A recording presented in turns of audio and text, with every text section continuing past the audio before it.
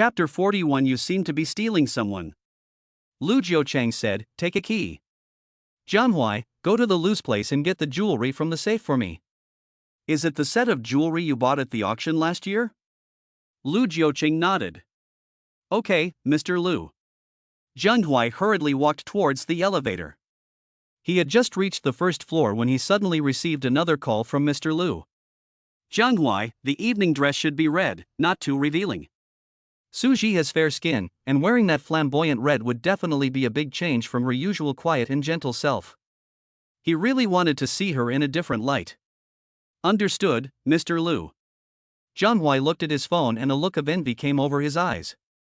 Last year, Mr. Lu bought the Milky Way set for over 30 million yuan. It is a 3-piece set, and the necklace alone is inlaid with countless naturally formed diamonds of various sizes, not to mention the 20-carat natural pink diamond in the center. He was puzzled at the time as to why Mr. Lu would want to buy this without a girlfriend. He never imagined that Mr. Lu was so secretive that even his personal secretary didn't know that Mr. Lu already had a woman. He didn't know which of his aunts was so lucky to be chosen by Mr. Lu, and Mr. Lu was so thoughtful that he didn't even let her wear a dress that was too revealing. It seems that Mr. Lu must really care about her. After Lu Jiucheng hung up the phone, he sent a message to Suji. There's a party tonight. Come with me. Suji looked at the short sentence. Even though it was a text message, Suji could feel that he was still using that kind of commanding tone. Is he used to being the boss, and does he only ever speak in commands? Would it kill him to change his tone and ask her to be his date? Ask her to be his date? What's wrong with him? He's not afraid of being seen in such a public place? Suji was a little sad. After thinking about it, she sent a text message back to Lu Jiucheng. Mr. Lu, I have something to do tonight.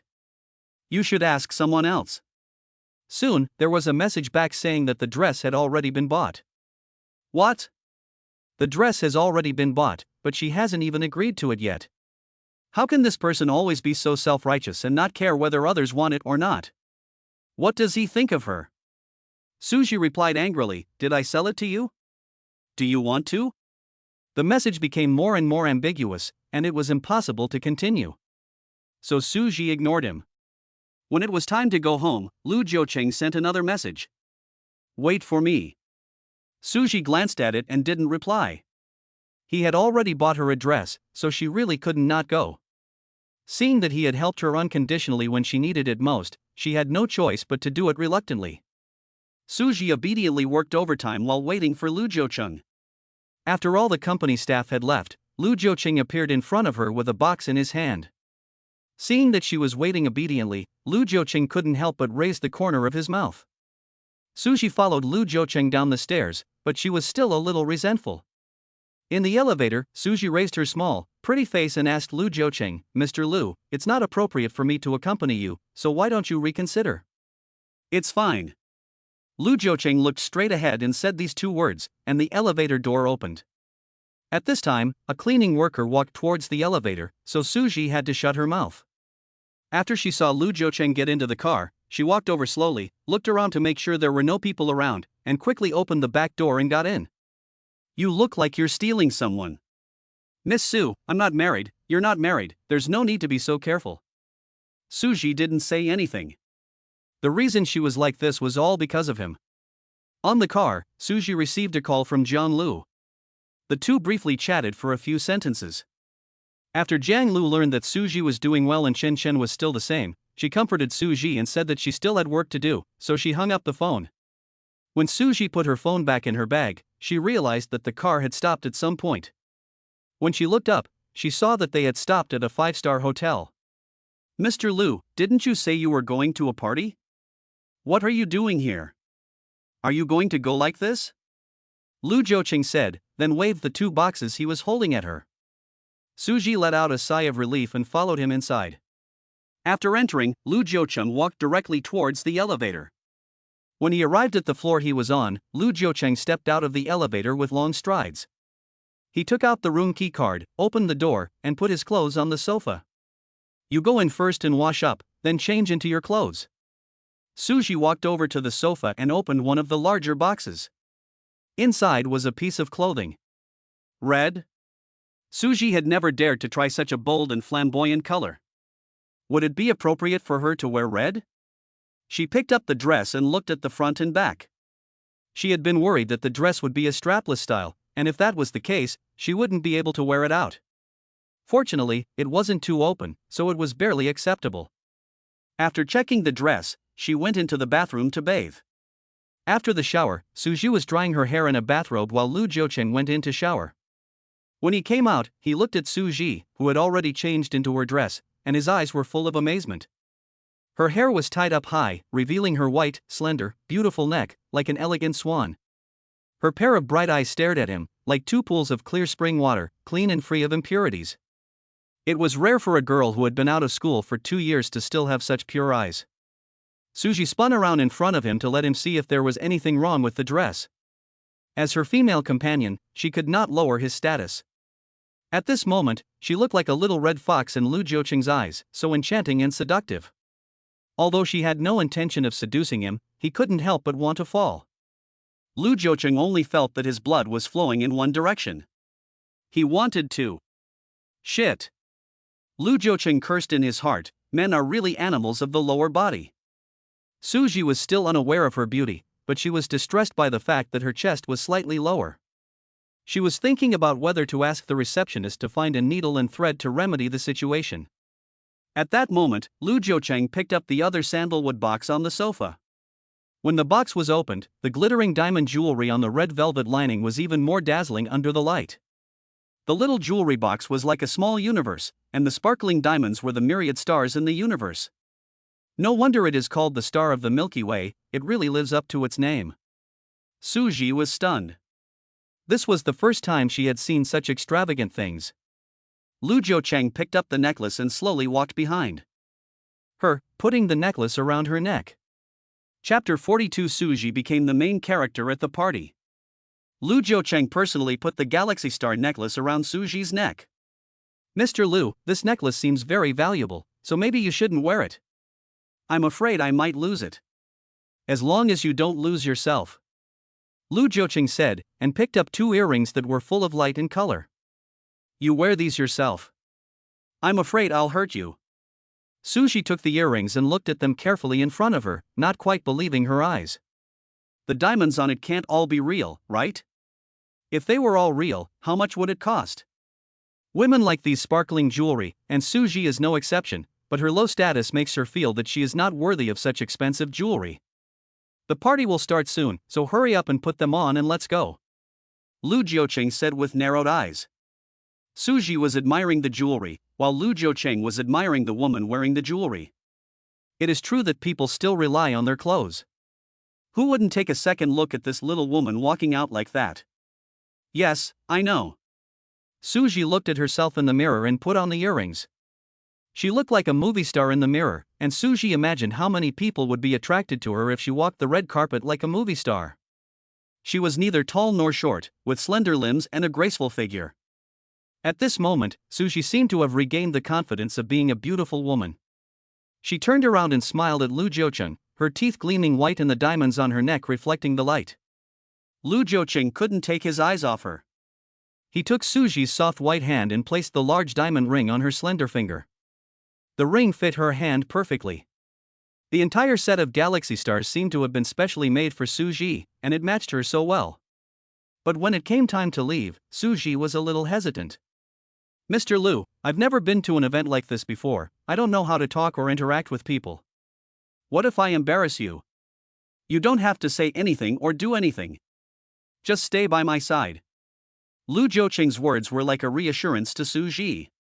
Yes, she just needs to keep quiet, smile the whole time, and be a good vase. Thinking about this, Suji's heart felt much lighter. The Fu family's large villa was brightly lit, and the party was arranged in the garden. The Fu family had prepared not only wine, pastries, and all kinds of fresh fruit, but also charcoal grills and skewers. Some guests who had arrived early were already sitting in groups, grilling meat. The smell of meat could be smelled from afar. As soon as Lu Jiucheng's Rolls-Royce Phantom approached the Fu family villa, Fu Wenyan, the patriarch of the family, immediately led Fu Wenyan, his wife, and his 2 sons, as well as Fu Shuiying, to greet them. Lu Jiucheng waved to them first, then quickly went around to the passenger seat and opened the door. With one hand on the roof, he led Suji out of the car. The Fu family was all stunned, not expecting Lu Jiuqing to bring a female companion. Seeing how carefully he was treating her, it didn't seem like he was pretending. When did Lu the president have a woman? How come they hadn't heard a thing about it? Fu Shuiying saw Lu Jiuqing lead a woman out of the car, and her smile instantly froze. She was about to turn around and leave in anger, but was stopped by Mrs. Fu. She leaned over to Fu Shuiying's ear and said, "You're so old now, why can't you control your temper? It's not uncommon for men to bring a woman as their date to parties. You're not in a position to be so anxious before you know the situation." Fu Shuiying's chest heaved a few times, and the frozen smile melted again. The main purpose of her hosting this party today was to meet Lu Jiuqing. Fu Shuiying, who was already beautiful, now had the added status of being an exchange student, and was one of the most popular girls in Jiangcheng. When she was in high school, she admired Lu Jiuqing. Not only was he handsome, but his academic performance was always first in his class. At that time, I don't know how many girls liked him. Every day, he received many notes from girls in his desk hole. Fu Shuiying is 2 grades lower than Lu Jiuqing, and although she is a junior, it doesn't stop her from liking him. She also secretly wrote little notes and had someone slip them into his desk hole. As for whether Lu Jiuqing saw it or not, she had no idea. After graduating from college, she used her father's business relationship with the Lu family to try hard to get close to Lu Jiuqing, hinting at him in various ways, but Lu Jiuqing never even gave her a second glance. Later, she heard that Lu Jiuqing had studied abroad, and she thought that perhaps he had chosen to go to the United States to get a gold medal because he didn't think she had enough education. During her time studying abroad, she met a Chinese second-generation rich kid who was also a foreign student, and she forgot all about Lu Jiuqing. Just before she returned to China, the rich second-generation student broke up with her. There was not much affection between the two, and Fu Shuiying knew clearly that the two would not have a future, so she accepted the breakup calmly. After she returned, she heard that Lu Jiuqing was still single, which was great news for her. So she asked Fu Wenyan to help her organize this party. The Fu family also wanted to marry off their son to Lu Jiuqing. If the Fu and Lu families joined forces, they would be able to dominate the entire Jiangcheng area, and their business would be even more successful. But when the Fu family saw Lu Jiuqing pull a woman out of the car, the hearts of all the fuss went cold. Lu Jiuqing slowly got out of the car holding Suji's hand, and all the guests who had arrived early widened their eyes. The enchanting red evening dress made Suji's already fair skin even more white and tender. The dazzling diamond necklace and earrings were especially eye-catching. Every time she moved, they emitted a dazzling light, making her delicate and noble face seem even more exquisite, outshining the heroine of the evening, Fu Shuiying. At this time, a discerning lady who came to the party couldn't help but exclaim at the jewelry on Suji's body. "Oh my god! Look, she is wearing the Milky Way light, which was auctioned off last year for over 30 million. It really is. I didn't expect that the Milky Way light was auctioned off by the president of the Lu family. President Lu has always been rumored to be a womanizer, but it seems that tonight, President Lu is going to break that myth. She is really beautiful, no wonder Mr. Lu spoils her so much." Suji was suddenly surrounded by a chorus of admiration and envy. Fu Shuiying stood on the side and heard everyone praising Suji, and her jealousy was written directly on her face. She had carefully prepared the party, but this woman had stolen the show. It was really hateful. Fu Shuiying looked at Suji again, and her eyes were full of hostility. If she hadn't been brought here by Lu Jiuqing, she would have already lost control and thrown her out. When Suji heard the crowd discussing the jewelry on her body and learned that they were worth more than 30 million yuan, she suddenly felt her neck being pressed. It's a joke. 30 million, it's not easy to wear on anyone's neck. Lu Jiuqing politely exchanged a few words with Fu Wenyan and the others. After all, he was a veteran of the business world, and Fu Wenyan would not show his disappointment. He warmly shook Lu Jiuqing's hand and praised his beautiful date tonight, praising Lu Jiuqing for having good taste. He had heard and seen many such empty compliments, so he naturally didn't take it to heart. At this point, Fu Shuiying stepped forward, pretending to be very familiar, and said to Lu Jiuqing, "Mr. Lu, it's been a few years since we last saw each other, but you're still so handsome and handsome. Miss Fu is also very beautiful and charming. Thank you for the compliment, Mr. Lu. I also prepared some barbecue tonight. Let me personally grill a few skewers for you to taste my cooking." Mrs. Fu also chimed in at the right moment, "Mr. Lu, our Shuiying really knows how to grill things. You should go try her cooking." When they said that, Lu Jiuqing couldn't refuse anymore, and followed Fu Shuiying, who was leading the way, into the house. Lu Jiuqing held Suji's hand tightly, and when they passed by a few people talking, Suji's arm was suddenly touched by someone. Suji turned her head and saw that the man shouted, "Suji?" Chapter 43, Meeting the Sue family. Suji was stunned and looked up at the man. She saw a man in his 30s wearing a gray and white suit looking at her. Su Wenchuan? Why is he here? After Suji recognized who he was, her face suddenly fell. The man's face was a mixture of surprise and joy. Lu Jiuqing looked at Suji and then at the man. Do you know him? Sort of. Suji's tone of voice sounded very unfriendly. At this time, Fu Shuiying, who was walking in front of them, saw that Lu Jiuqing was not following them and shouted, "Mr. Lu, this way." "Mr. Lu, you go ahead," Suji said to Lu Jiuqing. Lu Jiuqing looked at the man again, then whispered in Suji's ear, "Don't go far, call me if anything happens." Lu Jiuqing's ambiguous behavior all fell into Fu Shuiying's eyes, and her heart began to ache again. Suji nodded, and Lu Jiuqing let go of her hand and walked towards Fu Shuiying with long legs. Su Wenchuan didn't dare to recognize Suji when he first saw her. He just thought that the female companion of General Lu tonight looked a bit like Suji. But then she thought that not long ago she had run back to the Su family to ask for money to save the child. How could a girl like her, who was poor and had never seen the world, possibly know the head of the Lu family? It's impossible to think about it with your toes. What's more, the woman in the palm of Mr. Lu's hand looked noble and refined. How could Suji, a little country girl, compare? But when he heard Suji greet the Fu family, the voice sounded too similar. In order to confirm whether the woman next to General Lu was Suji, he deliberately stood on the path they had to take and shouted at the figure passing by him, not too loudly or too softly, "Suji." As a result, she really turned around. He didn't expect that this woman in an expensive dress and wearing tens of millions of dollars worth of jewelry was really Suji. What surprised Su Wenchuan the most was not this, but the man next to her. He was the richest man in Jiangcheng, and the Lu group he owned was also a well-known presence in the capital. I don't know how many famous families want to make friends with this business tycoon. He once tried hard to get to know this Lu president, even if he could just get acquainted with him. Unfortunately, they were too arrogant to even bother to pay attention to him.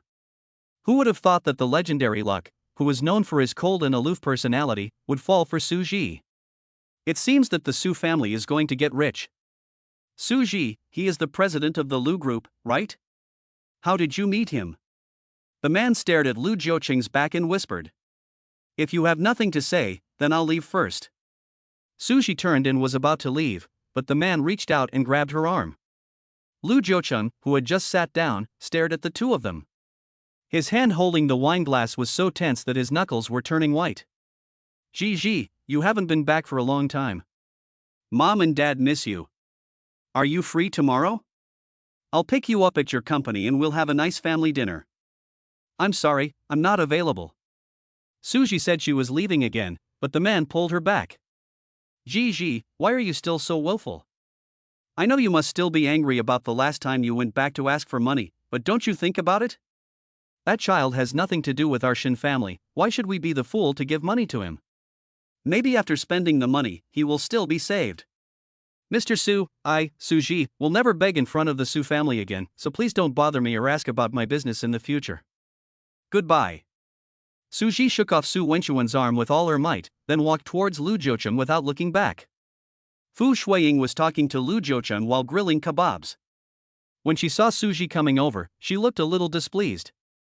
Miss Su seems to know a lot of people, but I don't seem to know the gentleman you were talking to. Can you tell me who he is, so that we won't be embarrassed if we see him again in the future? Fu Shuiying was deliberately trying to embarrass Suji.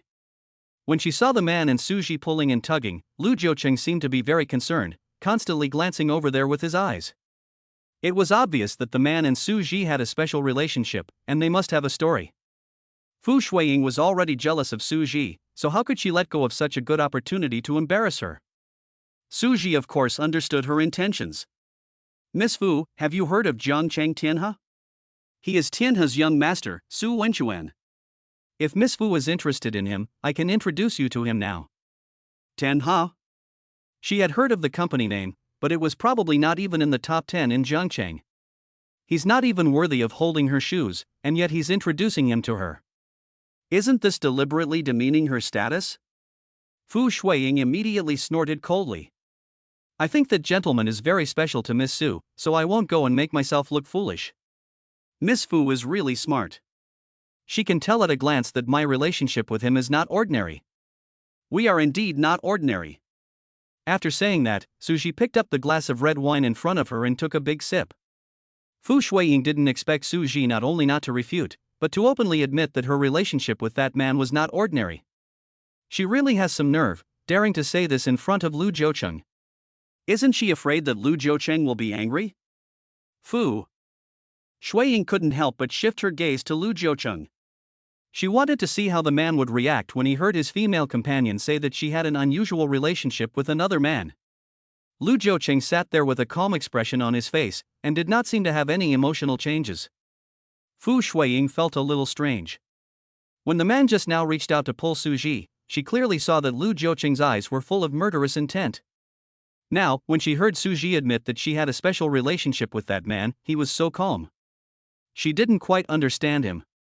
Did she just misread him? Did Mr. Lu not care about Suji at all, so he didn't care at all? Did Lu Jiucheng bring a female companion here tonight just to show off his status? Fu Shuiying skillfully grilled a skewer of meat. She first picked up one and handed it to Lu Jiucheng. Lu Jiucheng took it and put it in Suji's hand. Suji didn't hesitate, and took it and started to eat it. Miss Fu was right when she said that the meat was well done on the outside and rare on the inside. Fu Shuiying saw Lu Jiucheng give the skewer she handed him to Suji. She was displeased, but she couldn't show it, so she had to take another skewer and give it to Lu Jiucheng. At this moment, a servant came over and whispered a few words in Fu Shuiying's ear. After listening to her, Fu Shuiying nodded. After the maid left, she smiled and said to Lu Jiucheng, "Mr. Lu, I'm sorry, my father called me. I'll go see what it is." "Excuse me for a moment." Lu Jiucheng nodded, and Fu Shuiying turned and left. Suji ate the kebabs with gusto, and when she got thirsty, she opened a can of beer and guzzled it down. Lu Jiucheng could tell that she was in a bad mood, probably because of the man who had called her. He was used to seeing her quiet and delicate side, but he never expected her to have such a bold side, which made Lu Jiucheng a bit shocked. "Suji, pay attention to your image." "What? Mr. Lu thinks I'm a downgrade. Then Mr. Lu can pretend not to know me and go find that Miss Fu. I think he's quite interested in you. Mr. Lu, you have to seize the moment and don't miss it." Chapter 44, Suji almost got ambushed. "Why, are you jealous?" Lu Jiucheng's eyes were fixed on Suji's mouth, and he was eager to hear what she would say. "I'm not jealous. I know myself well. I would never covet anything that doesn't belong to me." After Lu Jiucheng finished listening, the temperature in his eyes suddenly turned cold. At this point, a man came over and chatted with Lu Jiucheng for a while, and finally mentioned a person's name. Lu Jiucheng stood up and told Suji that he would leave for a while and let her wait for him here. Suji was enjoying her meal and nodded without caring about the location. After Lu Jiucheng left, Fu Shuiying returned. Seeing Suji drinking alone, she suddenly smiled. "Miss Sue, where is Mr. Lu? How could he leave you alone? Why don't I accompany Miss Lu for a drink? It is my honor to have Miss Fu as my company. Come, cheers." Fu Shuiying kept urging her to drink, and Suji, who was in a bad mood, drank too much without realizing it. Her bad mood was indeed caused by seeing Su Wenjuan, because she never wanted to see the Su family again in her life. Soon she was a little drunk. Fu Shuiying made a gesture not far away, and two maids came over and carried Suji into the villa with one arm each. Suji was carried by the two maids into a room and put on the bed. Then the two maids closed the door and left. A short while later, a dark, fat man came over. He sneaked up to the bedroom where Suji was sleeping, peeked inside, and then quickly slipped inside. The black and fat man locked the door from the inside and then walked towards Suji, who was lying on the bed. Seeing the voluptuous woman on the bed, the black and fat man's saliva was about to drip. He excitedly unbuttoned his shirt, took it off, and then started to take off his pants. Soon, he was left in his underwear. Suji was still sleeping soundly on the bed, not feeling the danger that had crept up on her. The black fat man was about to pull down his underwear with one hand when footsteps suddenly came from outside the door. The black fat man's heart suddenly contracted. He listened to the sound outside the door with his breath held, and subconsciously placed one hand on a small cabinet by the door. Outside, the sound of the door opening and closing could be heard repeatedly. Someone seemed to be looking for something.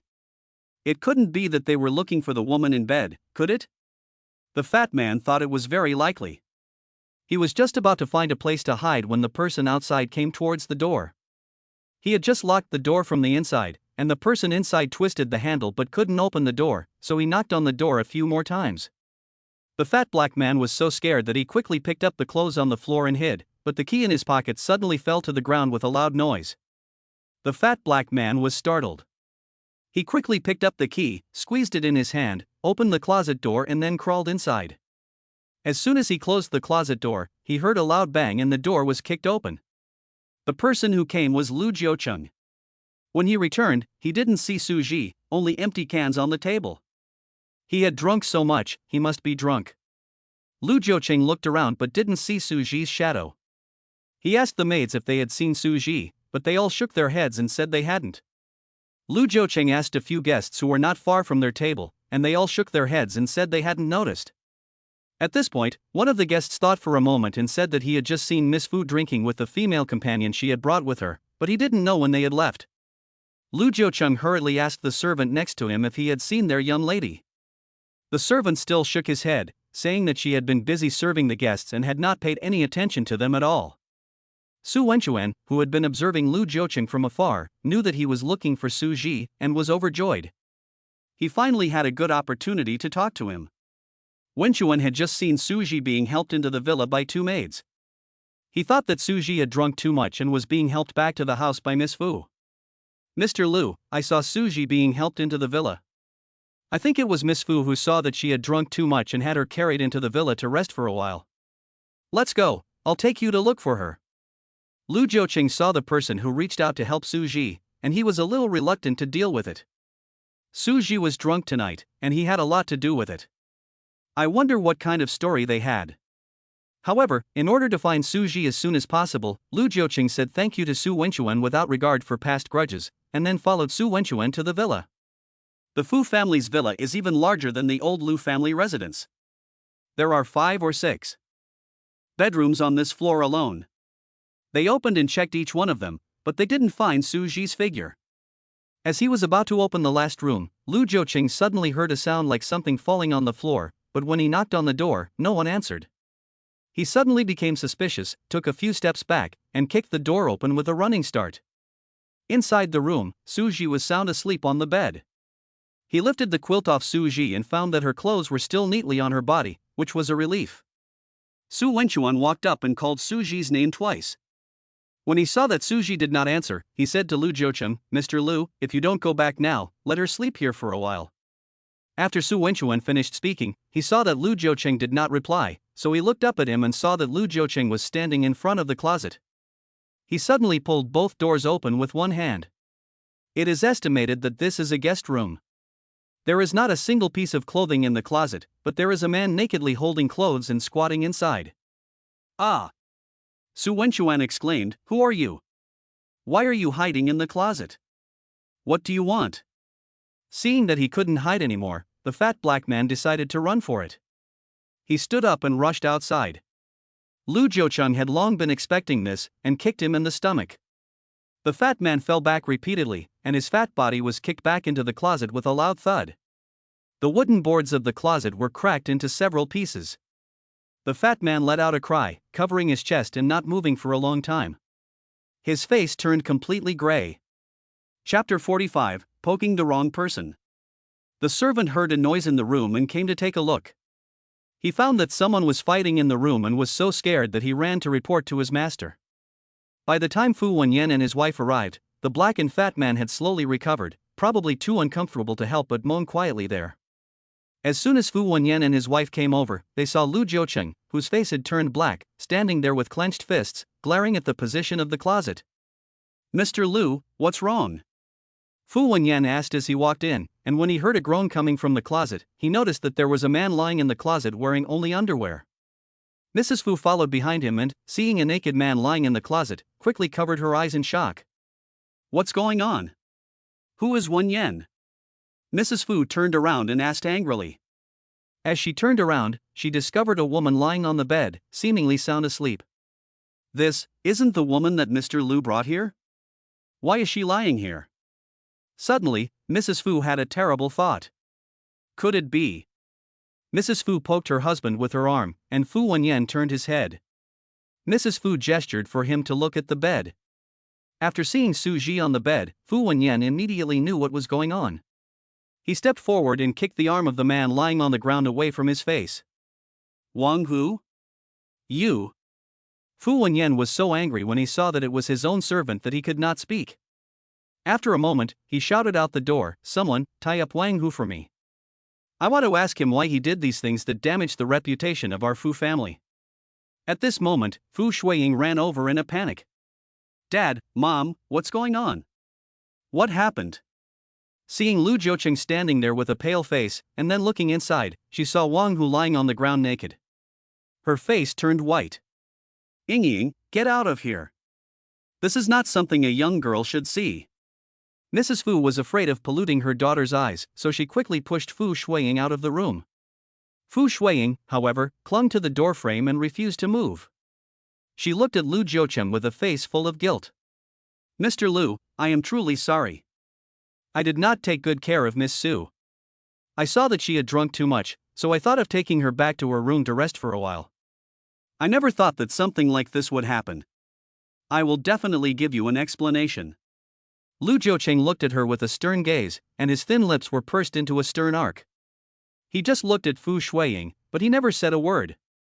Fu Shuiying involuntarily shivered when he looked at her. Wang Hu, who was lying on the ground, heard Fu Shuiying's voice and hurriedly begged for help. Miss, help me, you must help me. Mrs. Fu turned her head and scolded, Shut up, you filthy scum. How dare you call her miss? You're going to jail. Miss, I beg you, you must save me. At this point, Wang Hu took Fu Shuiying as his own lifeline and kept begging her to save him. Fu Shuiying was afraid that everyone would suspect her, so she had to distance herself from Wang Hu. Wang Hu, you have brought this upon yourself. How could you do such a dirty thing? Do you know who is lying on that bed? She is General Lu's woman. How dare you touch General Lu's woman? You really have some nerve. Miss, I. At this point, Wang Hu really had a hard time explaining himself. The Fu family has many people and many servants, so they naturally consume a lot of food and drink every day. He is responsible for purchasing food and drink, as well as household items, in the Fu family. Today, the Fu family had a party, and they didn't have enough staff, so he went to the kitchen to help. He was there, wearing a meat skewer, when a maid ran over to tell him that Miss wanted him.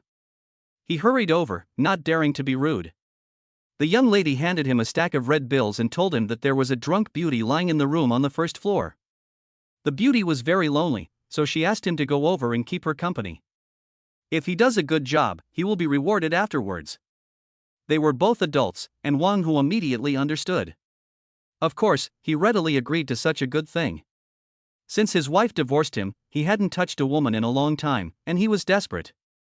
As soon as he heard that there was a beautiful woman waiting for him, and that there would be a reward, he was so happy that he didn't even ask who the woman was, and he went straight to the room. When he opened the door and saw a beautiful woman lying on the bed, he was overjoyed. Thinking that since it was the lady's order, this little beauty must be someone that the lady could afford to offend and get away with it, and if the lady could get away with it, then what did he have to fear, with the lady there to back him up? But before he could finish undressing, he was caught. He felt that he was really wronged. If the lady hadn't ordered him to do it, he wouldn't have dared to have such a perverted thought. There are plenty of women outside who will sleep with him for a small amount of money, so why would he take the risk? Now, he hasn't even touched her, and his life is almost over. The more he thinks about it, the more he feels aggrieved. Now that something has happened, the young lady has chosen to clear herself. He is a ladies' man, and he knows that if this kind of thing gets out, it will not only damage her reputation, but it will also bring harm to the Fu family. That's why he's been holding back and seeing how Miss Fu would resolve the matter. After all, this kind of thing is neither big nor small. As long as Miss Fu is willing to spend money, he is willing to take on the responsibility. But Fu Wenyan and Mrs. Fu did not know the ins and outs of this. After such a scandal in the family, they had offended the wrong people. All they wanted was to quickly quell Lu Jiuqing's anger and try to prevent him from holding the Fu family responsible. Mr. Lu, I am truly sorry. It is my fault for not properly supervising the servants in my family. Please calm down. I swear that I will give you an explanation. Lu Jiuqing listened to Fu Wenyan's words expressionlessly. He walked step by step towards Wang Hu, who was lying on the ground. Wang Hu instinctively backed away in fear. Lu Jiuqing's kick had almost sent him away, and he was really scared. Chapter 46. Yes, it was me. Don't hit me, please. Wang Hu pleaded with a trembling voice. Lu Jiuqing raised one foot and stepped on his chest. With a forceful push, Wang Hu felt that he could no longer breathe. Who ordered you to do this? Lu Jiuqing's eyes were like ice, cold and piercing.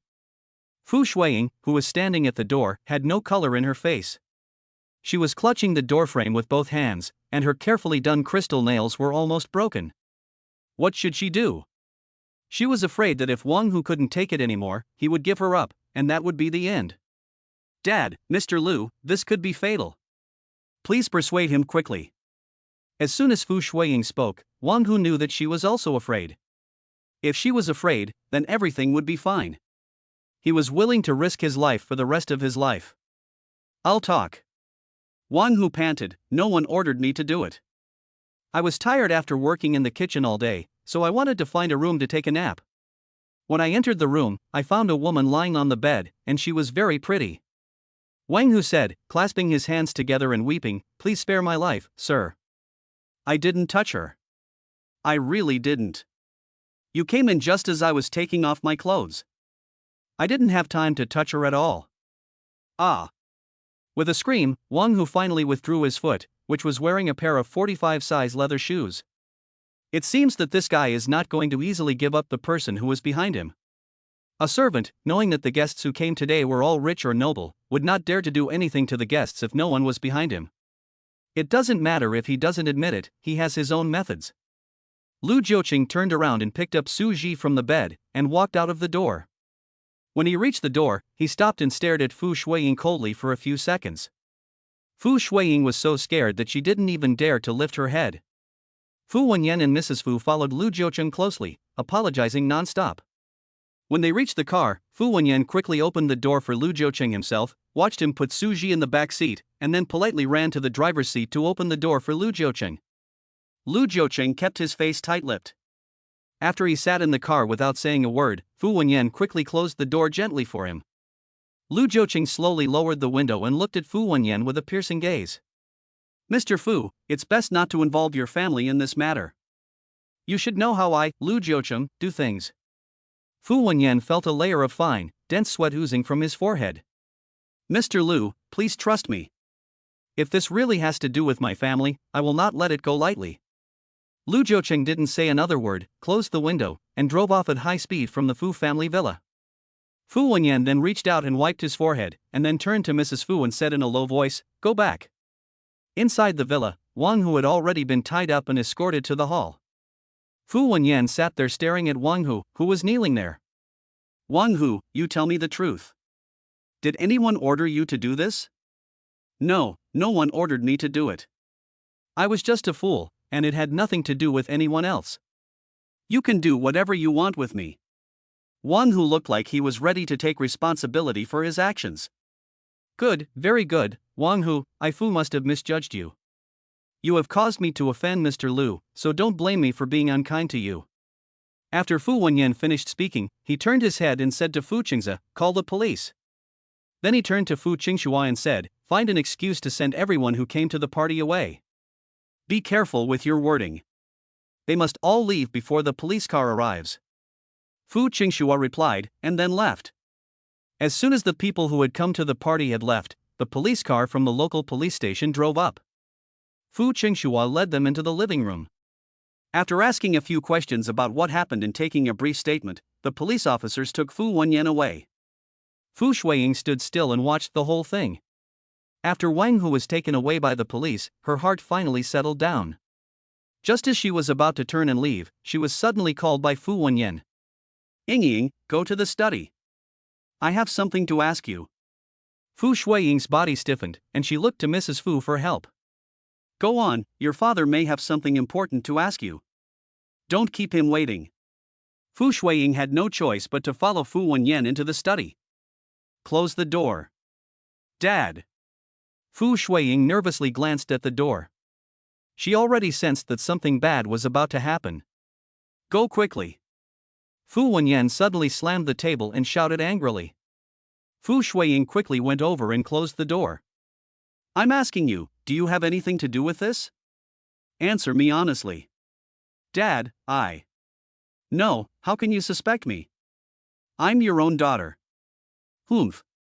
Fu Wenyan looked at Fu Shuiying's slightly trembling fingers and snorted. In the bedroom just now, he had already seen some clues. That Wang who had been caught red-handed, and instead of asking for Fu's wife, he kept begging his good daughter. And Fu Shuiying was pale. He knew his own daughter well. She was usually arrogant and took everything for granted because of the love her family showered on her. If these things had nothing to do with her, she probably wouldn't even look at them, but she kept her face pale the whole time, until Wang who was taken away by the police, and then her face seemed to have a little color. Fu Wenyan, who was sitting there, suddenly stood up and walked to Fu Shuiying. He put his hands on his chest and circled Fu Shuiying twice. Ying, I hope you can tell the truth. Fu Wenyan angrily controlled his anger, which was about to burst out, and said to Fu Shuiying with great earnestness. Dad, I didn't do it. Why do you suspect me? Wang Hu has already said it. Why don't you believe him? Do you have to drag your own daughter into this to be satisfied? Pop. A slap sounded, and Fu Shuiying was directly slapped on the side of her face, and blood flowed down her mouth. Dad. Fu Shuiying did not expect her father to hit her, and she screamed in surprise. Mrs. Fu, who was about to come in and see what the father and daughter were talking about, heard her daughter's cry and was so scared that she quickly pushed the door open and came in. What's going on? What happened? She looked up and saw Fu Shuiying covering half her face, with blood oozing from the corners of her mouth. She was so scared that she ran up and hugged Fu Shuiying into her arms. Wenyan, why did you hit Ying? She is our precious daughter. How could you be so cruel? She scolded the man while reaching for a tissue to wipe the blood from her daughter's mouth. You should ask her what good deeds she has done. Fu Wenyan shouted angrily at Mrs. Fu. Seeing that her husband was really angry, Mrs. Fu hurriedly asked Fu Shuiying, what did you do that made your father so angry? Apologize to him quickly and don't make your father angry. Fu Shuiying lowered her hand that was covering half of her face and glared at Fu Wenyan. If you really want to know, I'll tell you. Yes, I did it. Chapter 47, She's not asleep again, is she? Fu Shuiying said this, and then raised her head again. I told Wang Hu to go to that room. I just can't stand that Suji.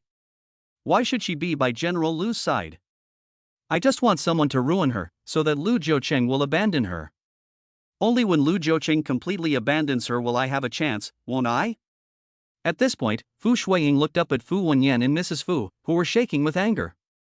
Don't you all want me to get together with Lu Jiucheng? If I get together with Lu Jiucheng, the Fu family will also be able to benefit. Which of you dares to say that you don't think so? You. Fu Wenyan was so angry that his chest hurt. He quickly covered his chest with one hand. Wenyan, what's wrong with you? Mrs. Fu was so scared that she quickly let go of Fu Shuiying and walked over to Fu Wenyan. Fu Shuiying turned around and left without even looking at him. Medicine, my medicine.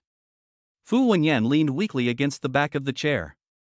Mrs. Fu quickly took the quick-acting heart pills from his pocket and put a few in Fu Wenyan's mouth. After a while, Fu Wenyan finally recovered. He pointed at Mrs. Fu and sighed, It's all your fault, look at what you've made her into. Okay, honey, Ying just made a mistake for a moment, but she didn't do anything to Miss Sue, so don't be angry with her. You're so stupid. Fu Wenyan pushed Mrs. Fu away, who was helping him to calm down by patting his back. She is confused, and you are old enough to know better than to follow her. It's a good thing that Miss Sue didn't do anything to her today, or else, do you believe that Lu Jiucheng would dare to directly burn down our Fu family? Wenyan, don't be so scared. We've already arrested the person and apologized. You can invite Mr. Lu to dinner to apologize for the incident. You can tell him that it was all Wang Hu's fault, and that Mr. Lu should not be so petty. You're a native of Jiangchang, haven't you heard of Lu Jiuqing's cold-bloodedness? Do you know how Tian went bankrupt some time ago? No, was it caused by poor management? Mrs. Fu shook her head. She had heard that Tian had gone bankrupt, but she didn't know how. Most company bankruptcies are caused by poor management. That's just what it says on the surface. In reality, someone was behind the scenes, and that person was Lu Jiuqing. Why? Did they offend Lu Jiuqing? According to rumors, Tian wanted to get close to the Lu family, so she had her daughter drug Lu Jiuqing's wine in the hope of using a beauty to seduce him. A few days later, Tian went bankrupt. It was said that Tian's daughter was also sent to Chanya by Lu Jiuqing. He is such a ruthless person, so you can imagine how worried I am. After listening to Fu Wenyan's words, Mrs. Fu realized the seriousness of the matter and felt a chill down her spine. Then what about Ying? Oh my god, he wouldn't be that cruel, would he? Honey, you have to do something. We can't let him. Alas. Fu Wenyan sighed deeply. He could see that it was Fu Shuiying who did it. Couldn't Lu Jiuqing, who was so smart, see it? But how could he, as a father, bear to turn his own daughter in? Once she was turned in, her reputation would be ruined, and even his own company might be affected. He shuddered again when he thought of the words Lu Jiuqing had said in the car before leaving. Although his Sinheo technology is second only to the Lu family in Jiangcheng, the Lu family not only has branches all over the country, but even has branches abroad. It can be said that they are rich all over the world. What can he use to compete with Lu Jiuqing? On one side was family, and on the other was the empire he had built with his own hard work. Fu Wenyan was in a dilemma. Lu Jiuqing drove the car all the way to the old Lu family mansion. The reason he brought Suji along today was to avoid being bothered by Fu Shuiying. He thought that bringing a female companion would put an end to her hopes, but he never imagined that he would almost harm Suji. He felt a little guilty about Suji. When he arrived at the Lu family mansion, Lu Jiuqing parked the car and called out Suji's name twice, then patted her on the face. Suji hummed twice and said something indistinctly, then fell asleep. This time, she really couldn't be woken up. The author can testify to this. The hall of the villa was still quiet and dark. Lu Jiuqing's mouth revealed a helpless smile. His mother hadn't returned yet, and he didn't know when she would hide. Lu Jiuqing was quite angry at the time, but he had already gotten his way, and he had long since forgotten his anger. Lu Jiuqing picked up Suji and carried her upstairs. Suji smelled strongly of alcohol. He was always a neat freak, and this situation was definitely not something he could stick to his bed. And that disgusting man, if he touched her when she wasn't looking, even if it was just her clothes, that would be bad. He put Suji on the sofa, then went to the bathroom and put a tub of hot water in it. He took off her jewelry and then picked her up and threw her into the bathtub. After soaking in the hot water, Suji finally opened her eyes. She saw herself lying in the bathtub, and Lu Jiuqing was standing in front of her. She suddenly became much more sober. Mr. Lu, Where am I? My home. I heard it was at Lu Jiuqing's house, so Suji looked around with her eyes. It really is his home. How did she end up in his home again? Including tonight, it seems like she has been to his home several nights in a row. Oh my god, does he think she did it on purpose? Mr. Lu, I'm sorry, did I drink too much again tonight? Do you not remember if you drank too much? Secretary Sue has a good tolerance for alcohol. In the future, I will bring Secretary Sue along when I have to entertain guests. She can help me hold my liquor.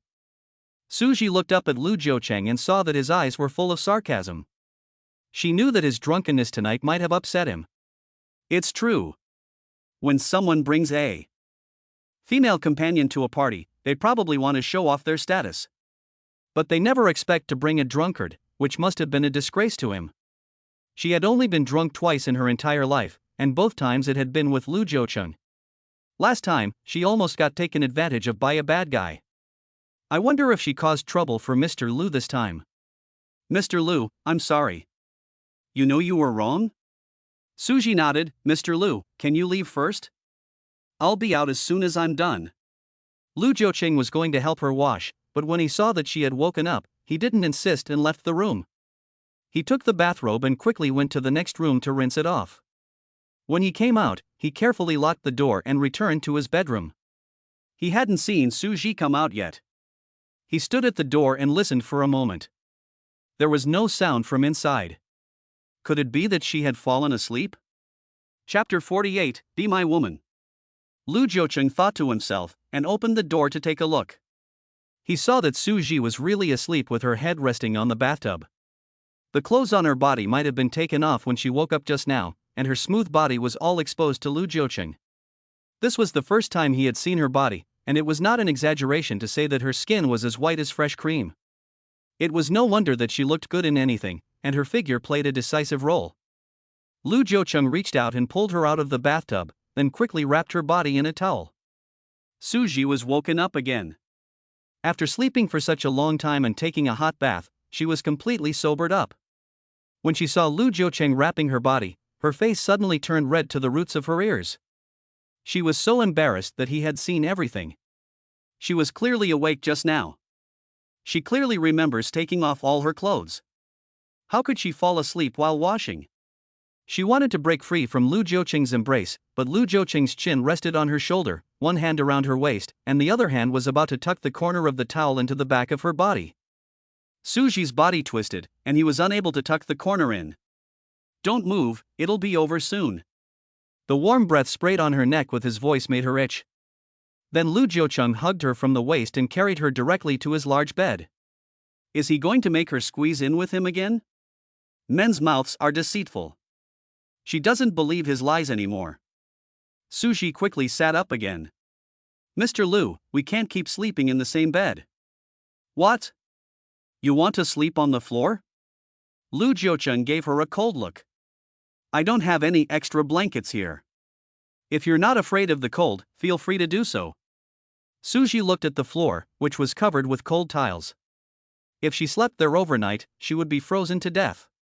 Suji sat there thinking for a long time and couldn't come up with a good idea. In the end, she could only look at Lu Jiucheng hesitantly. Mr. Lu, I'll just sleep on your bed tonight. I promise I'll never get drunk again and never disturb you again. Are you serious? Suji nodded desperately. Really, I will never cause trouble for Mr. Lu again.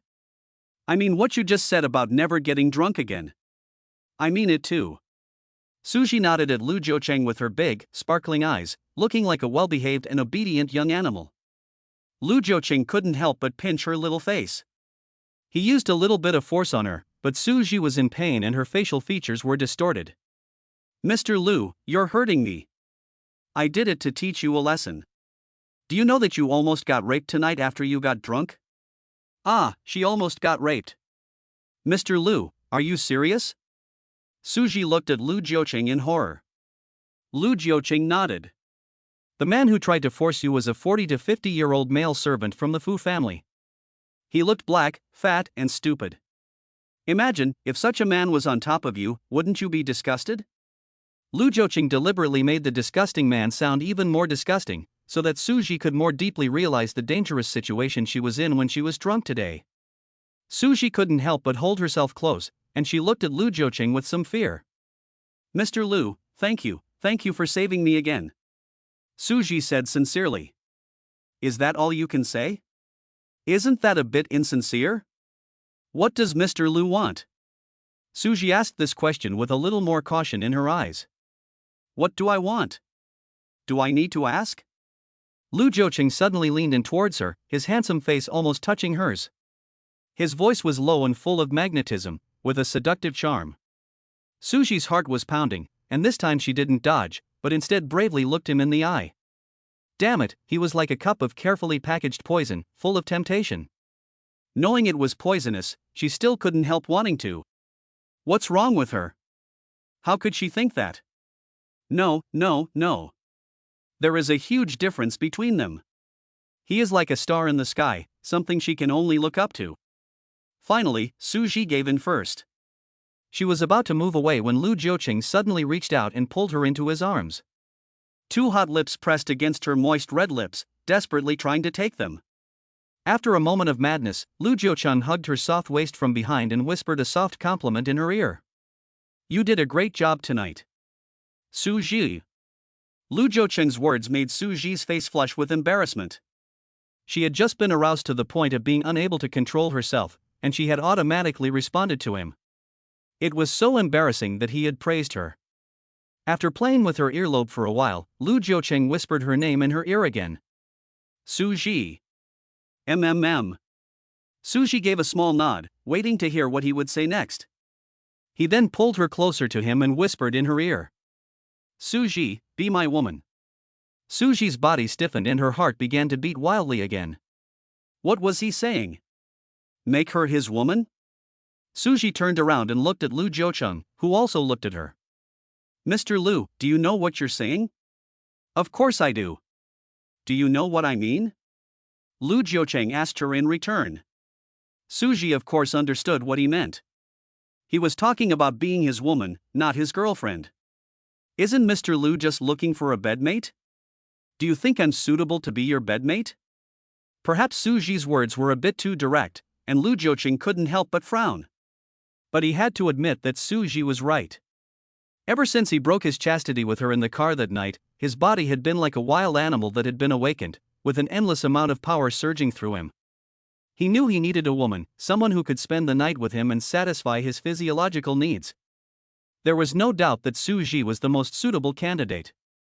Chapter 49. You forgot something. She was obedient and well-behaved, her face was just right for his aesthetic taste, her body was well-proportioned, and most importantly, her body was clean. After the recent spree, he discovered that Suji had made great progress under his tutelage and knew how to please him. He didn't want to get married yet, he just wanted a woman in bed. Mr. Lu, don't be in a hurry to say yes or no. I'll give you a few days to think it over and then let me know your answer. Lu Jiucheng seemed to have already seen what she wanted to say, and quickly stopped her. He didn't want to be rejected. Suji had to shut her mouth. Out of instinct, she wanted to reject him outright. For Chinchin, she gave him her virginity, and she has no regrets. Not long ago, he had given her another $1 million for emergencies without any conditions, and had also forced a bank card on her. In the past few days, she had been in bed with him by mistake, so she would consider this as a token of his appreciation. In the future, she didn't want to have anything to do with him. If she had to say that she had anything to do with him, it would be that he was her boss and she was just a small employee in his company, nothing more. The next day, Lu Jiucheng still got up early and made a simple breakfast for the two of them. After eating, Suji got up and put the dishes into the kitchen to wash them. As soon as she came out, Lu Jiucheng handed her a box. You forgot something. What is it? Suji took it and looked inside. The sandalwood box looked familiar. Suji took it out and opened it. Inside was the set of Milky Way lights she had worn yesterday. Suji was so surprised that her mouth was wide open. Are rich people also generous? Yesterday she heard that this set of Milky Way light was worth tens of millions of dollars. She thought he was just letting her wear it, but she never expected him to give her this set of Milky Way light. Mr. Lu, this is not mine, I can't accept it. Suji was afraid of burning her hands, so she quickly covered the box, put it back in the bag, and then handed it to Lu Jiucheng. Take it. I won't take it. Suji's attitude was very firm. Lu Jiucheng looked at her, and this woman was really a little silly and cute. Such a valuable gift, and there are still women who don't want it. You came to the party with me yesterday, so I'll consider this a reward for your hard work. No, it's too valuable. If Mr. Lu really wants to reward me, then just pay me overtime according to the company's regulations. Lu Jiucheng. He suddenly felt like teasing her. So how much overtime pay do you think I should pay you? Let me see, Suji counted on her fingers. We were at the party for 3 hours yesterday, right? Let's say 3 hours. If we pay 100 yuan per hour, then Mr. Lu can just pay me 300 yuan in overtime pay. After coming back, he slept with me for another night, so that should be counted as overtime as well. What a nuisance. Suji's face turned red, and she put the jewelry on the table and left first. Lu Jiucheng looked at her back, then raised the corner of his mouth, and then chased after her with the galaxy light. Are you sure? He looked at her back again to confirm. No. Suji replied very firmly. She had slept with him for a few nights, but he had already spent a lot of money on her, so she couldn't take anything from him. She felt that Lu Jiucheng was trying to hit her with this jewelry, and it had something to do with what he said last night. He wanted to support her and make her his long-term bed partner, so he gave her such a valuable gift to seduce her. She couldn't accept it. If she did, it would be no different from selling. Okay, but I allow you to change your mind. The time limit is indefinite. I will keep it for you for now. When you want it, just come and tell me. Lu Jiuqing said that and opened the trunk to put the jewelry in. Suji didn't say a word and got into the car directly. On the way, Suji turned her head to look at Lu Jiuqing, who was driving. The man was handsome and noble, exuding the charm of a mature man. Although he looked cold and indifferent most of the time, he knew how to take care of people. If only he were a little more ordinary, she thought. She would do her best to catch him and marry him. But he is too expensive as those top luxury goods in the window display. She can only look at them, and it is impossible for her to own him in this lifetime.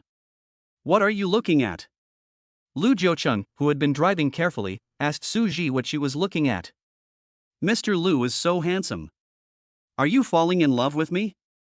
Jojo City said as he reached out and held Suji's small hand in his palm. Then promise to be my woman, and I'll give you everything you want. Give her everything she wants? How is that possible? She wants her foster parents to be alive, her brother and sister-in-law to be alive, and she wants Chinchin to get better quickly. Is that possible? You can't give me what I want. When Suji said this, her expression suddenly became dull. Tell me, maybe I can. I don't want anything right now, I just want my little nephew to get better soon. That's the only thing I'm thinking about right now. Lu Jiuqing's hand that was holding her little hand squeezed it harder. She could use her body to pay for the child's treatment. He knew what that child meant to her. Let me think of a way. There must be a way. Suji took him for his words of comfort and leaned back lazily. Mr. Lu, from today on, let's not meet in private anymore. Suji thought about it all morning and felt that she had to cut the Gordian knot. It would be bad for both of them to keep going on like this. Lu Jiuqing was stunned. Did she just reject him? He didn't say anything. He didn't want to continue the conversation. As long as he didn't say it was over, everything was still possible. Suji saw that Lu Jiuqing was not speaking, so she looked up at his face. She saw that his face was covered in frost again, and she dared not speak again. Somehow, Lu Jiuqing's car was speeding up, so fast that Suji was scared. Mr. Lu, slow down, I'm scared. She was really scared. She still had nightmares about the tragic death of her brother and sister-in-law.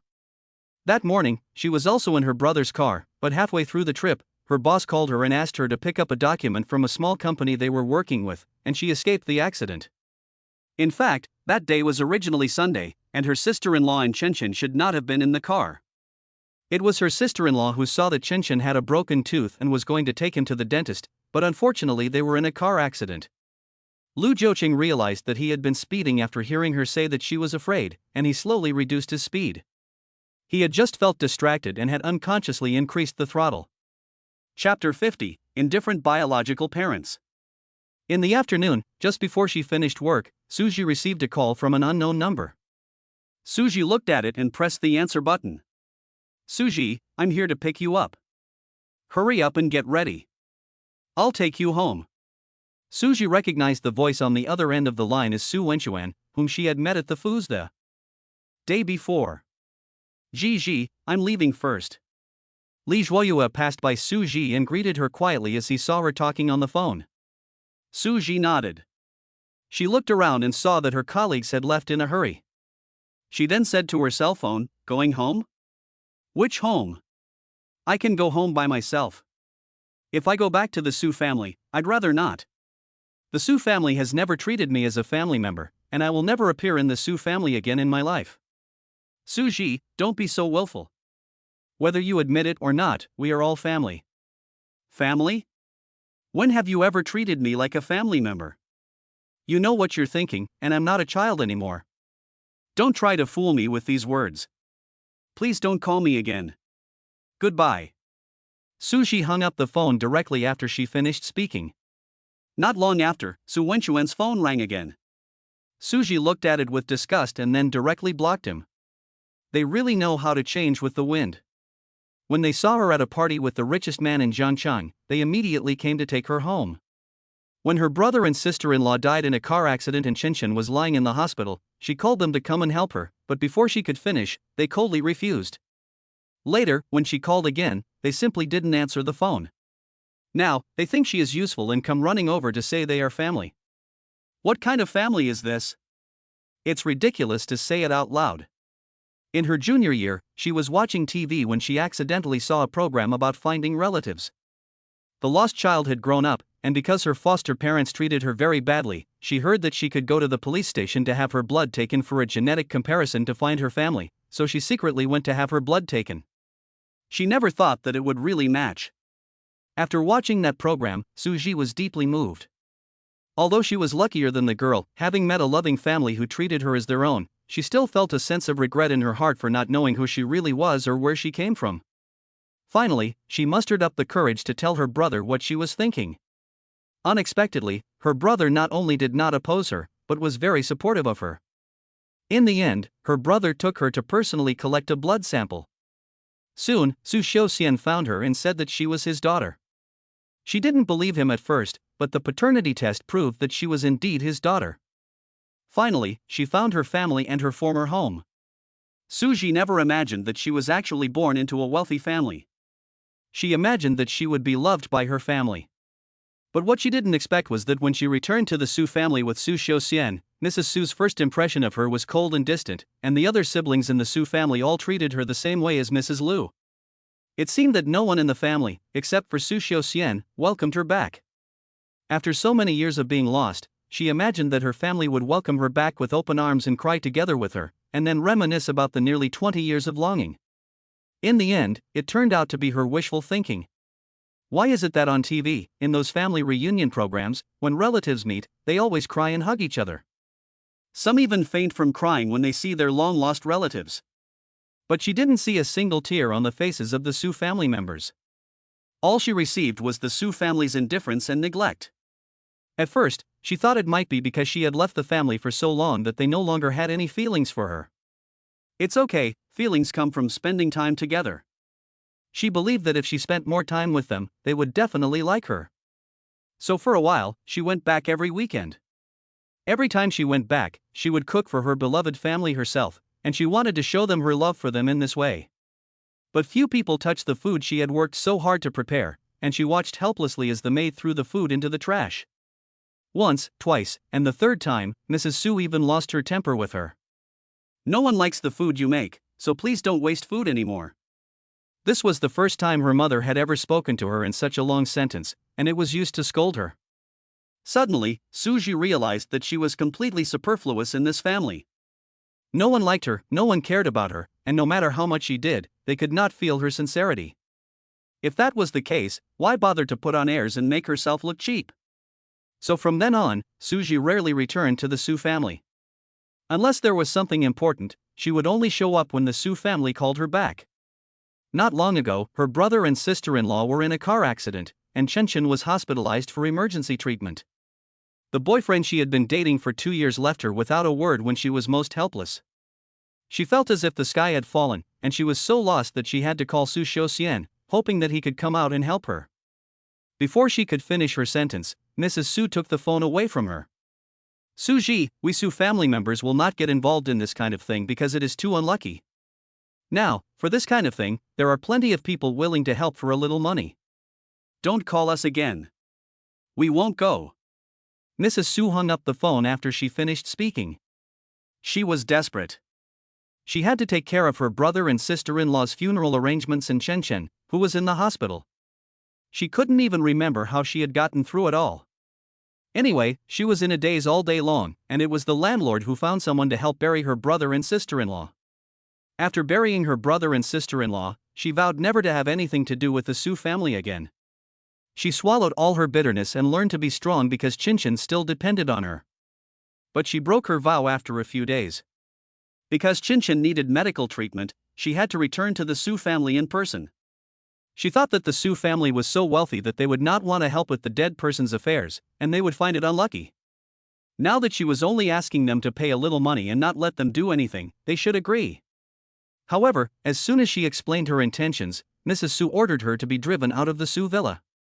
The words that came out of her mouth were even more ruthless. From that moment on, Suji's heart was truly dead. Sitting there alone, recalling the past with the Sue family, Suji's heart is still cold to this day. Don't all parents love their children? They would do anything for their children, so why were her biological parents different? Is it because she didn't grow up with them that they don't have any feelings for her? At this moment, a horn sounded outside. She leaned out the window and looked out. She saw Su Wenchuan's car still parked at the door. Was he going to die at the door? Chapter 51 Lu Jiucheng helps find an expert for Chinchin. If Su Wenchuan keeps guarding the door and doesn't leave, then she can't keep wasting time with him here. She still wants to go to the hospital to see Chinchin, but what should she do? Suddenly Suji thought of someone, Lu Jiucheng. She didn't know if he had left. She picked up her phone and looked up Lu Jiucheng's number. Just as she was about to dial, she suddenly remembered what she had told him that morning. She said that she would never meet him in private again. She had said it herself, but then she turned around and went to find him. Wasn't she slapping herself in the face? Thinking about this, Suji turned off her phone again. Forget it, I'll wait a little longer. She sat back down at her workstation. It was hard to calm down with something on her mind, so she stood up every now and then to go to the window to see if Su Wenchuan had left. In less than half an hour, she had already looked back and forth 20 or 30 times.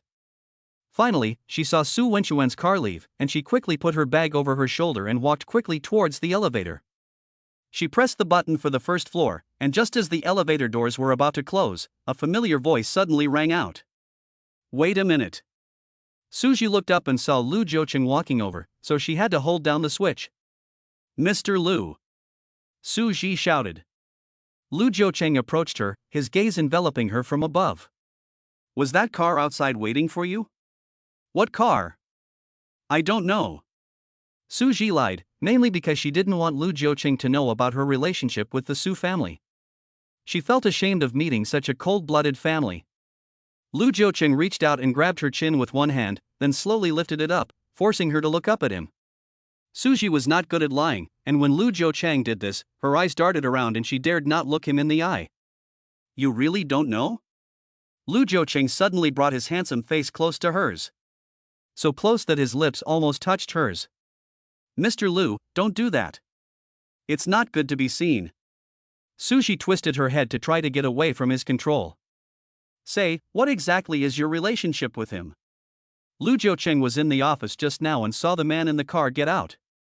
It was a bit far away and he couldn't see clearly, but he recognized him at once as the man who had grabbed Suji's arm at the party yesterday. Last night, when he saw him holding Suji's hand, he felt a little uncomfortable. Now he's actually chasing him to the front door of his company. Who gave him the guts?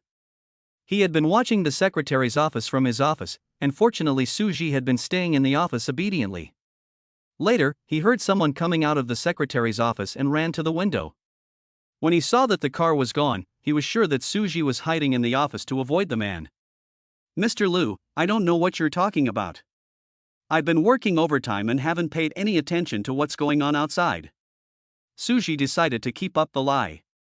At this point, the elevator had already reached the first floor, and Suji quickly pushed Lu Jiucheng's hand away.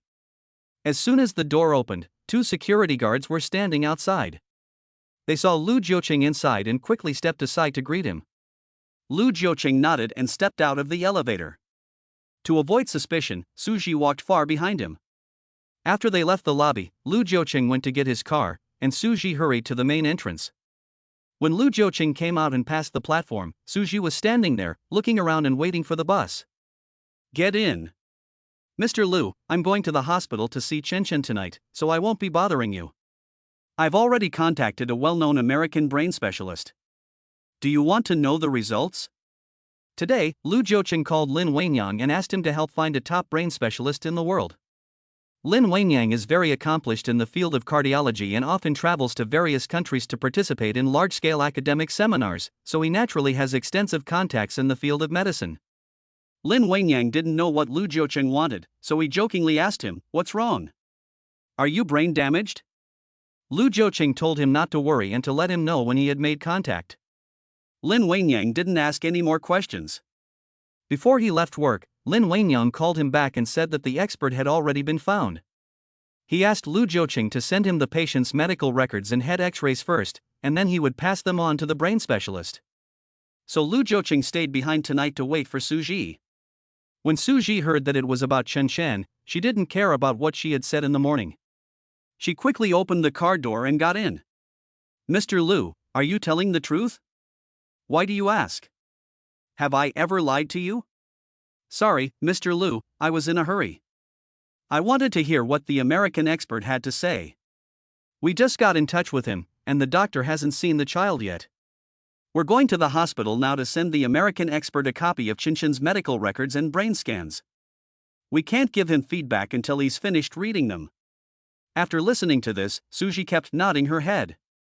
"Thank you, Mr. Lu. If Chinchin gets better, I will never forget your kindness." Suji didn't expect that Lu Jiuqing would remember what she said that morning. "So, how will you thank me?" Suji bit her lip, not knowing how to answer him. She knew what he wanted. But Suji didn't want to. She didn't want to be anyone's mistress, even if he didn't have a family. She thought it was a disgraceful thing to do. Lu Jiuqing waited for a long time without getting the answer he wanted, and he already knew what the answer was. This kind of thing requires mutual consent. He had no right to force her. Suji's silence meant that she was unwilling, so he tactfully stopped asking. The car soon arrived at the hospital entrance. Because the x-rays had to be sent to the doctor in the United States, Lu Jiuqing followed Suji into the hospital after parking the car. The two of them went to find the doctor on duty. Lu Jiuqing took his cell phone and took pictures of Chinchin's medical records and the head x-ray. After taking the pictures, he quickly transferred them to Lin Wenyang. After a while, Lin Wenyang returned a receipt. Suji then went to the visiting room to see Chinchin. Lu Jiuqing stared at the skinny child on the hospital bed, covered in tubes, and his heart couldn't help but twitch. Even an outsider like him felt bad, so it must be 100 times worse for Suji. Suji kept muttering to Chinchin on the screen, encouraging him, knowing that he couldn't hear her. Every time she came, she couldn't help but tell him to be brave, to be strong, and to get through this. Lu Jiuqing heard his phone ring. He took it out and flipped through it. Just as he was looking at it, he heard Suji scream. "Doctor, doctor, Chinchin moved, Chinchin moved." Chapter 52, Chinchin woke up. Suji was shouting excitedly. Lu Jiuqing hurriedly looked at the screen, and the child was still lying there motionless. She must be seeing things. Just as Lu Jiuqing was about to remind Suji, he noticed that the child's eyelashes fluttered a few times, and then both eyes opened. This time, Lu Jiuqing looked at it clearly and hurriedly got up to call the doctor. Chinchin, who had just opened his eyes, rolled his eyes a few times, as if he was looking for something. "Chinchin, Chinchin, Auntie is here, Chinchin." After shouting a few times at the screen, Suji suddenly realized that Chinchin couldn't hear at all. She hurriedly got up and ran outside, bumping into Lu Jiuqing, who was walking towards her. "Slow down, don't get excited." Lu Jiuqing supported her waist and straightened her body. How could she not be excited? She had been waiting for so long, hoping that the day would come when Chinchin would wake up. At this time, a doctor pushed open the door and walked into the monitoring room. Suji quickly walked forward and tried to break in, but was stopped by Nurse Lee. "Miss Sue, you can't just go in there. Chinchin is still in danger and could easily get infected by bacteria. First, come with me to get a full-body disinfection before you go in." While Suji was being disinfected, Nurse Lee quickly contacted Dr. Zhao.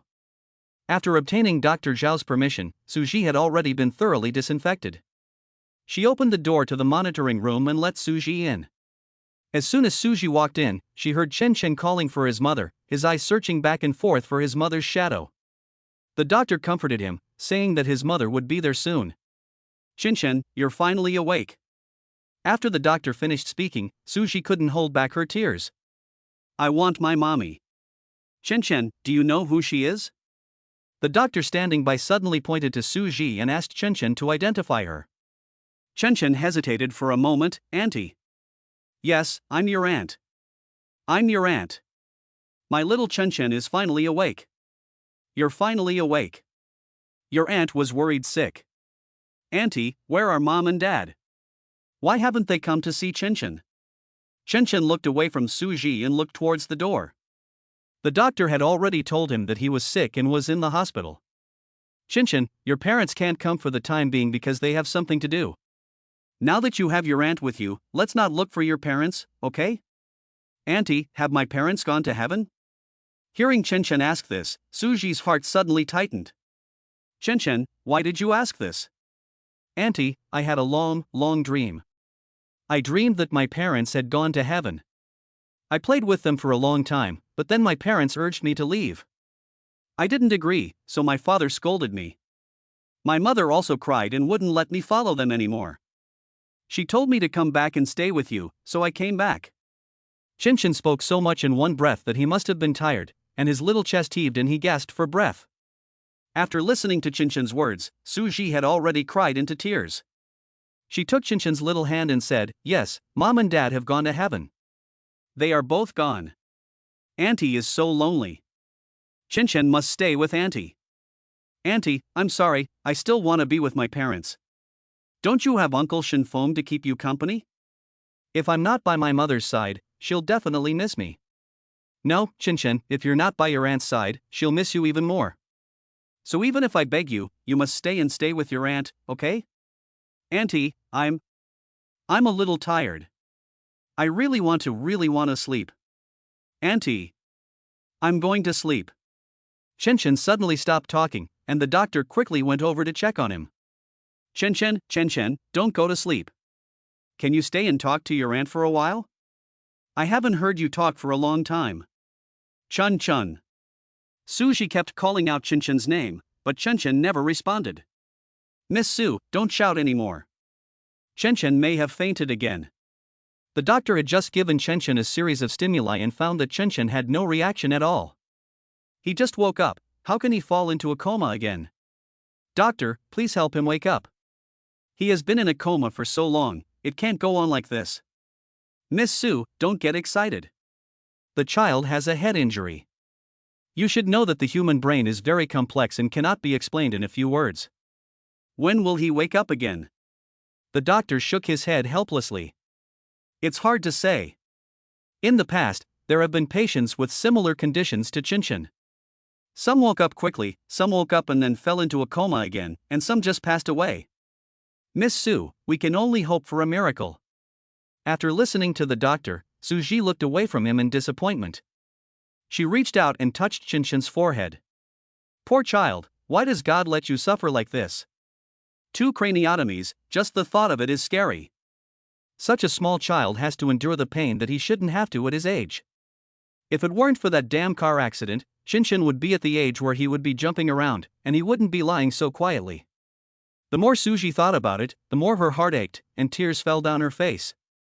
Dear God, please let Chinchin get better.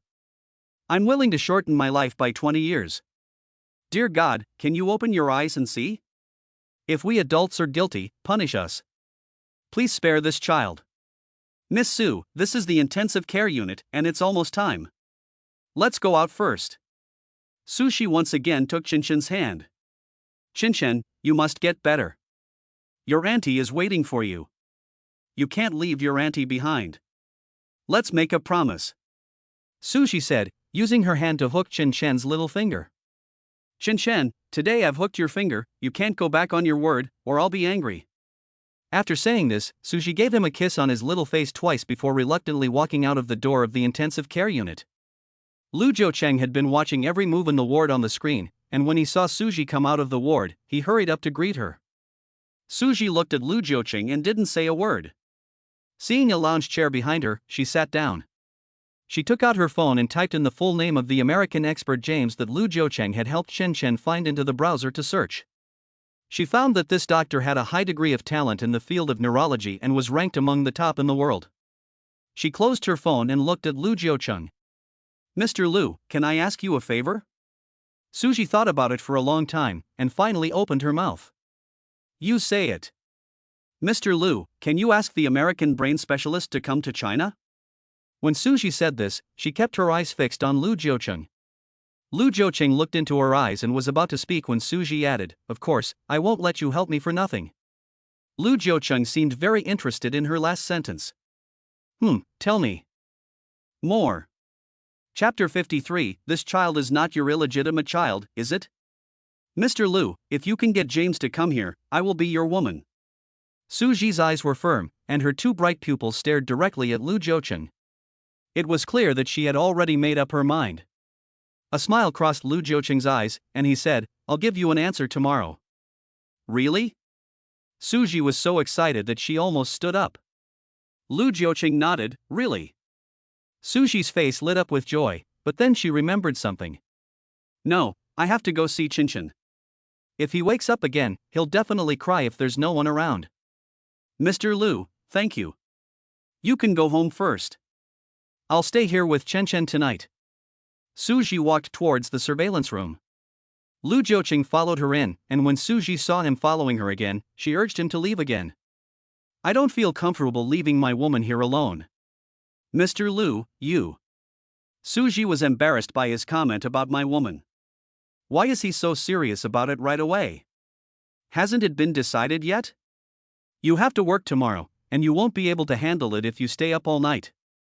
I'll have the nurse find someone to stay here with you. If anything happens, she'll call you right away. Lu Jiucheng finished speaking and walked towards the nurse's station without waiting for Suji to respond. Soon after, the nurse led a nurse assistant into the room. Suji wanted to insist, but the nurse was afraid of losing this easy job. Seeing that the two looked very compatible, she thought they were a married couple. He smiled and said, Sir and Madam, don't worry, I will keep an eye on the screen without blinking. If there is any situation, I will call you as soon as possible. Suji was about to explain, but Lu Jiucheng quickly took over the conversation. Don't sleep late at night, or I'll replace you immediately. Okay, sir, I will definitely keep my eyes wide open and never be lazy. With this interruption, Suji was in no mood to explain the relationship between the two. She gave the caregiver a few more words of advice before following Lu Jiucheng out of the hospital. Let's go get something to eat first. Lu Jiucheng looked at his watch. It was almost 9 o'clock. Suji then remembered that she had not eaten dinner yet. It didn't matter whether she ate or not, but she couldn't let the president of the company accompany her while she was hungry. She nodded, and Lu Jiucheng suggested getting into the car. He wanted to take her somewhere to eat, but Suji refused. Mr. Liu, it's getting late, let's just find a restaurant on the street and eat something. Suji said as she looked for a restaurant on the street. She saw a restaurant selling Chongqing noodles and pointed to the sign, saying to Lu Jiucheng, let's go eat some noodles. Lu Jiucheng saw that she was tired, so he didn't insist. After the meal, Lu Jiucheng asked Suji where to go. Of course, back to my place. Mr. Liu, why don't you go back first? I'll just take a taxi. As soon as Suji finished speaking, Lu Jiucheng's phone suddenly rang. After answering the call, Lu Jiucheng gave Suji a few words of advice and drove off. It was almost 10 o'clock when Suji got home. She had not been able to come home for 3 days in a row. No matter how big or small the house is, it is still your own nest. It is much more reassuring to sleep in your own bed. After sleeping until dawn, the first thing Suji did when she opened her eyes was to check her phone to see if the hospital nurse had called her. There were no missed calls on her phone, but Suji was still a little worried, so she looked up the number of the caregiver and called her. The call was quickly connected, and the nurse assured her that the baby had not woken up. She also told her that she had already changed shifts, and that another nurse would contact her if anything happened during the day. There is also a day shift nurse? Yes, ma'am, didn't you know? Your husband has us working 1 day and 1 night shifts, and he's already paid us for this month. The nurse was afraid that Suji would not let them see her again. This was the first time in her many years in the nursing profession that she had received such an easy job, and of course she did not want to lose it. Considering that the female employer didn't even know how many caregivers she had hired, she definitely didn't know that the male employer had already paid them a month's wages. So she told Suji about the money she had already received. What husband? Suji wanted to explain to her that Lu Jiucheng was not her husband. After thinking about it, she realized that it would be difficult to explain it over the phone, so she stopped. This person hired 2 caregivers and paid them a month's salary each, but he didn't even mention it to her. She figured that she didn't earn enough to pay for the nurses, and besides, Chinchin was in a coma, so he didn't need a nurse. They couldn't even get into the intensive care unit, and the nurses were taking care of everything. The 2 hired nurses were just being paid for nothing. Are rich people all so selfish? But they took the money, and it didn't seem like they could do without it, so they just had to go with it. But she still felt a little sorry for the money that was thrown away. At around 10 a.m., a melodious ringtone sounded in the president's office. Lu Jiucheng picked up the phone and saw that it was Lin Wengyang calling, so he quickly pressed the answer button. "Old Lu, I sent James the medical records and x-rays you took yesterday. He said there was no need for further resuscitation. The child's head injury was too serious. It's already a miracle that he's been able to hold on until now. The child woke up for a short while yesterday. Could James have been wrong? Old Lu, although you are a rare genius in the business world, you are illiterate in medicine. Who is James? He is the world's top brain specialist. The accuracy rate of those who have been judged to be alive or dead by him is comparable to that of paternity tests. So you should let the child's relatives accept this reality, give up earlier, save the money to have another child, which is better than anything else." Lu Jiucheng's hand holding the pen unconsciously tightened. He knew what this child meant to Suji. She could trade her body for money to save the child's life. He believed that if someone wanted to trade her life for the child's life, she might not hesitate to agree. Lin Wengyang had not heard Lu Jiucheng talking for a long time and was getting impatient.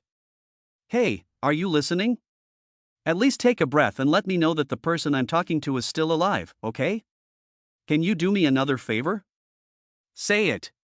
Lin Weinie responded lazily from over there. "Help me invite James to come to China. I want him to personally do a comprehensive examination of the child again. Old Lu, do you know how busy people are every day? Who do you think you are, just asking for an appointment whenever you want? Money is not a problem, Wenyan." "Really?" Lin Weinie suddenly became interested. "Tell me, how much does it cost to invite him over? I won't beat around the bush with you. At the very least, you have to give me a number. 1 million? Lu Jiucheng, you make the appointment yourself.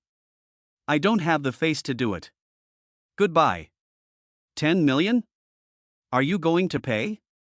Say it quickly, I have an operation soon and I'm busy. I'll pay 10 million if you can get him to come."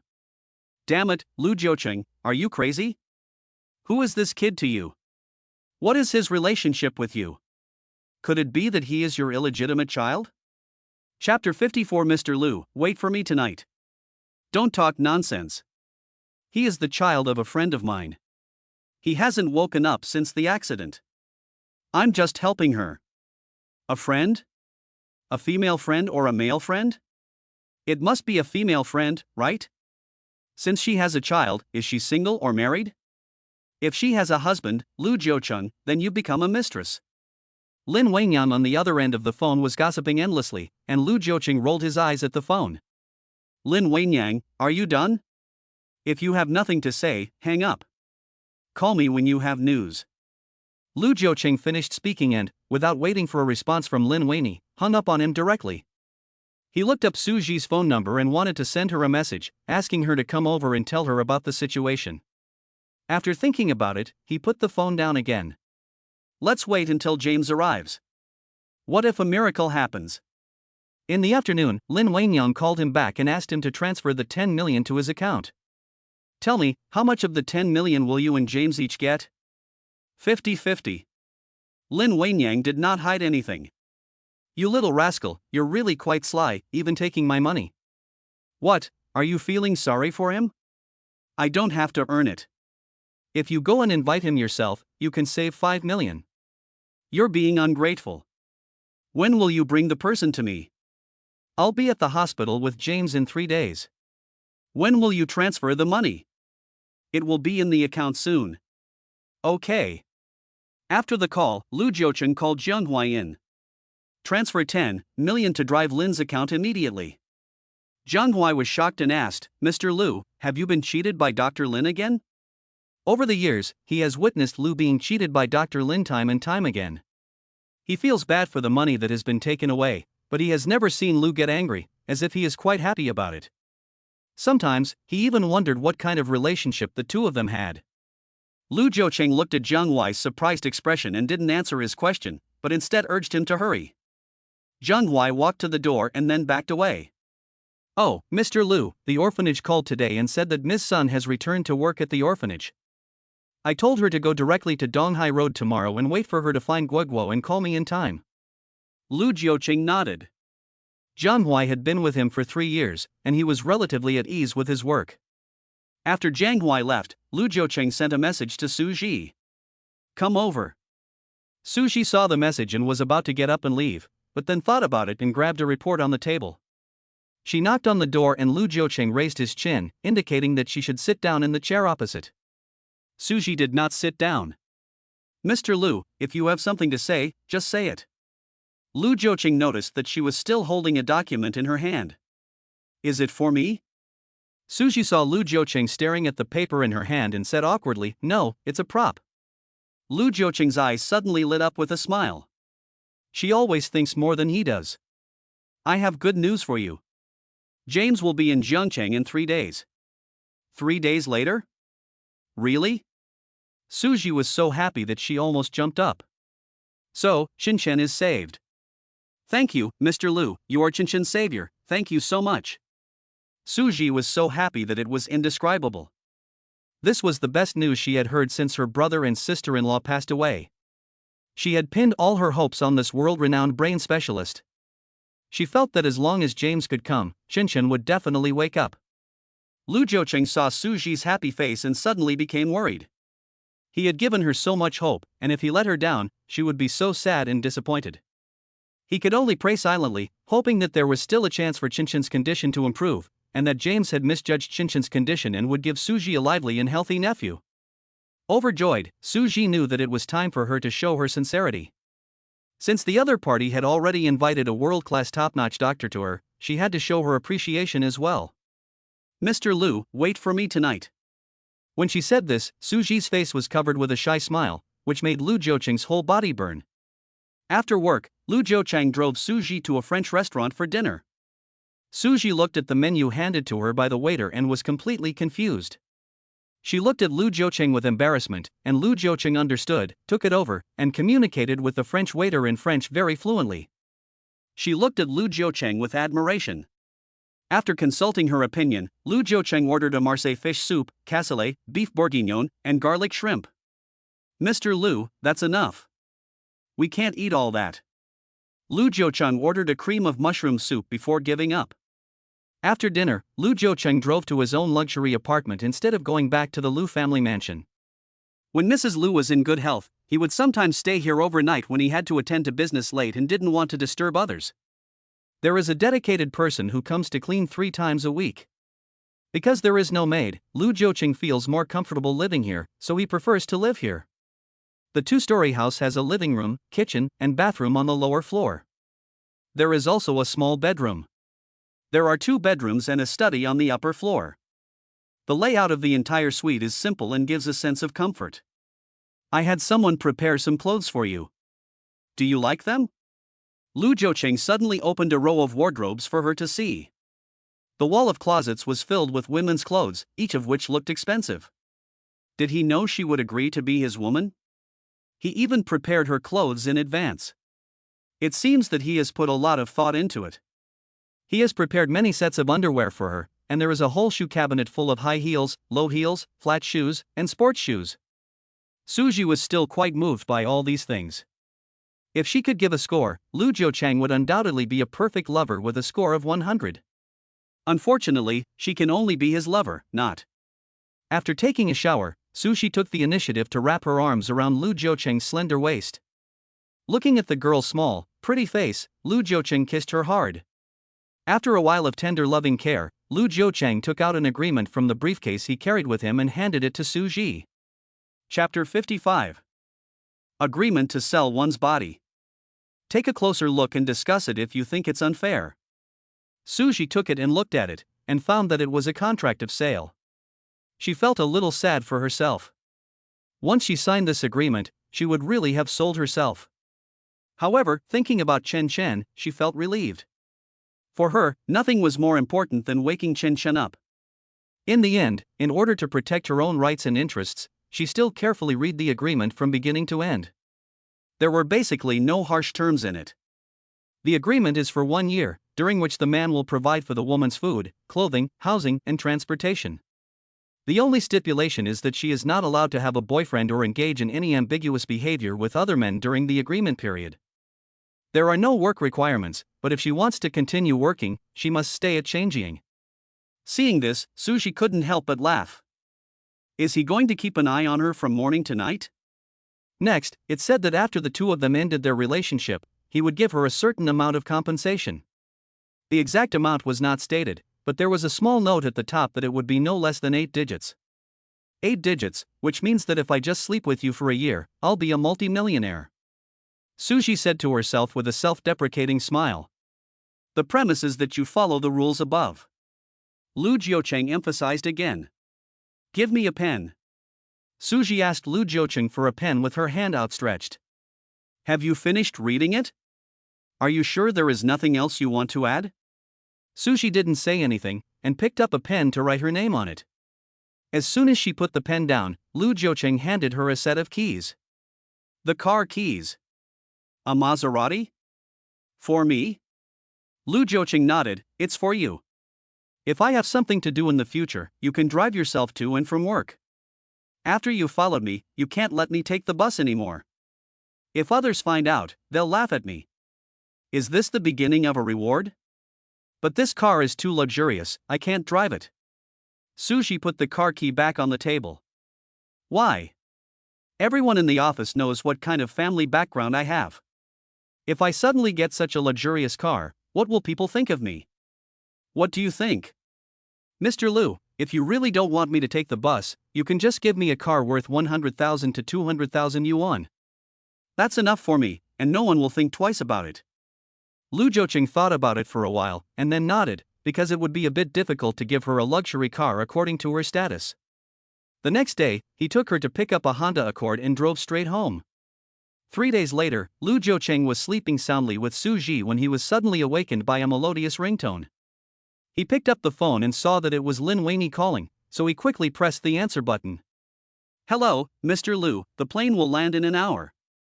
Please arrange for someone to come and pick us up. Okay, I'll be right there. After hanging up the phone, Lu Jiucheng called Zhang Huai and asked him to bring all the bodyguards to the airport to pick them up. He quickly got dressed and went to wash up. Suji was also awakened by the noise and, learning that James was about to arrive in Jiangcheng, she quickly rolled out of bed. After the two of them showered, Lu Jiucheng told her to go to the hospital first and inform the hospital to get ready, while he would go to the airport to pick him up. When Suji arrived at the hospital in her Honda Accord, the doctors at the hospital didn't know where they got the news. Everyone was very excited to see Suji, and even President Zhou came over to talk to her. Miss Sue, when James arrives later, please let us know so that we can prepare a simple welcome ceremony. Suji nodded. Yes, President Zhou. Then please take care of it, Miss Sue. Zhou Yuan said politely. There's nothing we can do. Who could resist someone like James? You have to know that they have been inviting James to come to their hospital for medical exchanges and guidance for several years, but he has never responded to them. I don't know who this Miss Sue is, but she was able to invite that big shot in the medical field. Because James was able to come in person to treat Chinchin, Suji felt that Chinchin would definitely be cured by this famous brain surgeon. So she was in a good mood and sent a voice message to Jiang Lu while waiting. She excitedly told Jiang Lu that Chun Chen would definitely recover under the care of this brain specialist. Jiang Lu was also very happy and said that she had good news and had to tell her first. She had been particularly busy lately, otherwise she would have come to accompany her to witness this wonderful moment. Suji told her to take care of her class and said that she would be the first to tell her the good news. After the two finished chatting, Suji looked at the time and guessed that it was about time, so she called Lu Jiucheng. Lu Jiucheng told her that he would be there in 10 minutes, so Suji quickly informed President Zhou. President Zhou hurriedly told all the doctors in the hospital who were not on duty and the nurses who could be spared to line up in 2 rows with flowers they had ordered in advance to welcome James' arrival. Soon, Lu Jiucheng's car arrived, followed by a long line of luxury cars. President Zhou personally opened the door for James, and Lu Jiucheng's bodyguards quickly stepped forward to protect James in the middle. Lu Jiucheng had already told them that they didn't need to worry about him today, and their job was to protect James' safety. James' schedule was very tight. He only had less than 8 hours, and then he had to fly to another country immediately. So he didn't dare waste any time and had the dean take him to Chinchin for an examination. Suji had been nervously waiting at the door, praying to heaven that James would save Chinchin's life and make him wake up quickly. It took nearly 2 hours for the group to come out. Everyone who came out of the room looked solemn. Suji's heart was pounding. She walked up to James and asked him in her not-so-fluent English how Chinchin was doing and if he could wake up soon. James shook his head at her and told her with regret that Chinchin's brain injury was too serious and there was no hope of recovery. His speech was a little fast, and Suji didn't quite understand it. Lin Wenyang helped translate it. "Miss Sue, the child's head injury is too serious. James has no way to pull him back from the hands of death. You should be prepared. The child will not last more than a week." "Impossible. Chinchin woke up the day before yesterday. He remembered everything and even called me aunt. How could he not last more than a week? Impossible. I don't believe it. I don't believe it." Suji found it hard to accept such a result. She had hoped that James would come and save Chinchin, but instead, she received a diagnosis that James could do nothing to help. She couldn't accept it. Wasn't he a top brain specialist? Couldn't even a top brain specialist save Chinchin? She didn't believe it. Suji was so anxious that she was about to kneel down in front of James, but Lu Jiucheng quickly held her from behind. "Suji, calm down. How can you ask me to calm down? I can't calm down. Chinchin can't be saved. Chinchin can't be saved." Suji's body suddenly went limp and she fainted. Fortunately, Lu Jiucheng was holding her from behind. "Doctor, she's fainted. Hurry and save her." Lu Jiucheng shouted in a panic. Chapter 56, Farewell in a Dream. Director Zhou was standing nearby, and he quickly went over and pinched Suji's throat. In a short while, Suji woke up. "I want to see Chinchin, I want to see Chinchin." Suji struggled to walk into the intensive care unit. The little nurse next to her wanted to stop her, but Dean Zhou sighed and said, "The child is already like that. If she wants to go in, let her go in. Don't stop her anymore." The dean had spoken, and the little nurse quickly reopened the door to the intensive care unit. Suji rushed in. The child was still breathing and looked no different from usual. She didn't understand why James said that Chinchin was beyond help. She didn't believe it, and no matter what, she couldn't believe it. "Chinchin will definitely wake up, it's just a matter of time. As long as he is lying here, he will wake up one day. What world-class experts, they are all quacks, a bunch of quacks, they say there is no hope when they can't cure." She doesn't believe that Chinchin is hopeless. The day before, the child had woken up and said a lot of things to her. He was clear-headed and didn't look like a seriously injured child at all. Suji touched Chinchin's little hand and kissed his little head. His warm body temperature made Suji believe even more that Chinchin would definitely wake up, definitely wake up. Outside the door of the intensive care unit, after Suji went in, James was warmly invited by Director Zhou and the doctors in the brain department to go to the brain department. Only Lu Jiucheng and Lin Wenyang were left waiting outside the door. "Old Lu, I never thought you would be with her. I knew there was something between you two the night Mrs. Lu had her stroke. It's just that what happened to this child?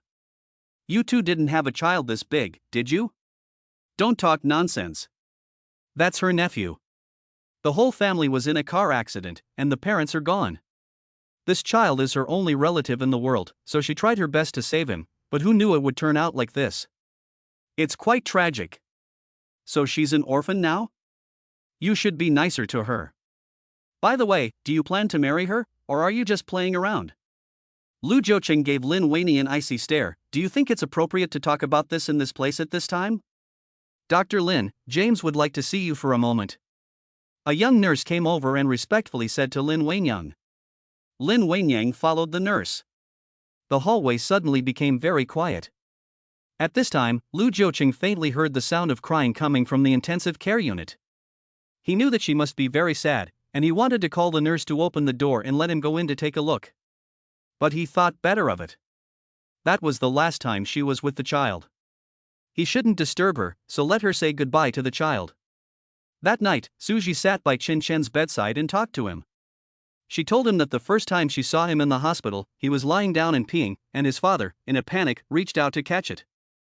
He told her that when he was 8 months old, he was playing on the playmat and when she wasn't looking, he crawled away and disappeared. The whole family looked everywhere for him, and when they finally found him behind the door, he suddenly started giggling. She told him that when he first went to kindergarten, the whole family went to see him off. When they arrived at the kindergarten, they turned to leave, but he started crying and wanted to go with them. He had been so happy the night before when he heard he was going to kindergarten that he had danced around. Suji told Chinchin a lot of stories about his childhood, almost everything she could remember. Until her lips were dry and her eyelids could not be lifted, she then leaned over Chinchin's bed and held his little hand as she fell asleep. On the mountain path, which was covered in dense jungle, Suji held Chinchin's hand carefully as they walked forward. As they walked, Chinchin suddenly stopped. "Auntie, I'm leaving. I can't stay with you because I miss my parents too much. I want to be with them. Auntie, you have to be good on your own from now on. Eat on time. If you miss me, look at my picture. Don't talk nonsense. Come home with your auntie." Suji continued to hold his little hand and walked forward. "Auntie, I don't want to go back with you. I want to go find my parents. Can you let go of me?" Chinchin pouted, looking very reluctant. Suji coaxed him gently. "Chinchin, be a good boy. Your parents aren't here. Let's go home first. We'll talk about it when we get home, okay? Auntie is lying. Those people walking ahead are my parents. I want to go to them. Let go of my hand, Auntie." "No, Chinchin, you can't leave your aunt alone. You promised to hold hands with your aunt. You're a good boy who keeps his promises, right?" Suji held onto Chinchin's hand tightly, afraid that he would run away without her. "Auntie, let go of my hand, or I won't be able to catch up with my parents. I have to go find my parents." Chinchin was so anxious that his face was distorted because he couldn't break free from Suji's hand. "No, Chinchin, don't, I can't live without you. Auntie, I'm sorry." After saying this, Chinchin bit Suji's hand. Ah! The strange thing was that Suji didn't feel any pain in her hand, but rather a pain in her chest. She subconsciously let go of the hand holding Chinchin and covered her chest with it. Chinchin took the opportunity to run away. As he ran, he shouted at Suji, "Auntie, I'm leaving. Take care of yourself." As the words fell, Suji looked up and saw that Chinchin had already run away. On the mountain road, the jungle was thick and dark, and strange lights were shining everywhere, as if monsters would come out of it at any moment and open their blood-red mouths to swallow them up. She was so anxious and scared that she couldn't even think about the pain in her chest. She chased after Chinchin and shouted at him to stop. Chinchin continued to run as if he hadn't heard her, and suddenly Suji realized that Chinchin had disappeared. She was so scared that she shouted, waking herself up. She quickly turned her head and looked at Chinchin in the hospital bed. Seeing that he was still lying there, she let out a sigh of relief. Outside the window, the morning sun cast a golden glow over the leaves outside the window. A gentle breeze blew through, and the leaves swayed gently. Looking at the peaceful scene. Outside, Suji's heart, which had been frightened in her dream, finally returned to normal. She straightened up and raised her hand to push back the stray hairs on her forehead, only to realize that she had been holding Chinchin's little hand the whole time. She was about to put his little hand back on the bed when the heart monitor suddenly beeped. Hearing this sound, Suji's heart skipped a beat. She hurriedly turned her head to look at the heart monitor next to her, and it was actually a straight line. "Doctor, doctor. Chapter 57, I'll be your aunt in the next life."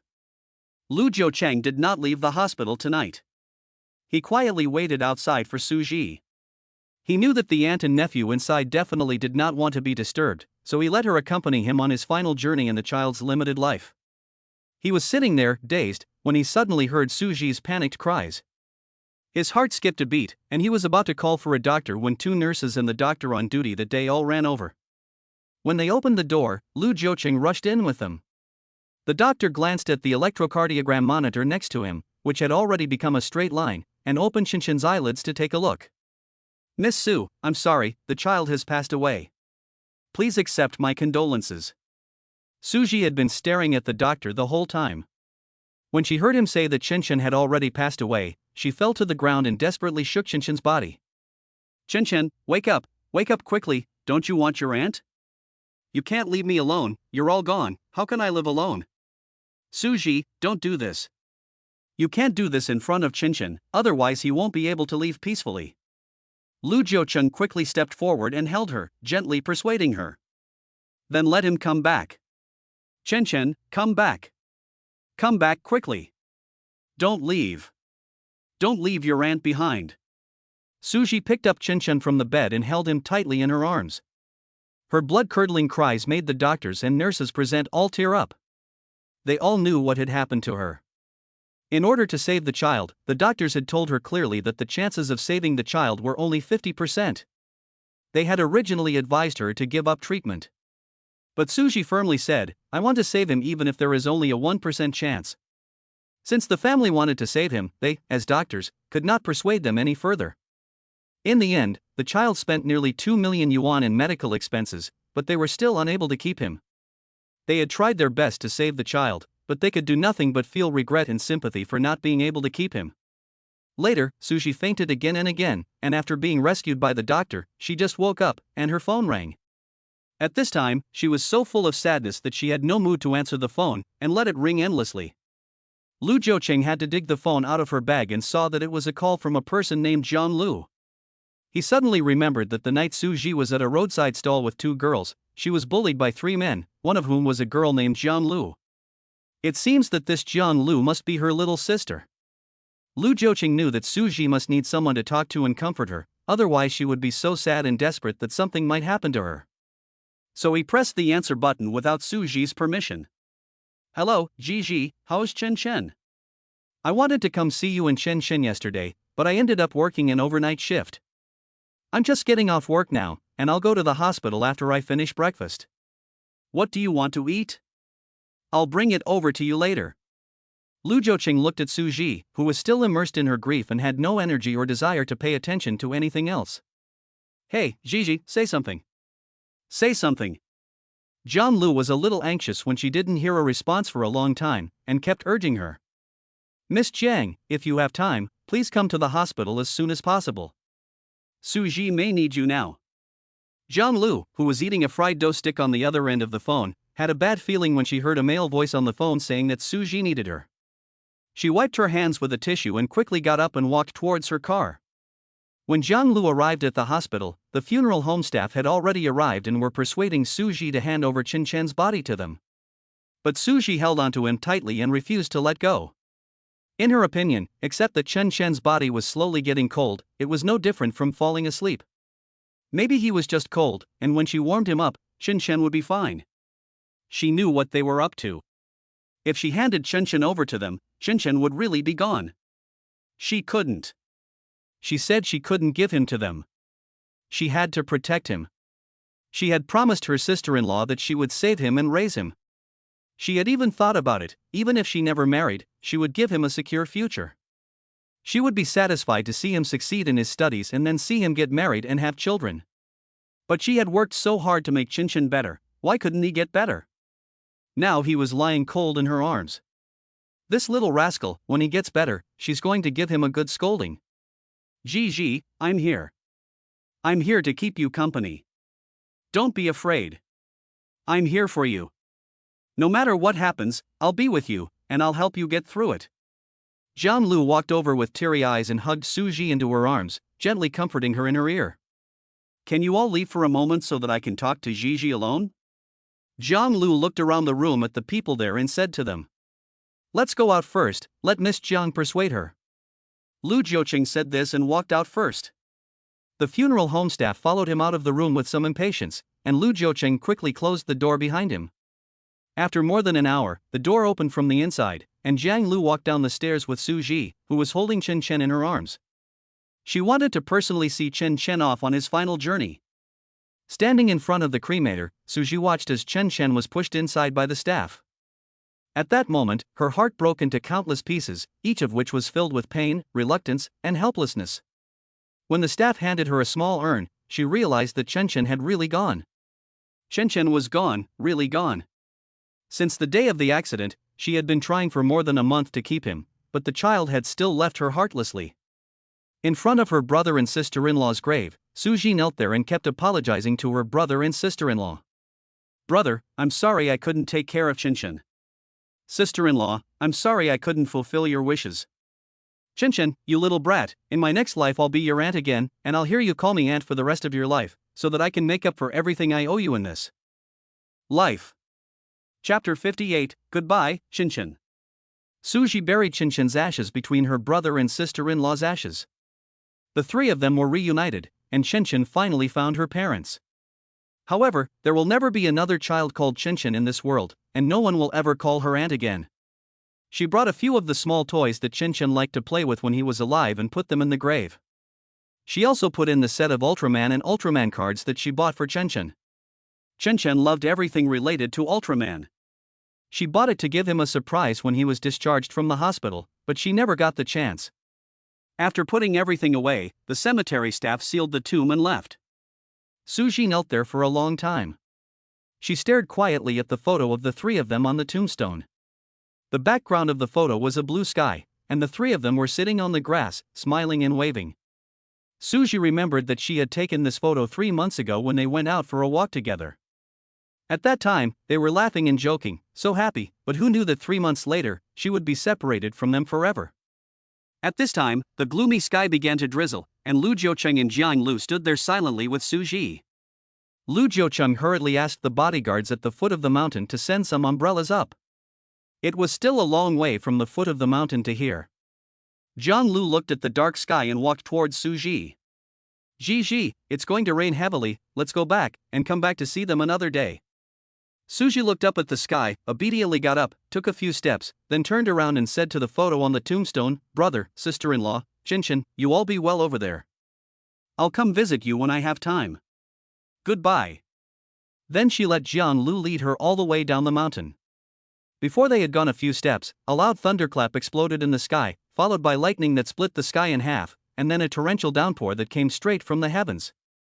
Ji, what's wrong? Don't be afraid, I'm here.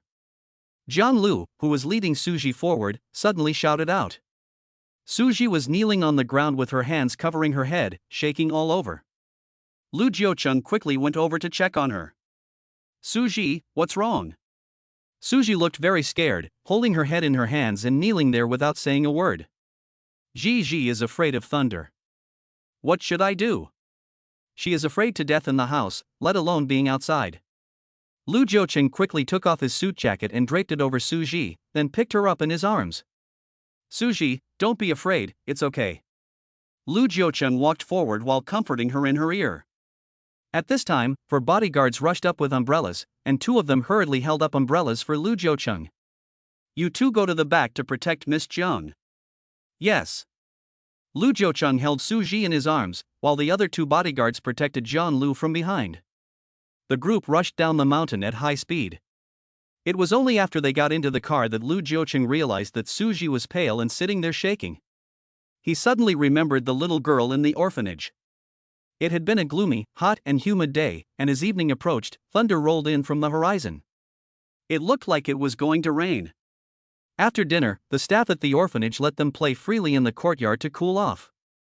At that time, he was very lonely. He didn't even have a friend to play with in the orphanage. He took advantage of the staff's inattention and quietly slipped out of the orphanage gate. He didn't dare to go too far, so he just walked around the orphanage's fence catching grasshoppers. He strung all the grasshoppers he had caught together with a piece of grass, and was enjoying himself when suddenly a thunderclap shook the ground and the sky. After the thunder, he suddenly heard a wailing cry coming from the grass nearby.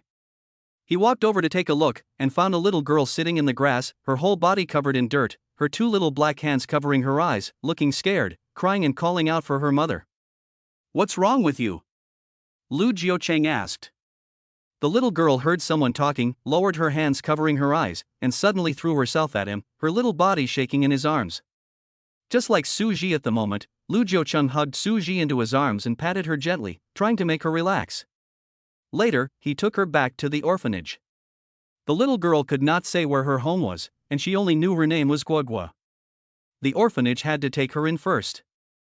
I don't know if it was because Lu Jiucheng found out her reason, but ever since she entered the orphanage, the little girl had been particularly attached to him, and she followed him wherever he went. That year, there was an unusually heavy rainfall. Whenever it thundered and rained, the little girl would be frightened and restless, and she wouldn't even dare to sleep. So whenever it thundered and rained, he would take the initiative to protect her in his arms. At this time, he patted Suji's back as gently and lovingly as he had patted little sister Guagua. Where do you want to go? Back to the celebrity apartment, or back to your own home? Lu Jiuqing asked softly. Suji leaned into his arms and replied with her eyes closed, back to my home. I want to go back to my home. Okay, let's go back to your home. When the car stopped at the entrance of an old residential area on Donghai Road, Lu Jiuqing called Suji softly twice, only to find that she had fallen asleep. Her hair in front of her face was hanging down and covering half of her face. When he reached out to brush it away, he touched her cheek, which was a little warm. Lu Jiuqing was shocked and reached out to touch her forehead. He discovered that she had a fever. Turn around and go to the hospital. Lu Jiuqing hurriedly told the driver in front of him. I don't want to go to the hospital, I want to go home. As soon as Suji heard that she was going to the hospital, she immediately struggled to get out of the car. You have a fever. You have to go to the hospital. No, I'm not going. I'll just take some medicine. Suji said, opened the car door, then lifted her leg and stepped down. I don't know if it was because of her physical condition or because she wasn't steady on her feet, but she almost fell when she leaned over.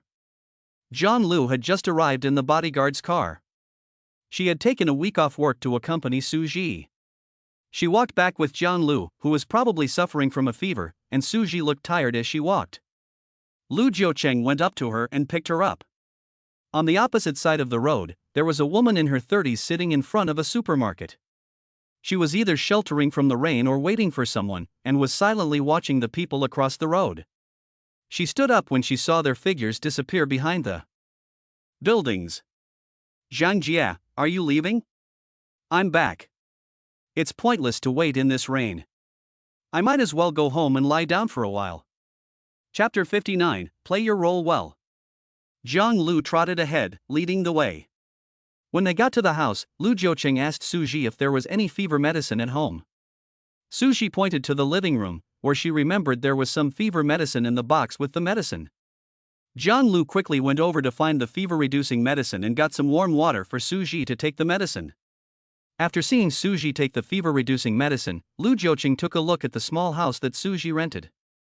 It was really small, with a bed in the bedroom and a closet that was already full. The living room was slightly larger than the bedroom, but because there were so many things, it also looked very crowded. He knew that Suji's conditions were not good, but he didn't expect it to be so difficult. At this moment, Jianhui suddenly called. He had been by Suji's side for the past 2 days, and had temporarily left the company's affairs to Jianhui. There were many things that Jianhui couldn't decide on, and he didn't dare to make decisions on his own, so he could only call Lu Jiuqing for instructions. Then please ask Miss Jong to take care of Suji here for a while. I have to go to the office for some business, but if there is anything, Miss Jong can contact me at any time. Okay, Mr. Lu, you go ahead and take care of your business. You can rest assured that I will take good care of Suji. Lu Jiuqing nodded and left. Zhang Lu watched his handsome back disappear at the door, and then looked at Suji lying on the bed with her eyes closed. Suddenly, she felt a sense of relief for her. Before, Suji had never told her where the money for Chinchin's treatment came from, but now she already knew the whole story without her telling her. Mr. Lu was obviously someone of great importance, traveling with a luxury car and bodyguards. Suji can follow him, and her life will be better in the future. With so many things happening in the family, she has suffered so much alone. If heaven has eyes, it is time for the bitter to end and the sweet to begin. I hope Mr. Lu will not let her down. After Suji finished taking the medicine, the fever in her body quickly subsided, but she was still listless and couldn't muster up the energy. Zhang Lu knew that she was devastated by the successive deaths of her loved ones and needed to recover slowly, so she quietly stayed with her. She deliberately said some irrelevant things to distract her. Lu Jiuqing had his bodyguard bring all kinds of food and drinks over every day, but Suji ate very little, and Zhang Lu had to force her to eat a few mouthfuls. After dinner that day, Zhang Lu sat with her on the bed, and Suji suddenly said, Lulu, there's something I've been hiding from you. I think you've guessed it in the past few days. Yes, the money for Chinchin's treatment was all given to me by Mr. Lu. Then Suji told Zhang Lu everything that had happened between the two of them from beginning to end. Zhang Lu listened with her eyes wide open. She originally thought that Mr. Lu was just the boss of a company, but she never imagined that he would be the boss of the Lu Group. The Lu Group is the #1 group in Jiangcheng. When she graduated, she wanted to join the Lu Group, but unfortunately, the Lu Group's requirements were too high, and she was eventually eliminated.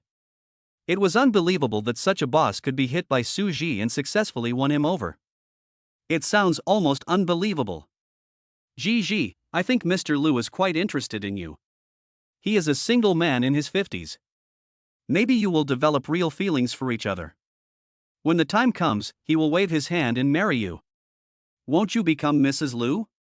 I never dared to hope for that. I only signed a 1-year lover's agreement with him for the sake of Chinchin. When the time is up, we will probably go our separate ways and have nothing to do with each other anymore. Gigi, you are so kind and good-looking. I believe that Mr. Lu will fall under your spell sooner or later. Jong Lu looked at Suji and said innocently. Suji did not respond. Jong Lu had never suffered hardships in life, and she could be said to have grown up in a honeypot. She was simple-minded, and she had no idea that people's hearts were much more complicated than she knew. How could a man from a wealthy family like Lu Jiucheng look at her? To put it bluntly, she is nothing more than a plaything to him. The reason he signed a 1-year contract with her is probably because he thinks she is relatively docile and won't bring him any bad influence. After a long time, she will lose her freshness and become nothing. Suji suddenly remembered that Jiang Lu's 7-day vacation was about to end, so she said to Jiang Lu, Lulu, have you already finished your 7-day vacation? You can go to work tomorrow. Don't worry about me. I'll take care of myself. Jiang Lu looked at her and hesitated. Gigi, why don't I ask our boss for another week's leave? I'm still worried about you eating properly. In fact, when Jiang Lu said this, she was also unsure. Her company has been quite busy lately, and as the backbone of the design department, she had to beg her department manager for a week's leave. If she dared to ask for another week's leave, her manager would probably blow up. Lulu, I want to go to work tomorrow, too. I can't stay at home anymore. The longer I stay, the more I can't control myself and think about all kinds of nonsense. Going to work might distract me a bit, and I won't be so sad anymore. Can you handle it? Jiang Lu looked at Suji's increasingly frail body and asked with concern. It's fine. I know my own body. Lu, don't worry anymore. Jiang Lu thought about it and felt that Lu Jiucheng would definitely take care of her, so she nodded and didn't persuade her any further. The next day, after breakfast, Jiang Lu took Suji to the door of Changjing, and just as Lu Jiucheng's car was following behind, it arrived. He didn't expect Suji to come to work so soon, so he parked the car and quickly chased after her. Why don't you rest at home for a few more days? In the elevator, Lu Jiucheng looked at Suji's face, which had obviously become thinner, and suddenly felt a pang in his heart. He reached out and held her small hand in the palm of his hand. I'm just sad, I'm not sick, and staying at home for too long will only make me think more nonsense. Having something to do may help me get out of that mood faster. Lu Jiucheng listened to her and found her reasoning to be sound. He reached out and put an arm around her shoulders. Mr. Lu, the elevator will be here soon. Suji reminded him. Lu Jiucheng let go of her hand, the elevator door opened, and Lu Jiucheng took the lead out of the elevator with a serious look on his face, switching roles very easily. Suji looked at the back of his face, which had suddenly become distant and indifferent, and a hint of a mocking smile appeared at the corner of her mouth. Suji, you see how well he plays his role. You should play your role well too. Don't have any improper thoughts about this man. Chapter 60, False Alarm. Before leaving work that evening, Lu Jiucheng sent a message asking Suji where she was going to go back to that night. Suji thought about it for a moment. Her time now belonged to Lu Jiucheng, so she replied, wherever you want me to go. Lu Jiucheng stared at these short 10 words for a long time, wondering if she had misunderstood him. After work, when everyone had left, Suji sat in the office and waited for Lu Jiucheng while working. When she saw him coming this way, she hurriedly stood up. Mr. Lu, you go ahead, I'll be right down. Suji tidied up the desk and then hesitated a little before taking the elevator down. After leaving the gate of Changjing, Lu Jiucheng looked at the somewhat gloomy sky and said, Suji, it's going to rain tonight. I'll take you back to Minglu apartment. Okay. Suji replied with a single word, and then there was no more sound. When they got home, Lu Jiucheng filled the bathtub for Suji. As soon as Suji got out of the bath, the food that Lu Jiucheng had ordered arrived. Looking at the table of sumptuous food, Suji frowned. After you're done washing, come and eat. Lu Jiucheng handed a pair of chopsticks to Suji. Suji took the chopsticks and put 2 pieces of vegetables in her mouth with a lackluster expression, then put down the chopsticks. What's wrong? Not to your liking? Lu Jiucheng also put down his chopsticks. Tell me what you want to eat, and I'll have it sent over. Lu Jiucheng asked while picking up his phone. Suji didn't know what was wrong with her. She thought it might be because of Chinchin's departure. She had never been able to stand it, and that was why she was like this. However, when Lu Jiucheng asked her what she wanted to eat, a bowl of congee and a plate of green vegetables suddenly appeared in her mind. If she could have a bowl of plain congee with a side dish of cold vegetables, she felt like she could eat a small bowl. But she didn't want to trouble Lu Jiucheng. She was afraid he would think she was being pretentious. Lu Jiucheng seemed to have seen through her hesitation and said, "Just tell me what you want to eat. It's just a phone call away. If you keep not eating, you'll collapse. Then I'll have a bowl of congee with a side of spinach." Lu Jiucheng made a phone call and soon the food was delivered. A large bowl of congee, not only with cold spinach, but also with cold cucumber, cold eggplant. With these side dishes, Suji almost finished the bowl of plain congee. Since Chinchin left, this was the most food she had eaten in one sitting. Lu Jiucheng sat across from her, watching her diligently eat her rice. The other day, because of Jiang Lu, he was unable to stay and eat with her, but he knew from Jiang Lu that Suji had been eating very little. Today, watching her finish a bowl of congee, he felt happier than if he had eaten it himself. After dinner, Suji went to bed. After Lu Jiucheng finished washing up and came out of the bathroom, Suji quickly closed her eyes and pretended to be asleep. Chinchin had just left, and she really didn't have the heart to interact with him in bed. After Lu Jiucheng got into bed, he gently embraced her from behind with one arm and then there was no more movement. She was worried that Lu Jiucheng would do something to her, but seeing that he was still, she closed her eyes with peace of mind. Suji had another dream. She dreamed of Chinchin. This was the first time she had dreamed of Chinchin since he left. In the dream, Chinchin lowered his head and apologized to her. "Auntie, I'm sorry. Were you very sad after I left?" "Yes, Auntie is very sad." "You little rascal, you know that Auntie will be very sad, so why did you leave Auntie?" "I'm sorry, Auntie. Dad and Mom have already scolded Chinchin, so please don't scold him anymore. Chinchin knows he was wrong." "Auntie, I'll come back to stay with you because I didn't listen to Mom and stay with you. Mom doesn't seem to like me anymore. I don't want to make her angry, so I'm going to come back." After hearing Chinchin's words, Suji in her dream was so anxious that she was about to cry. "Chinchin, you are already gone. Your body has turned into a pile of ashes.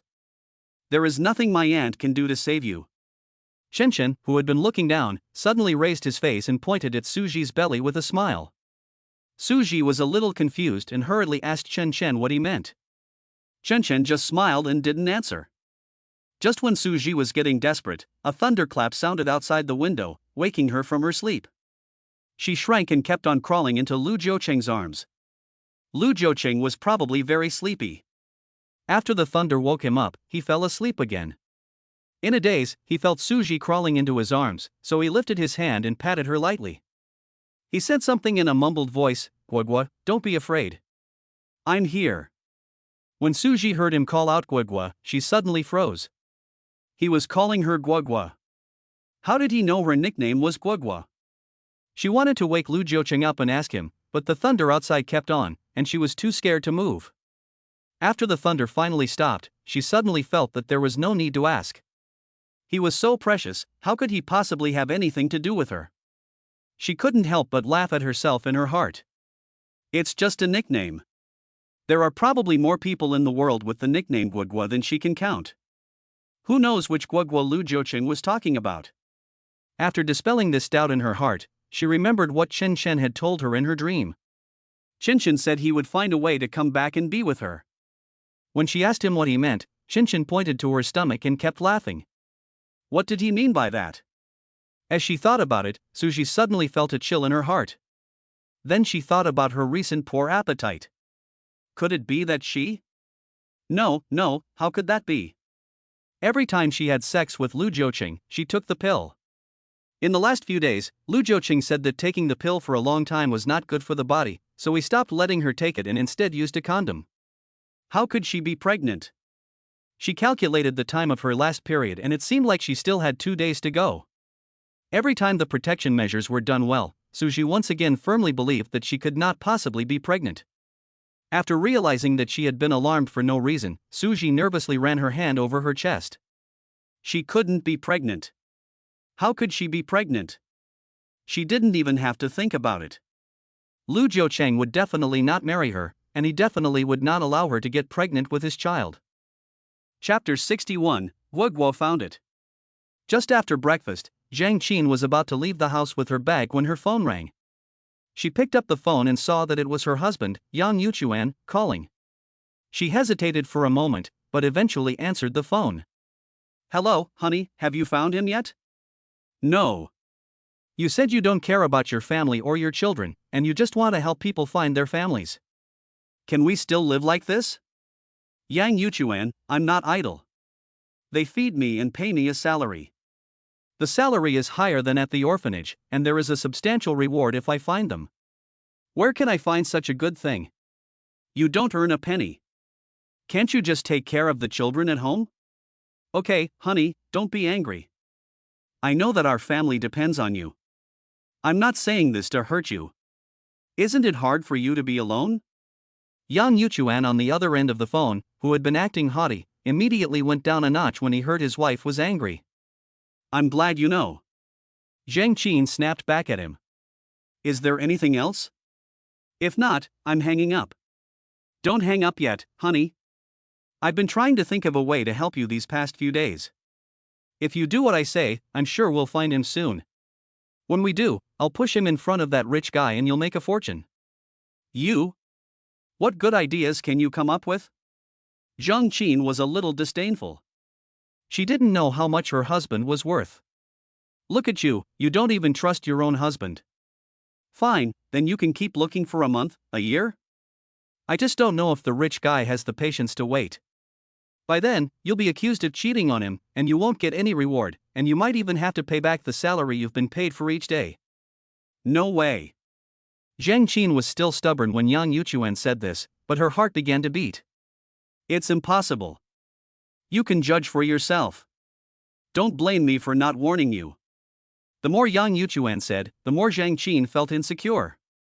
Well, tell me, I'll see what good ideas you have. 3 days later, Zhang Qin happily walked into the CEO's office. Mr. Lu, Zhang Qin just called to say she found Guo. Where is she? I want to see her right away. In a coffee shop on Pingan Road, Zhang Qin and a girl with long hair were sitting at a table by the window waiting for Lu Jiucheng. The girl is very pretty, with a little baby fat on her face, giving her a very sweet appearance. Zhang Ting, when you meet the CEO later, don't be nervous. I heard that the CEO is very difficult to get along with, so try to talk as little as possible and cry in front of him. The CEO is one of the richest people in our city, and if he gives you a little bit, you will never have to worry about money for the rest of your life. Zhang Jia, I know, don't worry, if you get any benefits, you will naturally get some. If it wasn't for you, I'm afraid I would never have been able to get close to him. Thank you, Zhang Jia, you are the benefactor in my life.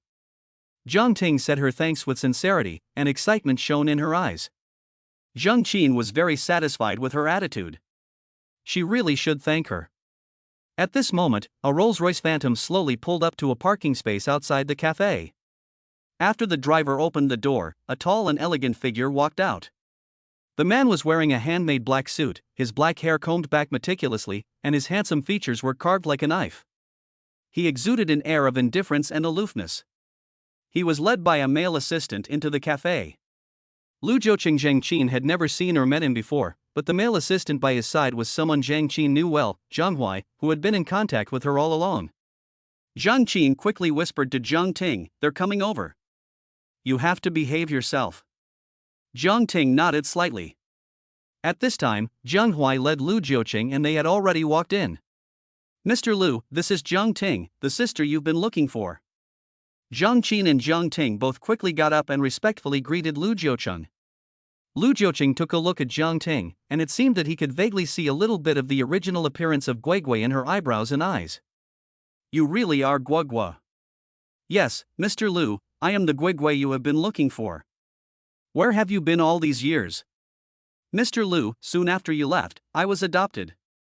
Then why can't I find any information about you? Mr. Lu, it's like this. My adoptive parents were ordinary workers in a small county. After they adopted me, they changed my name. Because my adoptive father's work was not stable, we moved many times. That's probably why I couldn't be found. Lu Jiuqing nodded and took a sip of the coffee in front of him. Gogo, do you remember how you got to the orphanage? Lu Jiuqing picked up a long spoon and stirred the coffee. I remember that Mr. Lu found me outside the orphanage gate and brought me to the orphanage. Lu Jiuqing nodded again, basically agreeing that it was her habit of calling him Mr. Lu that made him feel distant from this Guogua. Could it be that the time was too long ago, so long that she couldn't even remember how she had called him? Gogo, where do you live now? Lu Jiuqing looked up at Ting and asked. Mr. Lu, I live on Donghai Road now. Ting boldly met Lu Jiuqing's gaze and replied. Can you leave me your contact information? I'm a bit busy today, but I'll come visit you some other time. Ting gave her mobile phone number to Jianhui, who quickly saved it on his phone. The meeting only took less than 10 minutes, and Lu Jiuqing got up and left. Zhengqin and Ting got up to see Lu Jiuqing leave, then sat down again. Hasn't Mr. Lu been looking for Guogua for many years? Since he wanted to find Guogua so badly, why did he only say 2 sentences to me and then leave? I don't understand. Does he want to see Guogua or not? Ting, don't worry.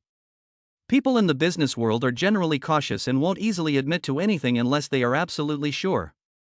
Ting's face instantly turned ugly. Then he's not going to investigate again. If he wants to investigate, let him investigate. You are Guogua, what are you afraid of? Yes, I am Guogua, I am not afraid. Ting kept encouraging herself. Lu Jiuqing whispered to Jianhui in the car, telling him to check out Ting's identity thoroughly, the more detailed the better. After a brief exchange with Ting in the coffee shop, he always felt something was wrong, but he couldn't put his finger on it. Could it be because she didn't call him Brother Mao Mao affectionately? But looking at Ting's appearance, which was somewhat similar to the little girl Guogua, he was not sure, so he had to find out. Chapter 62 Lu Jiuqing, you bastard. Jianhui, you collect all the information on Ting for me, and it'd be best if you also find out which school she went to. Lu Jiuqing ordered again to Jianhui, who was driving in front. Yes, Mr. Lu. Suddenly, a melodious ringtone sounded, and Lu Jiuqing picked it up and glanced at it. He found that it was from the Lu family mansion. It seems that his mother has gone crazy enough. He raised the corner of his mouth and pressed the answer button. Son, your mother is back. Come home for dinner tonight. By the way, how are things with Gigi? Can you bring her along? Mom thought about it later. It seems that what I did last time was a bit too much. Bring Gigi along. I want to apologize to her in person. Mom, you're amazing. Hey, son, it seems like I've gone too far. Lu Jiuqing hung up the phone without saying anything. After returning to the office, it was almost time to go home. Lu Jiuqing sent a message to Suji. My mom is back. She wants you to come back with me to apologize for what happened last time. Suji's message came back quickly. Mr. Lu, I won't go. Please tell Auntie that I've already forgiven her and there's no need to apologize anymore. Lu Jiuqing sent another message. Are you going back to Minglu tonight? Suji, Auntie just got back. Stay at the old house and keep her company. I'll go back to Donghai Road if you're not there. Lu Jiuqing didn't reply again. When the end of the workday came, Suji drove her Honda Accord to the front door. From a distance, she saw a Maybach parked at the gate. Isn't this Gu Ziming's car? Suji pressed her temple with her hand, not expecting that this young Master Gu was quite a romantic. Since the last time she got into Lu Jiuqing's car and avoided his entanglement, she had never seen him again, thinking that he might have given up on her. Why did he suddenly come out again? She frowned, and Gu Ziming was sitting in the car. She decided to drive past him without him noticing. Although Gu Ziming was sitting in the driver's seat, his eyes were fixed on the person walking out of the gate. When he saw a car coming out of the building, he didn't think much of it at first, and just glanced at it. He didn't expect the driver to be Suji. He quickly opened the car door and shouted at Suji, "Suji, you bought a car, that's great, you haven't been on the bus for a few days." Suji pretended not to hear him and drove straight past him. Now that he has a car, he's different. He doesn't even look at people. Gu Ziming muttered to himself and quickly got into his car and chased after her. He was more careful today. He guessed that Suji would probably go straight home, so he followed her from a distance. He would then know where Suji lived, and he wouldn't have to come to Chinchin to vent his anger at Lu. After Suji left the gate of Chinchin, she looked back several times through the rearview mirror. Not seeing Gu Ziming's car chasing after her, she let out a sigh of relief and slowed down a bit. At this moment, her cell phone suddenly rang. Suji glanced at the caller ID and saw that it was Lu Jiuqing, so she quickly pressed the answer button. "Suji, Gu Ziming is following you. Try to lose him." When Lu Jiuqing came out just now, he happened to see Suji driving out, and then Gu Ziming also drove in that direction. He knew without having to guess that Gu Ziming was chasing after Suji. He followed him from behind and found that the guy was driving a car furtively, keeping a distance from Suji's car. If Suji was fast, he was fast, if Suji was slow, he was slow. So Lu Jiuqing quickly called Suji. "No." Suji looked in the rearview mirror again, not seeing Gu Ziming's car. He probably didn't want you to see him, so he deliberately kept his distance. "Okay, I got it." When Suji drove past a traffic light, Gu Ziming saw the yellow light flashing and a car in front of him blocking the way, so he wanted to change lanes and swerve past it, but unexpectedly a car suddenly came from behind and blocked him. Gu Ziming was so scared that he quickly turned the steering wheel back to the center, and when he was about to open the window and start yelling at him, he looked up and saw Lu Jiuqing staring at him coldly. "Lu Jiuqing, you bastard."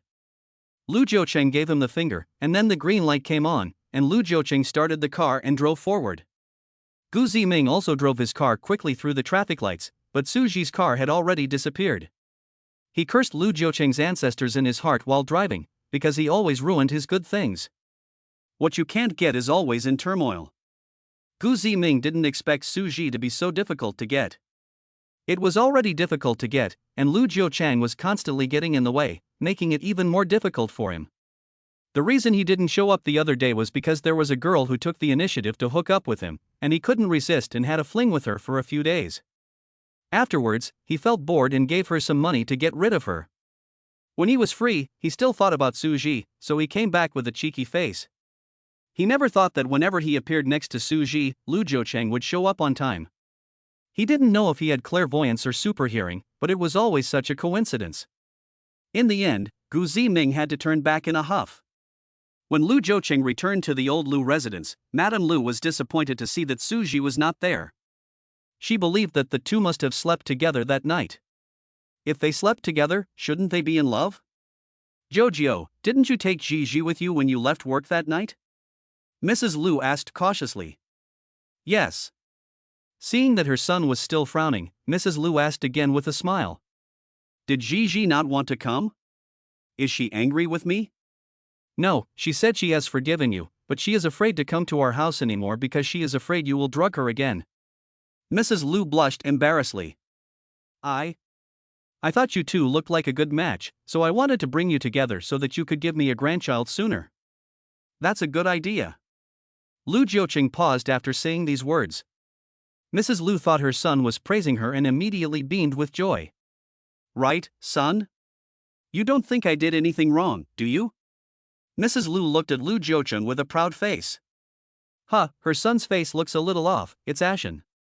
Suddenly, Lu Jiuqing slammed his hand on the table and said, "Mom, please don't do these things anymore. You're not doing us any favors, you're clearly harming us. Don't you know that you shouldn't impose your own opinions on others? You're making a mess of things.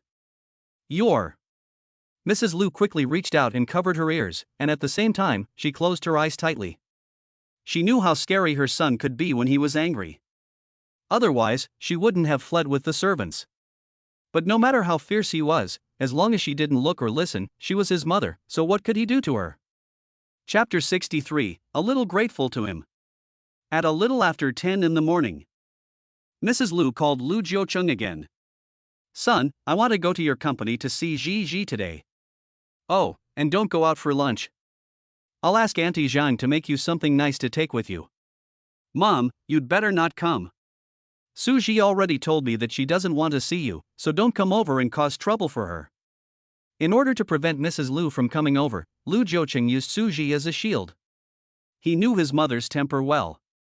If she came to the company twice, he knew that his relationship with Suji would be exposed. After hearing what Lu Jiuqing said, Mrs. Lu felt a little sad. She didn't expect that because of that incident, Suji would hate her. But she didn't mean any harm. She really liked her and wanted her to be her daughter-in-law, so she did something to the two of them. But when she thought about it, she realized that she had indeed gone too far. She only cared about her own preferences, but did not consider whether the two of them liked each other, and she forced them to get together. If she were in their shoes, she might also be angry. After Mrs. Lu had figured it out for herself, she gave up the idea of going to the company to see Suji. But she felt sorry for herself and for Suji. If this doesn't work out, she's just wasted a young lady's life on her son. No, when Jojo comes back, she's going to make him give Su Yata some compensation. After work that night, Suji deliberately asked Lu Jiuqing to go to the supermarket with her. Lu Jiuqing used to live alone in the celebrity apartment, and he never cooked, so there was no rice in the kitchen, let alone the pots and pans needed for cooking. Suji has not been able to eat a single bite of food from outside recently, so she thought about making some meals at home that she would like to eat. There were so many things missing from the kitchen that it was impossible to buy everything at once. Suji could only buy the most necessary things. Then she bought some vegetables and rice and flour and spices and went home. Suji never imagined that the usually cold Lu Jiuqing would be so patient when doing these chores, helping her bring in and put away each item, making Suji feel much more relaxed. Mr. Lu, I'm going to make some millet porridge. If you don't want to eat it, you can call them to deliver food now, and we can eat it together later. No, I'll just eat whatever you make. Suji shook her head helplessly, thinking that he was such a big man and would definitely not be full on just porridge. She really didn't have the energy to make anything else. Recently, she not only had no appetite, but also felt very tired all the time. She had no choice but to cook a few more eggs for him to fill his stomach. Suji also added a few large red dates to the millet porridge. The sticky, golden millet porridge smelled especially sweet because of the dates. Finally, Suji fried a plate of water spinach and a plate of cucumber salad. When the meal was served, Lu Jiuqing ate quite a lot. Not only did he eat a large bowl of porridge, but he also ate 2 boiled eggs. Suji was so happy to see him eating well that she also forced an egg into his mouth. By the time Suji finished cleaning up the kitchen, Lu Jiuqing had already taken a shower. Go take a shower and come up to rest. Hearing him say that, Suji thought he was hinting at something, and she couldn't help but dawdle while taking a bath. She really didn't want to, both physically and psychologically. After she finished showering, she slowly dried her hair and finally had nothing else to do, so she had to walk over to the bed. When Suji lay down on the bed, she deliberately kept some distance from Lu Jiuqing. When he saw that she was so far away from him, he stretched out his long arm and scooped her up. Mr. Lu, I'm sleepy. I want to sleep. Suji closed her eyes and pretended to be too sleepy to open them. Lu Jiuqing gently kissed her smooth forehead. Okay, then go to bed early. Lu Jiuqing's voice was low and sounded very sexy. Suji didn't expect him to be so easy to deal with. For so many days, he had never once gone against her wishes. At most, he would take her into his arms and hold her while they slept. She suddenly felt grateful to him. This man had been crazy and had ignored her life and death, but since Chinchin's death, he knew she was in a bad mood and had never forced her. Suji thought of his past, when he was never satisfied, and he must have been very uncomfortable these days. Such a man who can take care of a woman's emotions, I wonder which woman will end up being his wife and which woman will be his lifelong companion. Suji suddenly felt very envious of the woman who would become Lu Jiuqing's wife. She thought she would be very happy to marry such a husband. Although Suji's diet was poor, her sleep was surprisingly good, and she slept through the night again. Suji saw Lu Jiuqing still sleeping, so she quietly sat up in bed. When she was getting dressed, her arm accidentally touched her chest, and her breasts suddenly felt like they were bursting with pain. It was as hard and painful as when she was a young girl and her breasts were just developing. Suji suddenly felt a tightness in her heart. What was wrong with her? Could it be that she had developed a breast disease? So she thought, and reached out to touch the other side. The pain came again, and both sides were equally hard and painful. Suji carefully dressed herself, trying to avoid touching her breasts. When she got up from the bed, she realized that her lower abdomen was also in pain. She thought to herself that she must be having her period. She calculated the days and realized that it had been 2 days. What was going on? In the past, her monthly period was always on time, and she had never experienced menstrual pain. What was wrong with her today? Chapter 64. Suji is pregnant. Suji used her lunch break to go to the pharmacy and buy an electronic pregnancy test. At the company, she wanted to go to the bathroom several times to test, but she was afraid of being seen and held back. When she was leaving work that evening, Lu Jiucheng told her that he had a dinner appointment and would not be back for dinner, which was convenient for Suji. As soon as she got home, she went straight to the bathroom, took out the pregnancy test, collected some urine in the urine cup, opened the pregnancy test, put it in for 20 seconds, closed the lid, and then put it aside. According to the instructions, the process of the reaction takes 3 minutes, and after 3 minutes, you can see if you are pregnant. Suji sat on the toilet, her heart burning with anxiety. Every minute and every second was a torment for her. Not knowing whether the 3 minutes had passed, she summoned up the courage to take a look at the pregnancy test. The 2 bright red lines stabbed her eyes. Her heart suddenly tightened, and she couldn't believe it as she looked at the pregnancy test again and again, then closed her eyes in despair. She was pregnant. How could she be pregnant? She had taken the pill every time before, and Lu Jiucheng had used a condom, so how could she be pregnant? Suji couldn't figure it out no matter how hard she thought about it. She returned to the bedroom in a daze, not even wanting to eat, and fell directly onto the bed. She couldn't figure out what she had done wrong. At this time, her phone rang. When she went to get it, she found the bottle of contraceptives on the bedside table. This was the one he took out of the car the day after she agreed to be his lover, in case of an emergency. Suji picked it up and looked at it. When she saw the expiration date, she couldn't help but stare. The pill had expired more than a month ago. Counting the days, the night she spent with him in the underground garage was just barely a month. Oh my god, why did he give her expired contraceptives? Didn't he know that the pills were expired? This has caused her a lot of trouble. Suji threw the bottle of contraceptives into the trash can angrily. She was upset, anxious, and scared, and after wiping away her tears for a while, she fell asleep without realizing it. In her sleep, she saw Chinchin again. He was standing in the sunlight, smiling brightly, and when he saw her, he ran towards her. "Auntie, shall I come back and keep you company? Do you want me to come back and keep you company?" Of course, Auntie hoped that Chinchin would stay by her side. Suji held Chinchin tightly in her arms and kept kissing his little face and neck. Chinchin giggled in her arms, looking healthy and beautiful. In her dream, she didn't remember that Chinchin was no longer there. She held his soft little body and could feel his warm body temperature and even breathing. She couldn't help but laugh along with him. Just as she was laughing, Suji suddenly felt a large hand reach out and hold her. She was suddenly awakened. "Did I wake you up? Were you dreaming something nice and laughing so happily?" Lu Jiucheng asked in her ear. "I was dreaming about Chinchin." Suji was a little annoyed that such a warm dream had been interrupted by Lu Jiucheng, otherwise she could have played with Chinchin for a little longer in her dream. Lu Jiucheng saw that she looked a little depressed, so he thought she was unhappy that he had woken her up, and he gently patted her back. "Sorry, go back to sleep."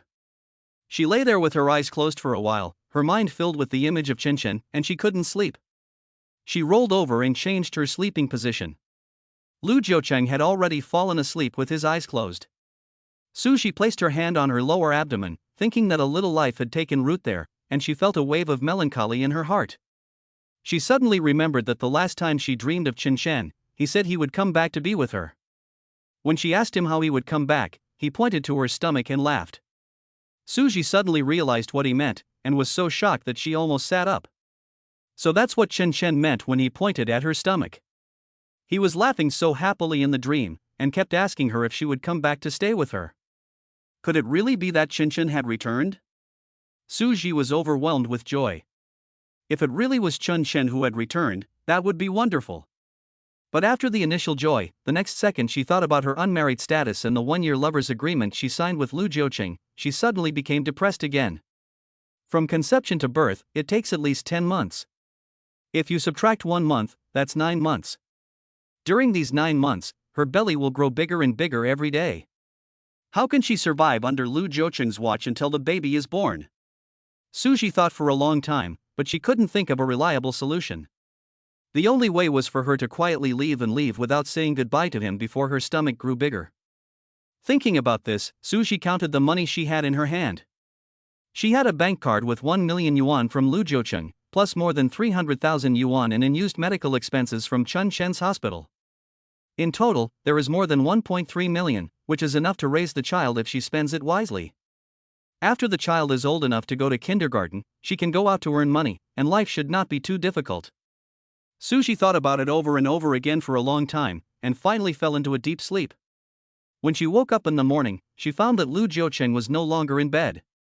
She sat up in bed and picked up her phone to check the time, only to find that the bottle of birth control pills had returned to the bedside table.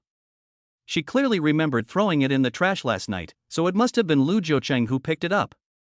As she was about to throw it away again, Lu Jiucheng pushed open the door and walked in. "I threw it away, why did you pick it up again?" Suji was angry because the expired pills had caused her to become pregnant, so her tone was obviously not very good. Lu Jiucheng looked at her and for a moment was not quite used to her. She had always been gentle and soft in front of him, never losing her temper. "What was going on today? I thought you accidentally dropped it in. Besides, the garbage bag is new and hasn't been filled yet.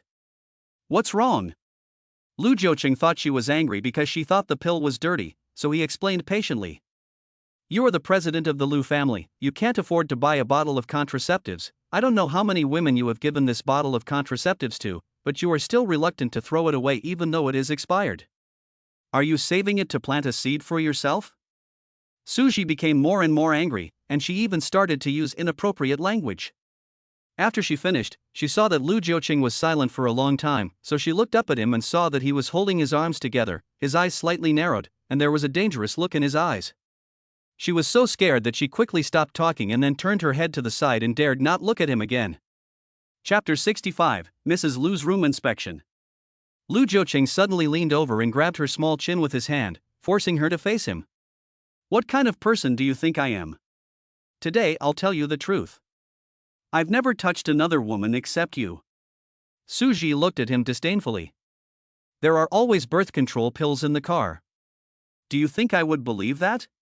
Lu Jiucheng suddenly burst out laughing. This was where she was angry.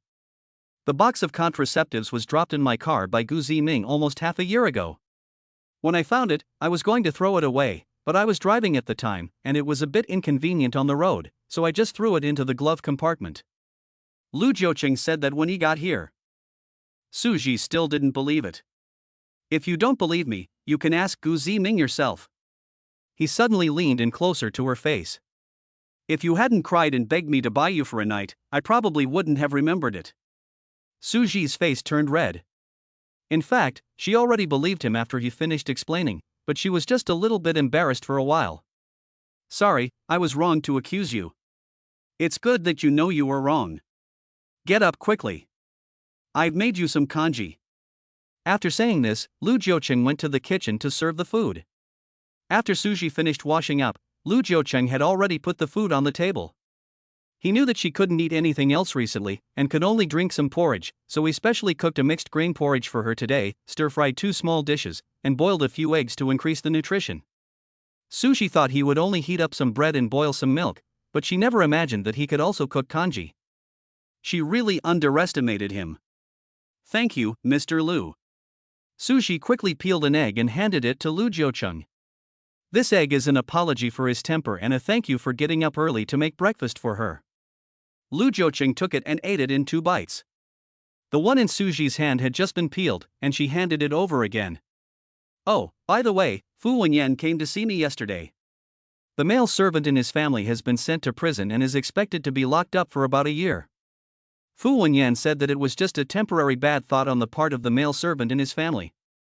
"He apologized to me again, asked me to forgive him, and said that he would give you a sum of money as compensation." Lu Jiucheng looked up at Suji and saw that she had no reaction, so he continued. "I actually already had someone investigate what happened that night at the Fu's. After Fu Shuiying got you drunk that night, she had the maid take you back to your room, and then she had the maid go to the kitchen and call Wang Hu over. As for what was said, Wang Hu is now in jail, and Fu Shuiying will definitely not admit it, so I don't know. But I think Wang Hu must have been arranged by Fu Shuiying, so now I want to ask for your opinion on this matter. Do you think we should accept the Fu family's compensation and let it go, or should we let the Fu family and Fu Shuiying get the punishment they deserve? Suji thought for a moment and replied, Mr. Lu, you should handle this matter as you see fit. After all, I am now your subordinate, and I don't lack that little bit of money to spend. You can handle it however you like, and I have no objection. The reason Suji said this was mainly because she was in a drunken state at the time and had no feelings about the incident. If Lu Jiucheng hadn't told her, she still wouldn't know. Lu Jiucheng paused for a moment with his chopsticks in his hand, and then said, okay, I know. After dinner, Suji cleaned up the dishes and Lu Jiucheng picked up his phone and was about to make a call when there was a knock on the door. Suji had just walked into the kitchen. Who was knocking so early? She quickly put the dishes in the sink and came out to open the door, but was stopped by Lu Jiucheng. Lu Jiucheng looked through the peephole and was shocked to discover that the person knocking on the door was his mother. He whispered to Suji, my mother is here. You better hide. Ah. Suji was scared and hurriedly spun around, finally diving into the kitchen. Mrs. Lu had a lot of things in her hands and knocked on the door for a long time. When she saw no one open the door, she thought that no one was home and had to put the things she was carrying on the ground first. Then she took out a key from her bag. She had asked Lu Jiucheng for this key a long time ago, so that she wouldn't be locked out when she came over. Although she had had the key for a long time, this was the first time she had used it. She had only been here twice before, and both times she had come with Lu Jiucheng, so Lu Jiucheng had never thought that his mother would suddenly come over so early in the morning.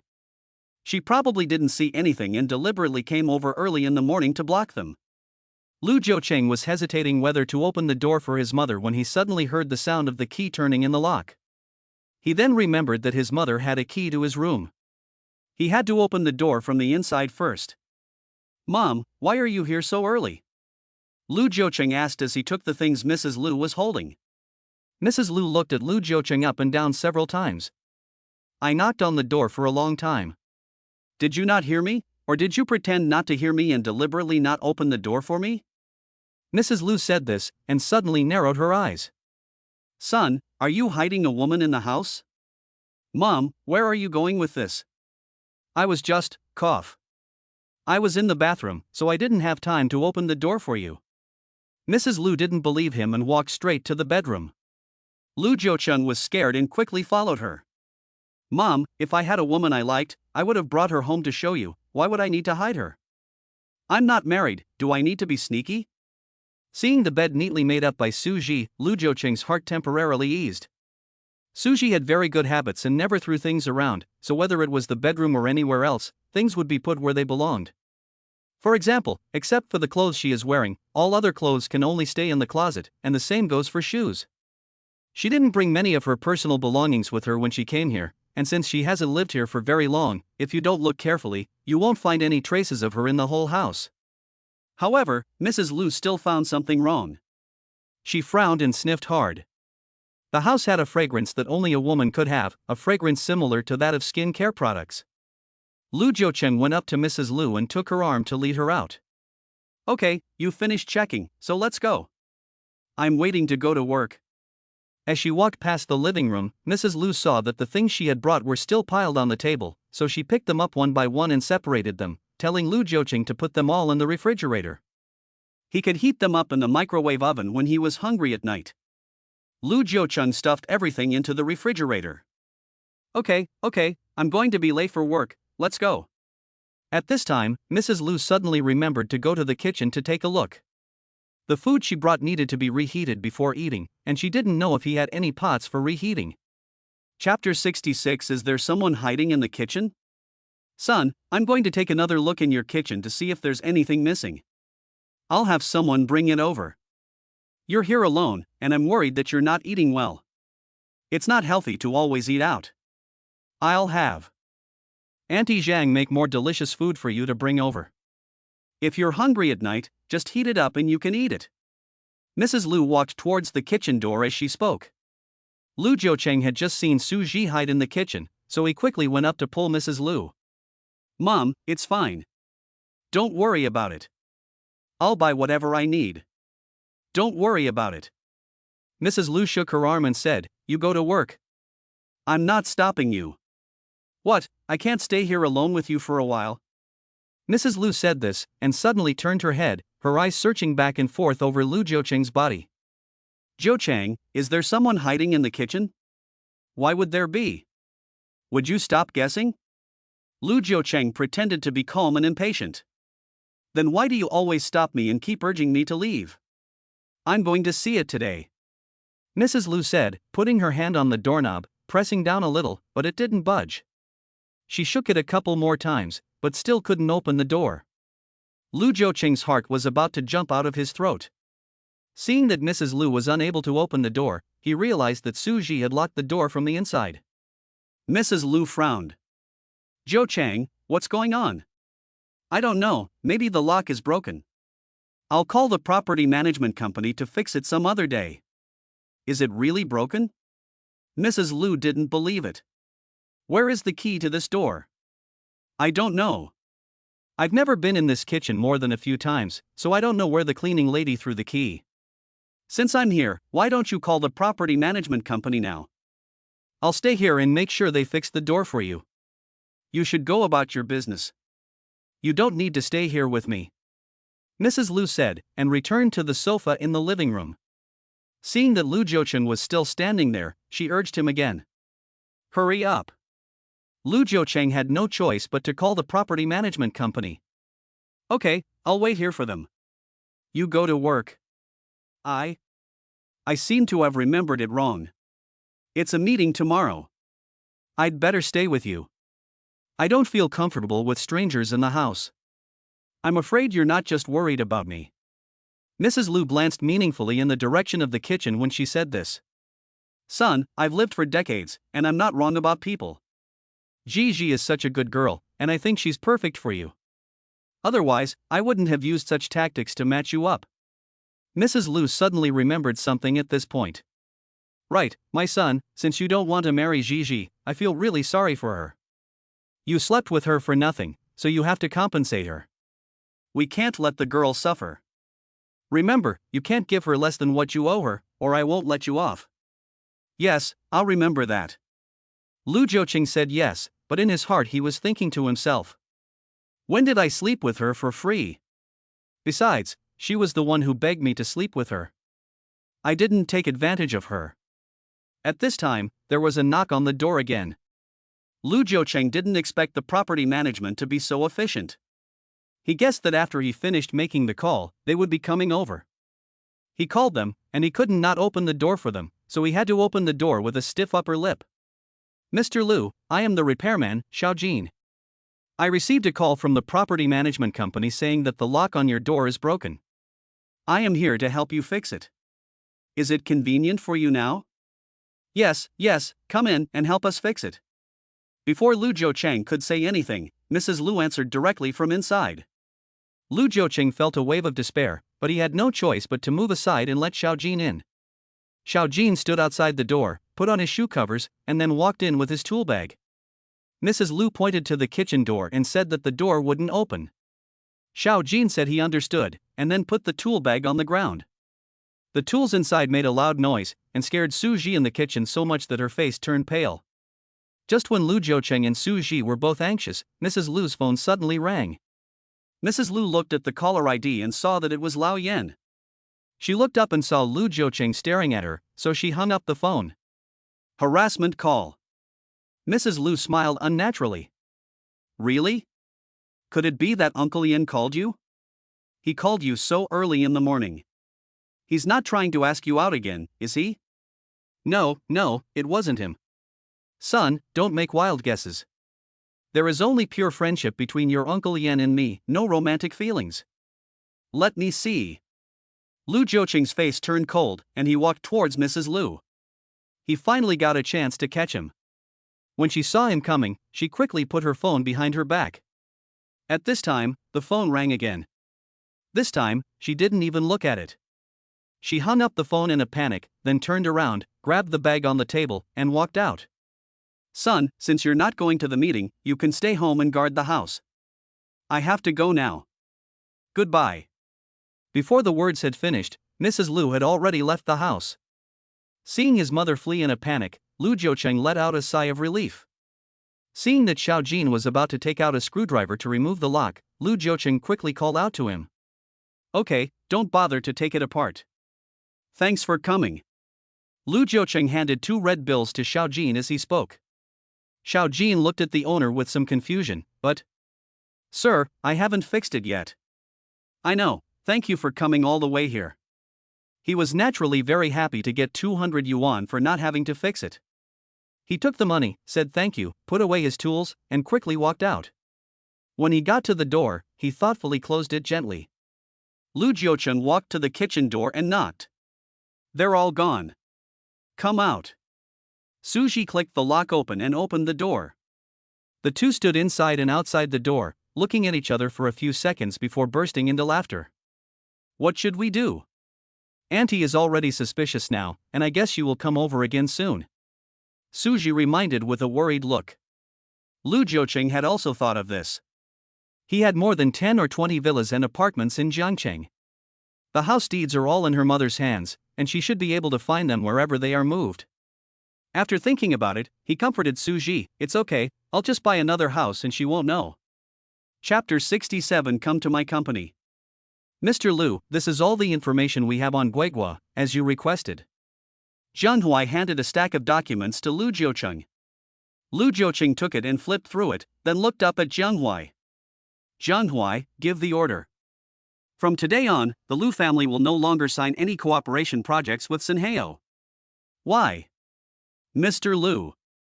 Zhang forgot his identity in a hurry and asked out of turn. Lu's company has been cooperating with Sinheo for many years, and everyone has always been in a win-win situation. If they don't cooperate with Sinheo technology will definitely be hit hard, but Lu's company will not get any benefits, and it may even be affected. Lu Jiucheng gave him a cold stare. Does the president of this company have to consult you on matters that I decide? No, Mr. Lu, I didn't mean that. Zhang was so scared that he quickly explained, and he didn't dare to say another word. Go and execute it. Lu Jiucheng looked at Zhang, who was still standing there, and said unhappily. Yes, Mr. Lu. Zhang quickly retreated. After leaving the president's office, he stood at the door and thought for a long time, unable to figure out why the president would make such an unwise decision. Sinheo and Lu's are 2 major business giants in Jiangcheng. The 2 companies have always maintained a stable cooperative relationship, mutually benefiting each other and seeking common development. If they no longer cooperate from now on, it can only be said that they will hurt themselves by 800 while injuring the enemy by 1,000. He didn't need to remind him of this, but he wondered why he had suddenly made such a decision. Did someone from Sinheo offend him? Forget it. After all, he is only a secretary, so he can only obey in the end. If he says too much, he will be scolded. Why think so much? He is just doing a job and getting a salary. He will do whatever the president tells him to do. Thinking about this, Zhang quickly took the elevator down to convey the president's instructions to the Lu family. Lu Jiucheng sat in his office, leaf by leaf, reading the information that Zhang had collected about Zhang Ting. He had to praise Zhang, who had really gone into great detail, even getting photos of Zhang Ting from every school she had attended. Looking at Zhang Ting from elementary school to high school graduation, Lu Jiucheng smiled. He seemed to see the little girl who followed him around all day calling him Brother Mao Mao. If she was still the same little girl from before, he wouldn't mind having another sister. He picked up his phone and dialed Zhang Ting. Hello, Mr. Lu. As soon as the call was connected, a beautiful female voice came from the other end. Guagua, let's have lunch together. Send me your location, I'll come pick you up. Okay, Mr. Lu. After the call, Zhang Ting excitedly walked around the room several times, then quickly sent a location to Lu Jiucheng. She was so excited that she called Zhang Qin again. Hey, Sister Qin, Mr. Lu asked me to have lunch with him today. Do you think he has already acknowledged me in his heart? You are Guigua, whether he recognizes you or not. Remember that you are the little sister he loves, so try to act as calmly as possible in front of him, and don't call him Mr. Lu all the time. This will create a distance between you. Sister Qin, what should I call him? Call him brother. In the orphanage, Guigua always called him brother. Just call him brother. It will make you seem closer. Besides, don't men like it when women call them brother? Okay, Sister Zhang, I'll remember that. Zhang Qin is indeed Zhang Qin. Zhang Ting can't help but admire her. After about 40 minutes, Zhang Ting received a call from Lu Jiucheng. She quickly checked herself out in the mirror again, then grabbed her bag and headed downstairs. Lu Jiucheng looked at the place, not far from the small house that Suji rented. Guigui really lived in a place like this. It seems that she is not living an easy life. It is true that a child who has not even finished university and whose adoptive parents have died one after another, how can her life be good? If she is willing to accept his help, he is happy to improve her living standards. At this time, Lu Jiucheng saw Zhang Ting walking out of an alley, so he pushed open the car door and got out. When Zhang Ting saw him, a smile immediately appeared on her face, and the dimples that appeared made her look even sweeter. Lu Jiucheng watched her walk quickly towards him with a sweet smile on her face. Somehow, he suddenly remembered the scene of the little sister crying her heart out behind the car when he left the orphanage, and his heart inexplicably ached. He had finally found the little sister he had been looking for so many years, and he should cherish their fate. Lu Jiucheng drove to a high-end restaurant, ordered some food, and then asked Zhang Ting where she worked. Zhang Ting said with some embarrassment, "I don't have a job right now because I didn't go to college. I used to work in the service industry, but recently my boss felt that business was bad and laid off some people. I was one of them." At this point, Zhang Ting suddenly smiled awkwardly at Lu Jiucheng. "But, Mr. Lu, don't worry, I've been looking for one recently. If there's a suitable one, I'll go to work right away. Then come to my company, we are in need of people." "Mr. Lu, I don't think I can." Zhang Ting's heart started pounding. Lu Jiucheng looked at Zhang Ting's somewhat self-doubting expression and said firmly, "It's settled. Come to the company tomorrow to report for work. By the way, I'll send someone to pick you up." "Mr. Lu." Zhang Ting looked embarrassed. "Right, Guigua, you used to call me brother, can you stop calling me Mr. Lu in the future? It sounds very formal, except in the company." "Okay, brother, brother." Before coming here, Zhang Qin had already told her not to call Mr. Lu, but she still felt a little embarrassed. Now that Mr. Lu had asked her to do so in person, she felt no embarrassment. After calling him brother, Zhang Ting looked at Lu Jiucheng with embarrassment, only to find that he was also looking at her. His beautiful eyes radiated a soft light. It was a far cry from the cold and distant look he had when she first met him. At the moment, his eyes were full of friendly signals, and Zhang Ting felt a burst of joy in her heart. She knew that this Lu de president had already recognized her from the bottom of his heart. "When we were in the orphanage, you always called me brother. Do you remember?" Lu Jiucheng had wanted to say that she had always called him brother Mao Mao in the orphanage, but the words brother Mao Mao were swallowed back down his throat. "Brother, I'm sorry, I don't remember many things because when I was young, I had a high fever and developed encephalitis. Fortunately, I was saved in time and was able to survive, but since then, I don't remember many things from my childhood."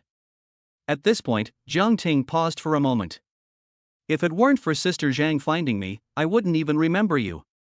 Hearing Zhang Ting say this, Lu Jiucheng felt sorry for what happened to her when she was young, and regretted that she could not remember the brother-sister relationship they had cultivated in that special environment. "It's okay, as long as I remember.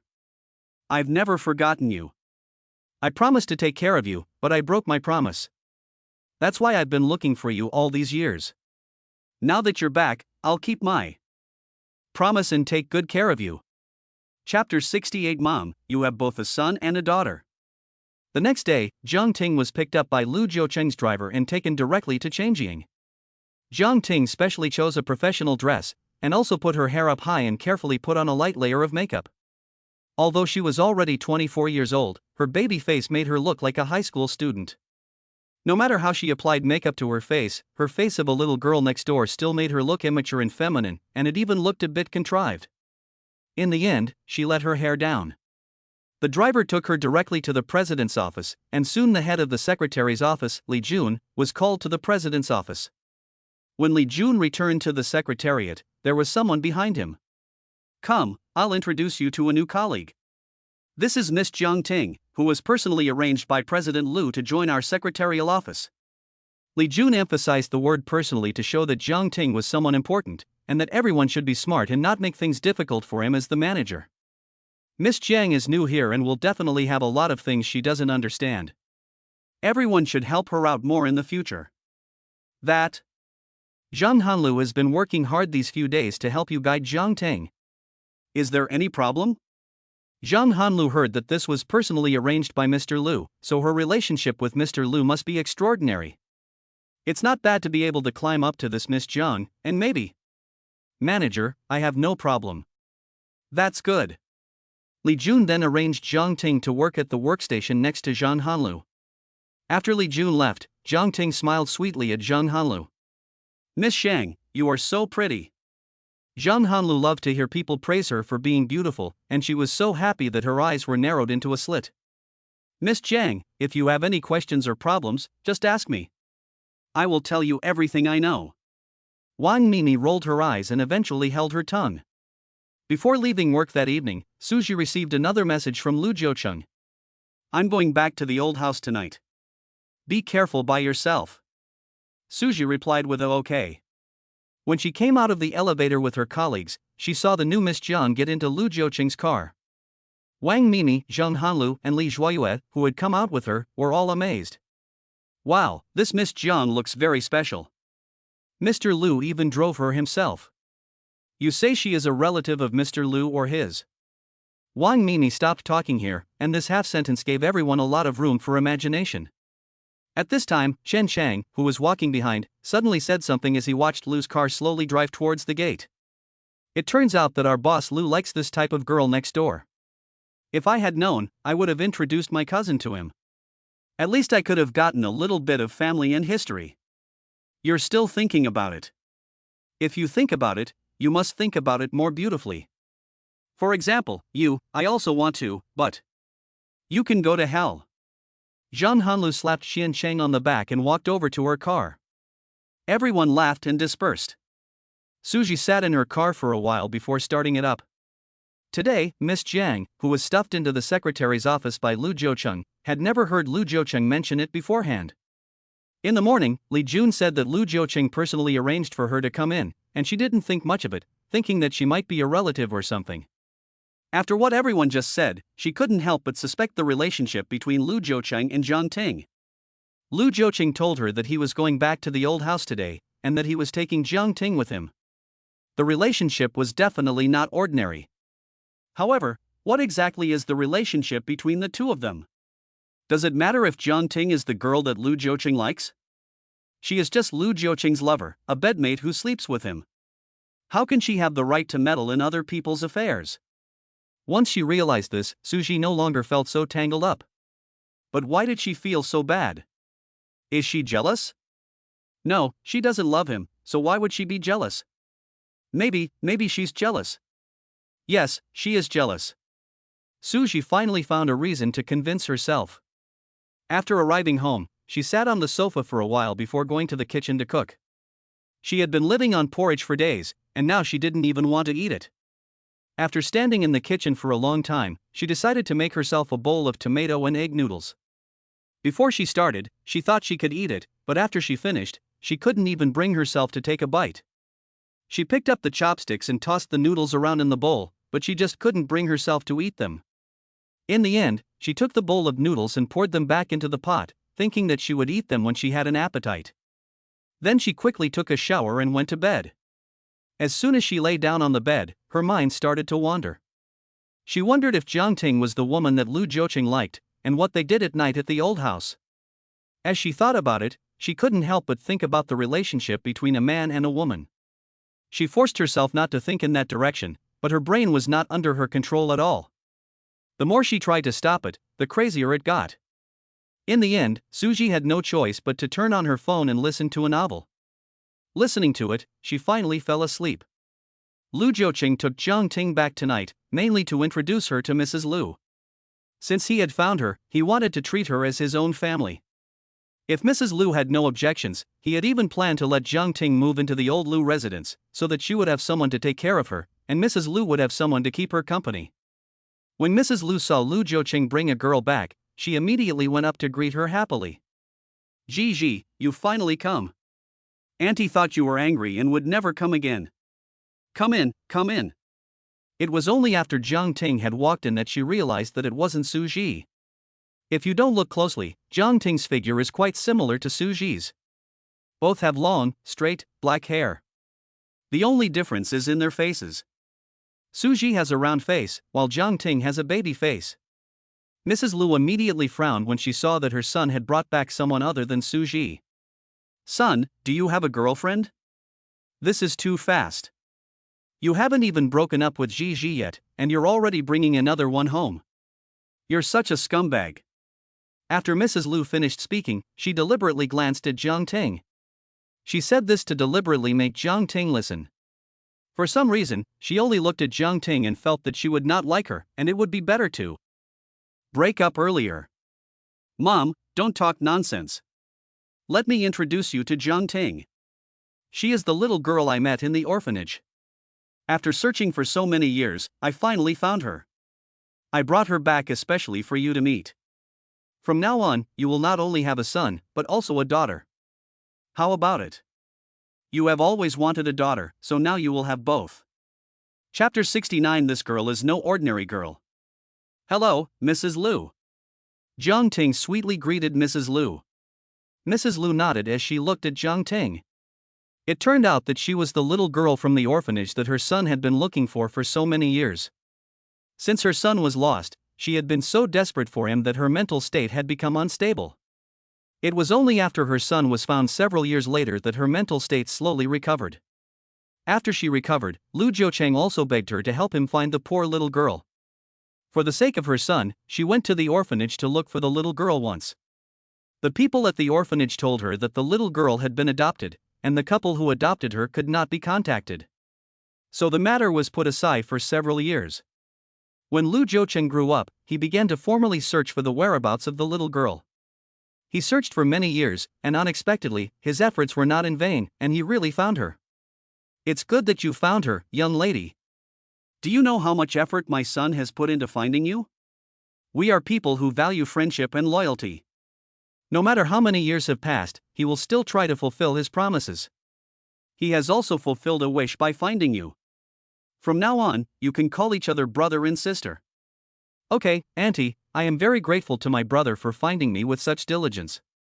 My brother is busy at work, so he must have very little time to take care of you. In the future, I will spend more time with you, even if it is to show my brother's filial piety to you. Mrs. Lu nodded, and then Auntie Zhang and Auntie Wang began serving the food. After the dishes were served, Mrs. Lu said, "Let's eat." Lu Jiucheng picked up a chopstick and first gave Mrs. Lu a piece of fish, while Jong Ting quickly put on a pair of disposable gloves, peeled a shrimp and put it in Mrs. Lu's bowl. Thank you. Mrs. Lu was satisfied with Jong Ting's performance. Lu Jiucheng had been observing his mother's expression and saw that she finally had a smile on her face, so he quickly picked up a chopstick and put some food in her bowl. Mom, Guigui is living alone on Donghai Road. You know the environment there is not very good. I want to ask if it is possible for Guigui to move here to live with you. This way, not only will Guigui have someone to rely on, but you will also have someone to keep you company. Mrs. Lu swallowed her food and looked at Jong Ting. Would you like to keep me company, an old woman like me? Madam, you are not old. You are not only not old, but also very young and beautiful. Madam, I was abandoned by my parents when I was young, and my foster parents are no longer alive. I especially envy children who have a mother. As long as Madam does not despise me, of course I am willing. I am just worried that I will cause trouble for Madam. No trouble. Before Mrs. Lu could say anything, Lu Jiucheng replied. Mrs. Lu glanced at her son and then used her chopsticks to stir the food in her bowl. Then move in. We have plenty of room here. One more person won't make a difference. In fact, Mrs. Lu didn't really welcome Jong Ting moving in. She liked to be alone, but this topic was brought up by Lu Jiucheng, so she couldn't refuse her son this favor. After all, there are servants in the house, so she doesn't have to worry about eating, drinking, going to the bathroom, or anything else. She can live here if she wants to. Thank you, madam. Jong Ting stood up and bowed to Mrs. Lu, and when she was about to bow to Lu Jiucheng, he quickly stopped her. It's fine. We're family now, so there's no need to be so formal. After dinner, Mrs. Lu asked Lu Jiucheng if he was staying the night or going back to his place. Mom, since I'm back, of course I'm going to stay here and keep you company. Why aren't you happy to see me? Mrs. Lu didn't say anything, but instead asked Auntie Jean to prepare a room on the first floor for Jong Ting to stay in. Lu Jiuqing seemed to understand why his mother had just asked him if he was leaving. He didn't know what his mother was guarding against. He really treated Jong Ting as a younger sister, so why would he have any thoughts of that kind for her? Lu Jiuqing also didn't quite understand his mother. Why did she insist on making Suji her daughter-in-law as soon as she saw her, but when she saw Jong Ting, she was on guard? After Lu Jiuqing and Jong Ting had chatted with Mrs. Lu for a while, Mrs. Lu excused herself as she was tired and went back to her room first. Lu Jiuqing also quickly got up and told Jong Ting to go to bed early. Mrs. Lu heard from the other side of the door that the two had returned to their rooms, and she then went to bed with peace of mind. She didn't know why she was so worried that her son and this Jong Ting had something going on. This girl seems to be a kind and innocent person, harmless to people and animals, but the brilliance that occasionally slips out of her eyes makes Mrs. Lu feel very uncomfortable. She is different from Suji. Suji's eyes are pure, and no matter when you look into her eyes, they are always pure and clean, so clean that you can't help but feel sorry for her and want to be good to her unconditionally. Mrs. Lu believed that her judgment was correct, and Suji deserved the kindness of others. But this Jong Ting is not as simple as she seems. Mrs. Lu feels that she is wearing a mask, and everything is fake. She has a sweet baby face, and it's easy to deceive a straight man like Lu Jiuqing. She has to keep an eye on her for her son, and she can't let her make waves. Back in the bedroom, Jong Ting looked at the luxurious bathroom and smiled happily. She couldn't help taking out her phone and taking a few selfies to post on her WeChat moments. Before posting, she deliberately blocked out Lu Jiuqing, Zhang Qin, and Yang Yu. The caption was, "Do you believe that Cinderella can also become a princess?" Soon, she received several messages in her circle of friends. Wow! Did you hook up with a rich second-generation heir? Is this a rich man? No wonder she doesn't go to class anymore. Is she a princess or not? Jong Ting was flipping through the messages, admiring or jealous of others, when suddenly another message came in. It's been played out, but there's still a rich second generation picking it up. I've learned a lot today. Chapter 70, Misunderstanding. After seeing this obscene message, Jong Ting was so scared that she quickly deleted the circle of friends and then found the person and put him on the blacklist. She had forgotten her former identity in her excitement. No, she had to make a clean break with her old self, stay away from the people and things she had been involved with, and start over. Tomorrow she will cancel the account and apply for a new phone number. The next day, after Jong Ting got off Lu Jiuqing's car, she deliberately walked into the elevator with Lu Jiuqing, laughing and talking loudly, which made the staff of Chinchin take another big surprise. When Jong Ting walked into the elevator with small steps and gently pulled Lu Jiuqing's sleeve, everyone was shocked and their eyes widened. Oh my god, is their CEO Lu in love? His little girlfriend is so sweet. It turns out that Mr. Lu likes this kind of sweet-looking girl. Of course, there are many female employees at Chinchin who secretly admire President Lu. The entire Chinchin is in mourning, and the sound of heartbreak can be heard everywhere. Their boss Lu has a girlfriend, and they won't even have the space to imagine it anymore.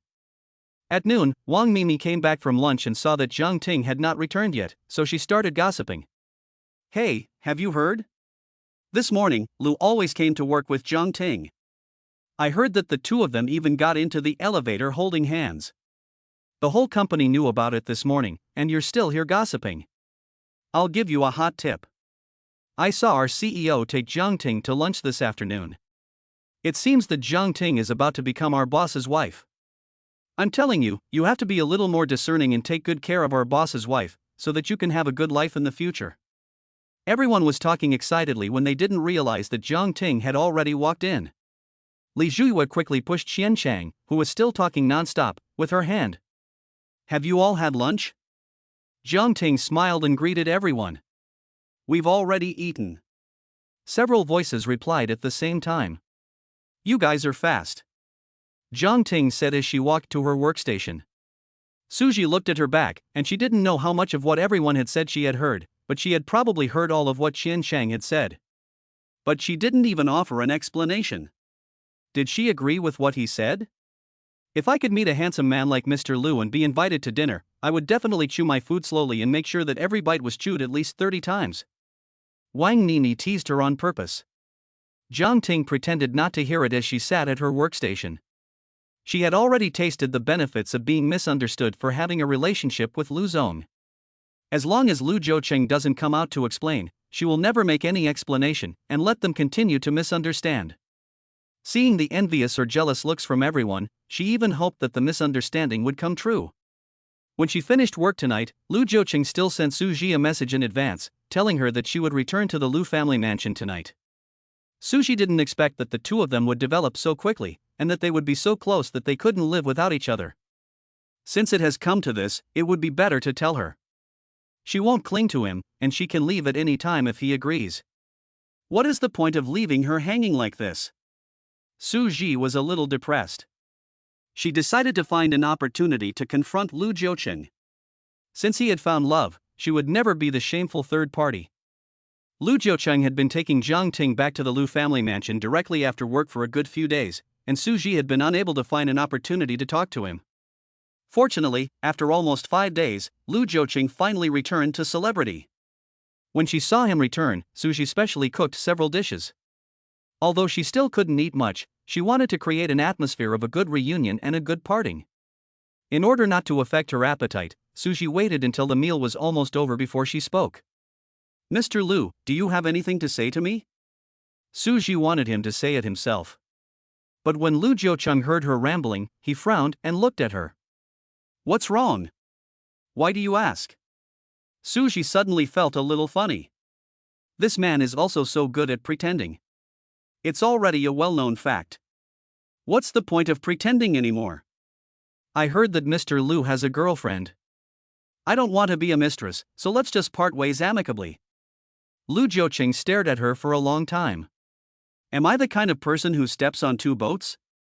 Suji suddenly didn't want to talk to him anymore, and she felt a little disgust for him from the bottom of her heart.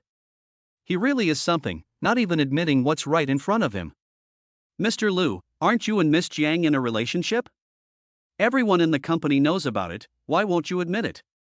You think I'm in love with her too?"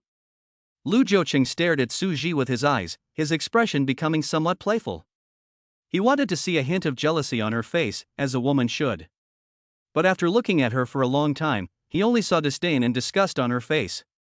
As soon as Suji opened her mouth, he already guessed what she was going to say to him, because Jiang Hui had already told him about the rumors in the company about him and Jiang Ting. He had just pretended not to understand what Suji was saying, wanting to see how she would react to the situation and whether she would become jealous. He immediately turned cold. "Jiang Ting is my sister whom I have been looking for many years. I only treat her as my sister, a real sister. Don't make wild guesses here." "Sister?" Suji looked up at Lu Jiucheng, her eyes full of confusion. "I lost her when I was a child. Jiang Ting is a little sister I met in the orphanage. I promised her that I would take good care of her, but I broke my promise. Later, when I went to look for her, she was gone. I never gave up, and now that I have finally found her, I want to make up for the promise I made to her. It's as simple as that." After saying this, Lu Jiucheng got up with some emotion and left the table. Suji sat there in a daze for a long time. When Mrs. Lu had a seizure that time, Lu Jiucheng had mentioned to her that he had been lost as a child. She thought he was just saying that he had lost it temporarily, and she never imagined that he had actually been in an orphanage. Just now, Lu Jiucheng said that he recognized Jiang Ting as his sister in the orphanage. She felt so familiar with it. During the time she spent in the orphanage, she also had a brother who took care of her every day and protected her from being bullied by other children. Especially when it thundered and rained, he would hold her in his arms and pat her back gently to make her fall asleep quickly. If Lu Jiucheng hadn't said that he had found his little sister from that time, she would have thought that Lu Jiucheng was talking about her. Chapter 71, She once had a brother who loved. Horror. How lucky it is that after so many years, Lu Jiucheng was able to find the sister he had always wanted to protect. She wondered how her brother was doing now. The day he was taken away by his family, she remembered him leaning against the car window, waving at her and saying something, but she didn't hear a word. She just ran after the car, crying and shouting. Ever since she was abandoned, she had regarded her brother as her own family. Every day, as soon as she opened her eyes, she would go looking for him, even if she didn't eat or drink. Only when she saw him could she calm down. The little, helpless girl took him as her only support, her only hope. She trusted him unconditionally, and only him. After her brother left, she was still young and could not understand much. She was paranoid that her brother had abandoned her. The trauma of being abandoned had not yet healed, and she was abandoned again. Her heart died, so she never wanted to think of him again and deliberately forgot him in those sad years. The day he left was very sudden. All she knew was that he told her that day with red eyes that she should be brave and strong in the future, and that if she was really scared when it thundered, she should close her eyes and cover her ears. He also said that she should grow up quickly, and that when she grew up, she would no longer be afraid of thunder. She still remembers that she was being a brat and said to him, "No, I'll still be scared when I grow up. I want my brother to hold me. When he grows up and gets married, he won't be able to hold you anymore, so you have to learn to take care of yourself." She blushed and said shamelessly, "Then when I grow up, I'll be your wife, so you can always hold me." He patted her little head, laughed at her with red eyes, said she was not shy, and reached out to pinch her little nose. As they were talking, 2 adults came over, followed by the orphanage staff. Then her brother told her that he had to go with the 2 uncles to take care of some business. She didn't want to go, but the orphanage staff told her to stand there and wait. At first, she stood there and didn't dare to move. Later, when she saw the orphanage's gate slowly opening and a car parked at the gate, she seemed to have a premonition of something and ran to the gate as fast as she could. By then, her brother had already gotten into the car. She saw the car door close, and then her brother waved at her from inside the car, his mouth moving as if he were saying something. She ran as fast as she could, trying to catch up with him and stay with him, but in the end she fell down and was caught by the nurse who was chasing after her. The orphanage gate slammed shut in front of her. She only felt that the door separated her from her brother into 2 worlds. The little girl once again experienced what it was like to be desperate. After her brother left, she became ill. She refused to eat or drink, had a high fever, and kept calling out for her brother to come back. She was sick for more than half a month, and then gradually got better. But the little girl was always sullen, sitting there all morning without crying or making a fuss. She heard the nurse say that she might have had her brain damaged by the fever. One of the nurses, Auntie Lee, took special care of her and seemed to understand her. She would talk to her when she was free. One day, Auntie Lee asked her if she wanted to go to her home for a few days. She also had a brother at home. As soon as she heard the word brother, her eyes lit up and she nodded vigorously. Later, Auntie Lee used some method to convince the orphanage director to let her take her home. So she followed Auntie Lee to her home and saw the brother she had heard about. This brother was not the brother she had hoped for, and she was disappointed, but she didn't say anything.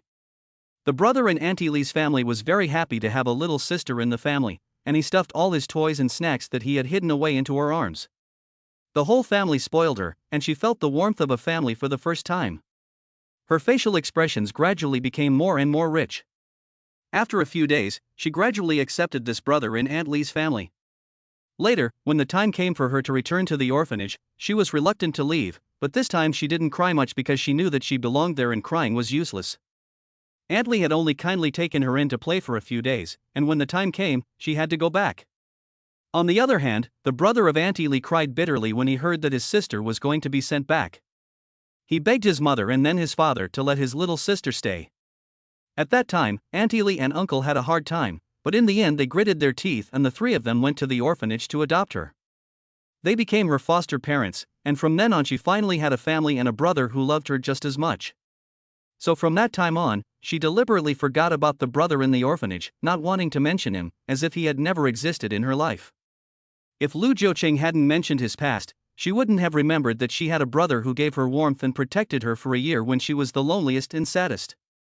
Now that I think about it, that little brother was only 7 or 8 years old at the time, so how could he possibly have the ability to take her away?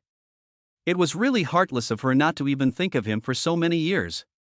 When she thought of Lu Jiuqing searching for Jiang Ting all these years, she suddenly reconciled with the pain that had been in her heart for more than 20 years. After all, he was just a child at the time, and how could a child protect another child? Time has passed so long, she sincerely hopes that he is doing well. What are you thinking? A cold voice rang out above her head. Suji turned around to see Lu Jiuqing, who had already bathed, casually wrapped in a robe, his deep eyes exploring her face back and forth. I'm not thinking about anything. Suji got up and walked into the kitchen with the bowl and chopsticks. Lu Jiuqing followed her, leaning against the kitchen doorframe. He had been standing behind her for quite some time. If he had not spoken, he believed she would still be there in a daze. Did the rumors outside make her feel uncomfortable? I'm a little worried about Jong Ting living alone outside. I want her to move into the old house so that she and my mother can take care of each other. In order to help her adapt as quickly as possible, I'll be accompanying her back to the old house for a few days. I'm sorry if I caused you any misunderstanding. I'm sorry that I didn't explain it to you in advance, causing you to misunderstand. This was the first time Lu Jiuqing had explained these trivial matters to a woman. He had never bothered to explain anything to anyone before. Okay, I understand, Suji replied while washing the dishes. She didn't expect this cold man to be so caring and considerate. He even brought Jong Ting back to the old Lu residence and arranged for her to live with Madame Lu. It seems that he really treats Jong Ting like a sister. But she felt that Jong Ting didn't want to treat him as a brother. Lu Jiuqing looked at her back and was a little stunned. This woman used just one sentence to dismiss him? Chapter 72 I will buy you a better one. Suji finished cleaning the kitchen and turned around to find Lu Jiuqing still standing there against the doorframe. She thought he had left a long time ago. I'm done. Suji hung her apron on the wall and looked at Lu Jiuqing. Lu Jiuqing straightened up and walked out. When Suji got out of the shower and went to bed, Lu Jiuqing was still leaning against the headboard of the bed, fiddling with the computer. Suji lay down on the bed and fell asleep with her back to him. Lu Jiuqing saw this and closed the computer, then slid down and reached out to hug her into his arms. Suji didn't move or say anything. Lu Jiuqing's big hands roamed over her body for a while, but when she didn't respond, he suddenly sat up in bed. Suji looked back at him and saw that his face was covered in ice. Mr. Lu, what's wrong with you? I should be asking you that. Suji immediately understood that he was blaming her. But she was pregnant, and she didn't dare to exercise with him anymore, for fear of hurting the baby in her belly. Since connecting the baby in her belly to Chinchin, Suji had made up her mind to give birth to the child in her belly. This was also another kind of consolation from Chinchin. No matter how her life turned out, she felt that it would be quite good to have a child by her side. Mr. Lu, I have a bit of a stomachache. Let's do it another day. She knew that since Chen Shen had left, Lu Jiuqing had been trying to take care of her emotions and had been accommodating her. He was in good health and had a woman lying next to him. It must have been very hard for him to endure this period of time. But she didn't dare to take the risk of having sex with him. What if she got pregnant? She thought that just avoiding it wasn't a solution. Lu Jiuqing could accommodate her for a day, 2 days, or even 10 days and a half months, but what about after that? How would she solve this problem in the future? Originally, she thought that since Lu Jiuqing and Jong Ting were lovers, she could simply ask him to dissolve the agreement and then find a place to safely raise the baby. But after all this time, it turns out that he has found a younger sister for himself. The more Suji thought about it, the more her head ached. How was she going to deal with Lu Jiuqing in the future was a headache, not to mention. What's wrong? Is it that time of the month? Lu Jiuqing's voice softened when she said she had a stomachache. No, it's just a strange pain in my stomach. Maybe I caught a cold. Do you want to take some medicine? No, a good night's sleep should do the trick. Come here. Lu Jiuqing said, and he hugged Suji's body closer to him, then placed one of his large hands on it. His hand was so big that it almost wrapped her entire lower abdomen. The palm was hot and comfortable, and Suji fell asleep without realizing it. Lu Jiuqing rested one arm on the headboard and looked at her sleeping face. He couldn't help but kiss her forehead lightly. A sudden flash of lightning lit up the room. From his many years of experience, he knew that thunder would surely follow. Lu Jiuqing quickly reached out and covered Suji's ears tightly. In her sleep, Suji responded by snuggling into his arms again, finding a comfortable sleeping position and then lying still. This suddenly reminded Lu Jiuqing of his childhood friend Guigua. Every time it rained, he would hold her ears like this, and the timid little girl would keep on burrowing into his arms. The more she burrowed, the more he felt sorry for her, and he wanted to protect her from head to toe, so that she would never be afraid again.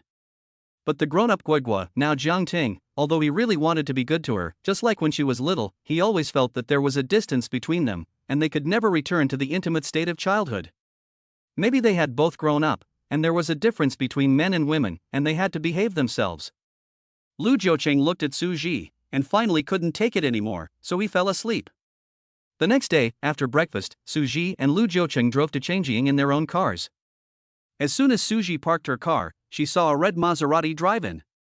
Suji looked at the car and thought it looked familiar, very similar to the one that Lu Jiucheng had bought for her, so she stood there and looked at it for a while. After Ting got out of the car, she suddenly realized what was going on. As Lu Jiucheng walked past her, he said softly, "You're too conspicuous, so I let her drive first." After Lu Jiucheng said that, he suddenly realized that he was becoming more and more fond of explaining to her.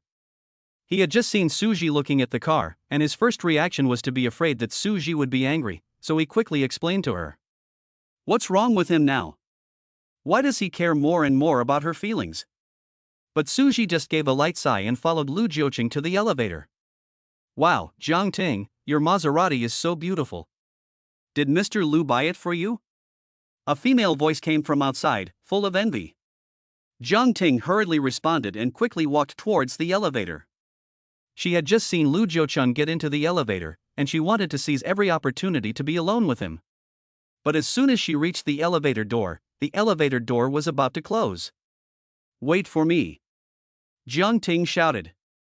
At this moment, there were only two people in the elevator, Suji and Lu Jiucheng. Suji quickly reached out to open the elevator door for her, but Lu Jiucheng grabbed her hand instead. Then Lu Jiucheng pulled her into his arms. Are you upset? What? Suji looked up at him with a puzzled expression. The car thing. I'm not. Suji was not lying. She was not angry. Besides, what was there to be angry about? They were just a contractual relationship. He wanted to give something to someone, but it didn't cost her a penny, so it had nothing to do with her. Because Suji's expression was a little serious when she spoke, Lu Jiucheng thought she was lying. He suddenly whispered in her ear, "If you want, I'll buy you a better one." Chapter 73 Ting challenges Suji. Is he trying to coax her? He can actually coax a woman, and Suji was a little surprised. The hot breath from Lu Jiucheng's mouth sprayed on Suji's neck, making it particularly ambiguous. Suji's face turned red, and she stepped back. Mr. Lu, I'm not angry. Why should she be angry? In what capacity? Should she be angry? She is not qualified to be angry just because of the little relationship between the two of them. Really not angry? Lu Jiucheng's tone suddenly became a little cold and hard. He leaned forward, his hands supporting the elevator car to form a closed semicircle, trapping her inside. His handsome face was almost pressed against Suji's face, and his eyes had become cold and fierce. A strong sense of oppression enveloped Suji in an instant. She nodded in fear. Lu Jiucheng suddenly grabbed her chin with one hand and lowered his head to kiss her lips. Seeing that the elevator had already arrived, Suji was so scared that she reached out to push Lu Jiucheng away, but not only did he not get up, he instead pressed his entire body tightly against her. Although she was wearing clothes, Suji could already feel the changes between his legs. This man, how can he do this? This is the elevator, if someone sees her later, she will have no face to stay in Chinchin. The elevator stopped smoothly and the door would soon open. Lu Jiucheng was still recklessly robbing her of her breath. Suji was so anxious that she reached out and grabbed him. Lu Jiucheng calmly reached out his long arm and pressed one hand on the door closing button. His lips never left hers during the whole process. Suji was shocked by him. What was he doing? The elevator had arrived, but the door wouldn't open. If there were people outside, what would they think if they saw the two of them inside? Suji once again tried to push Lu Jiucheng away, but Lu Jiucheng lightly bit her on the lips with his teeth. Suji was in pain and stopped her movements, staring at Lu Jiucheng in a daze. Lu Jiucheng let her go and then said two words. This is punishment. Punishment? What punishment? Suji was puzzled and was about to ask him what he meant when the elevator door opened. Two employees from Chinchin were waiting outside, impatiently. When they saw that the person inside was their boss Lu, they quickly hid their expressions and greeted Lu Jiucheng. Good morning, President. Lu Jiucheng nodded and stepped out of the elevator with his long, slender legs. The two employees looked at Suji's face, as if they wanted to see something from her face. Suji quickly walked out. Secretary Sue, please send me a copy of the contract with Runphone to my office later. Lu Jiuqing said without looking back. Yes, Mr. Lu. Suji had just entered the secretary's office when Zhang Ting walked in with a face full of anger. Miss Sue, I asked you to wait a moment, didn't you hear me? Or did you deliberately not open the door for me when you saw Mr. Lu was inside, so as to give yourself some space to be alone with Mr. Lu? Zhang Ting came up and asked unceremoniously, and the information revealed in her words caused the people in the office to become excited, and everyone looked at the two of them. Miss Zhang, I'm sorry, I was going to open the door for you, but Mr. Lu said he had an urgent matter and asked you to take the next bus, so? Who would believe such a lame lie? I think you just want to take advantage of the opportunity to seduce Mr. Lu, but you don't even know how much you weigh. You think anyone would fall for you just because you're a little pretty?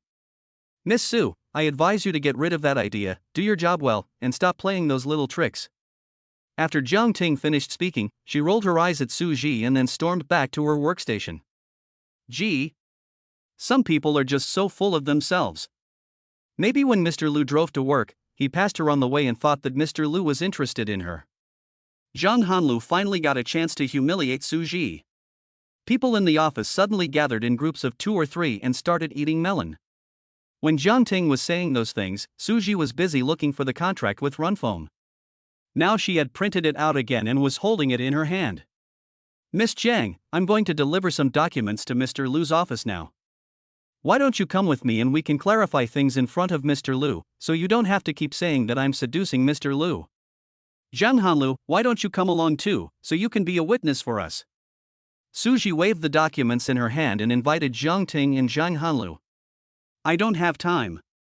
I still have work to do.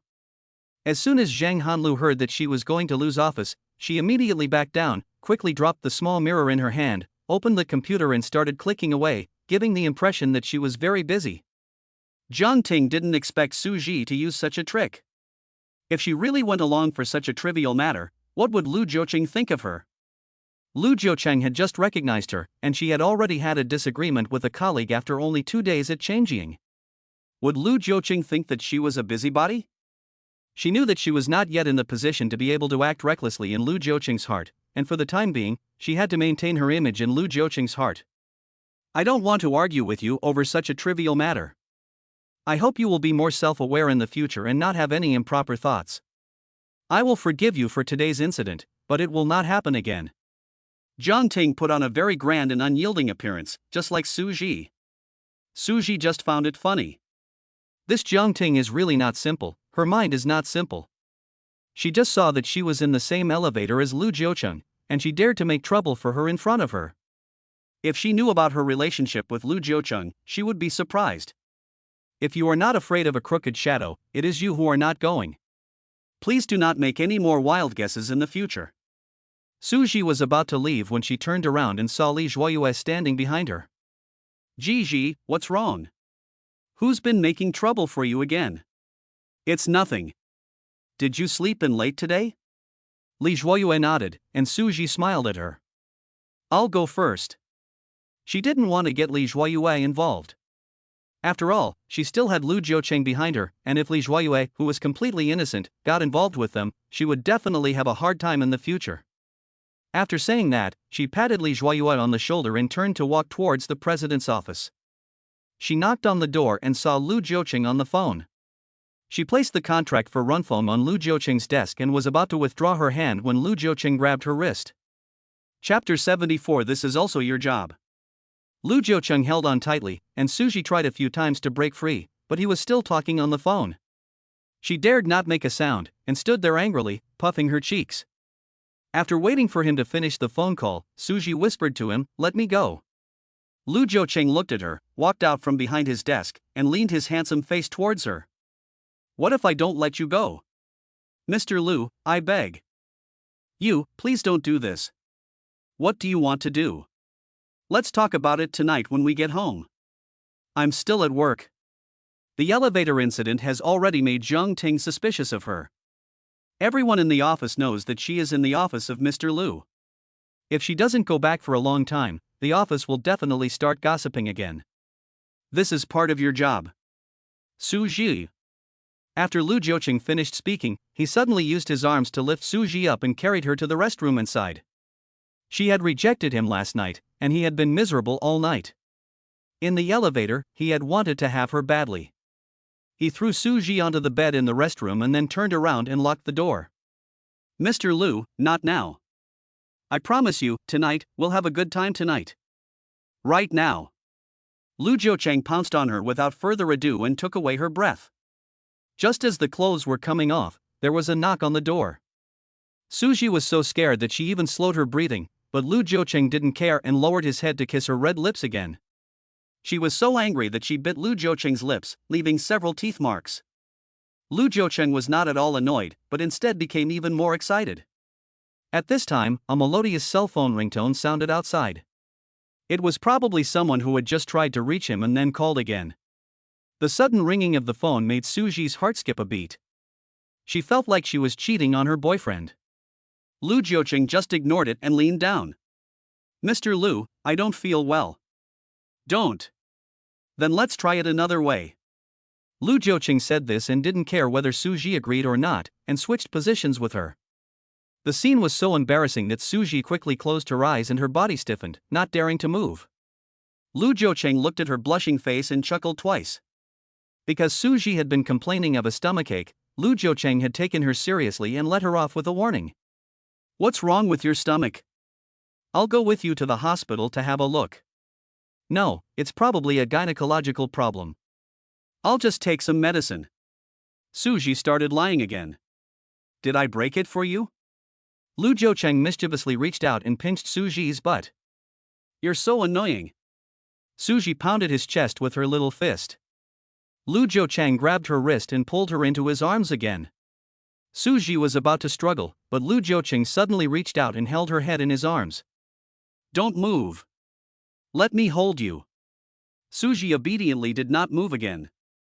In fact, she also enjoyed his embrace. The man's chest was broad and strong, and she felt particularly safe in his arms. Her life has been full of ups and downs, and she has experienced more suffering in just over 20 years than others have in several lifetimes. She has watched her loved ones die one by one, and she is often overwhelmed by a sense of helplessness. Nestling in Lu Jiuqing's arms gave her a sense of contentment and security. If she could, she would really like to make him her home and hold him like this for the rest of her life. But her life path and Lu Jiuqing's were destined to only have a short point of intersection, and there was no possibility of any overlap. She was so humble, and he was so dazzling and precious. He was the man she could only look up to. After a long time, Lu Jiuqing patted her on the back and said, "Okay, go to work." Suji was like waking up from a dream. She was so intoxicated in his embrace that she forgot about time and the fact that she still had to go to work. Do you like it? Lu Jiuqing asked, deliberately looking at her face, which was full of longing. I don't. She tried to hide it. At this time, the phone outside rang again. You obviously like it, but you pretend not to. I have to go now, but I'll make it up to you tonight when I get home. Lu Jiuqing pushed the door open and left first. Suji took a long time to understand that what he said was not the same as what she understood. This smelly man, on the surface he looks serious, but when it comes to flirting, he is better than anyone else. Suji tidied up her clothes, combed her hair, and carefully checked herself in the mirror before she was about to open the door to the restroom. Then she heard the knock on the door again. Lu Jiuqing said, "Come in," and a sweet voice suddenly sounded. Brother, Suji is not here with you? It was Ting's voice. No, do you need to see her? Our boss asked me to find her. More than an hour ago, Suji said she was coming to give you some documents. I haven't seen her go back, so I thought she was here with you. If not, I'll go look for her somewhere else. I asked her to run an errand for me. Why? Is there no one in your secretary's office? There is someone, I don't know what our boss wants with her, then I'll go back to work first. Okay, go ahead.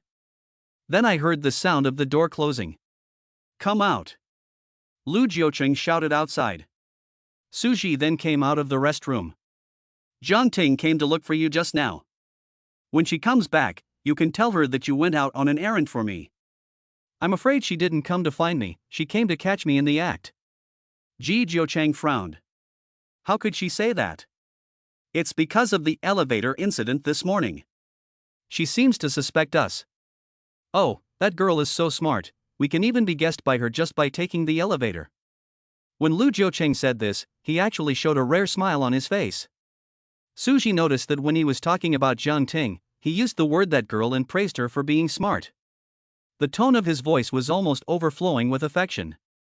She had wanted to remind Lu Jiucheng to pay attention to Jiang Ting, but seeing his reaction, she had to stop.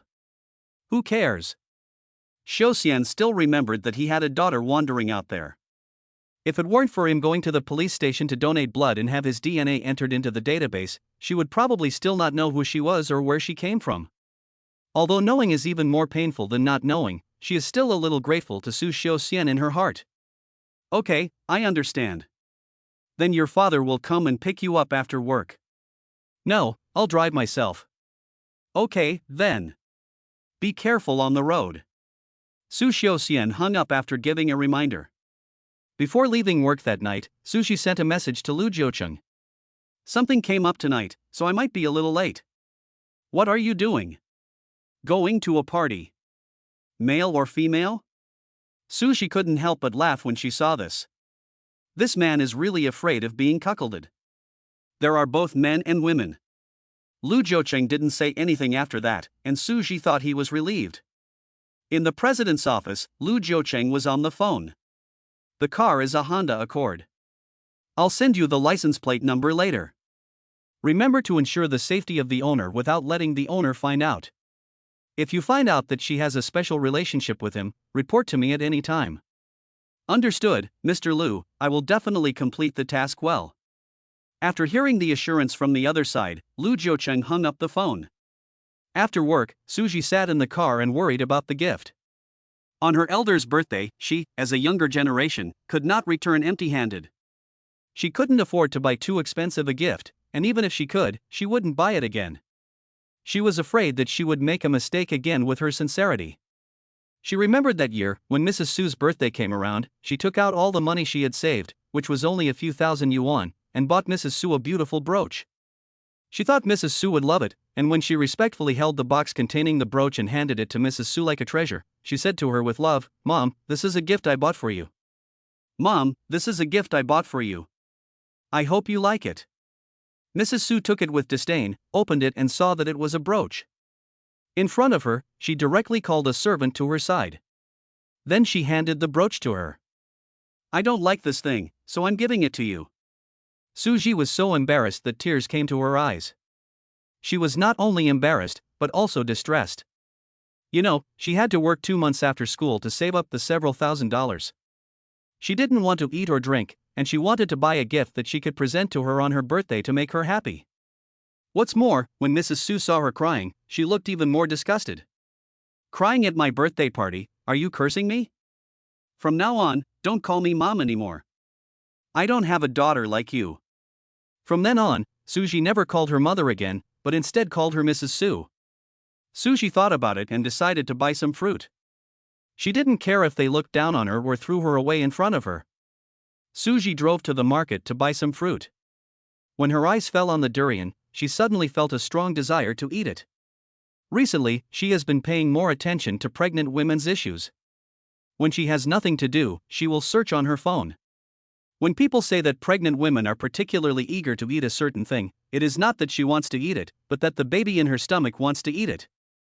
Thinking about the baby in her belly, Suji gritted her teeth and asked the owner to pick another durian for her. After paying the bill, she put the durian in the trunk of the car, and the other fruits in the passenger seat, so that she could take them out easily when she got out of the car. Then she drove straight to Su's house.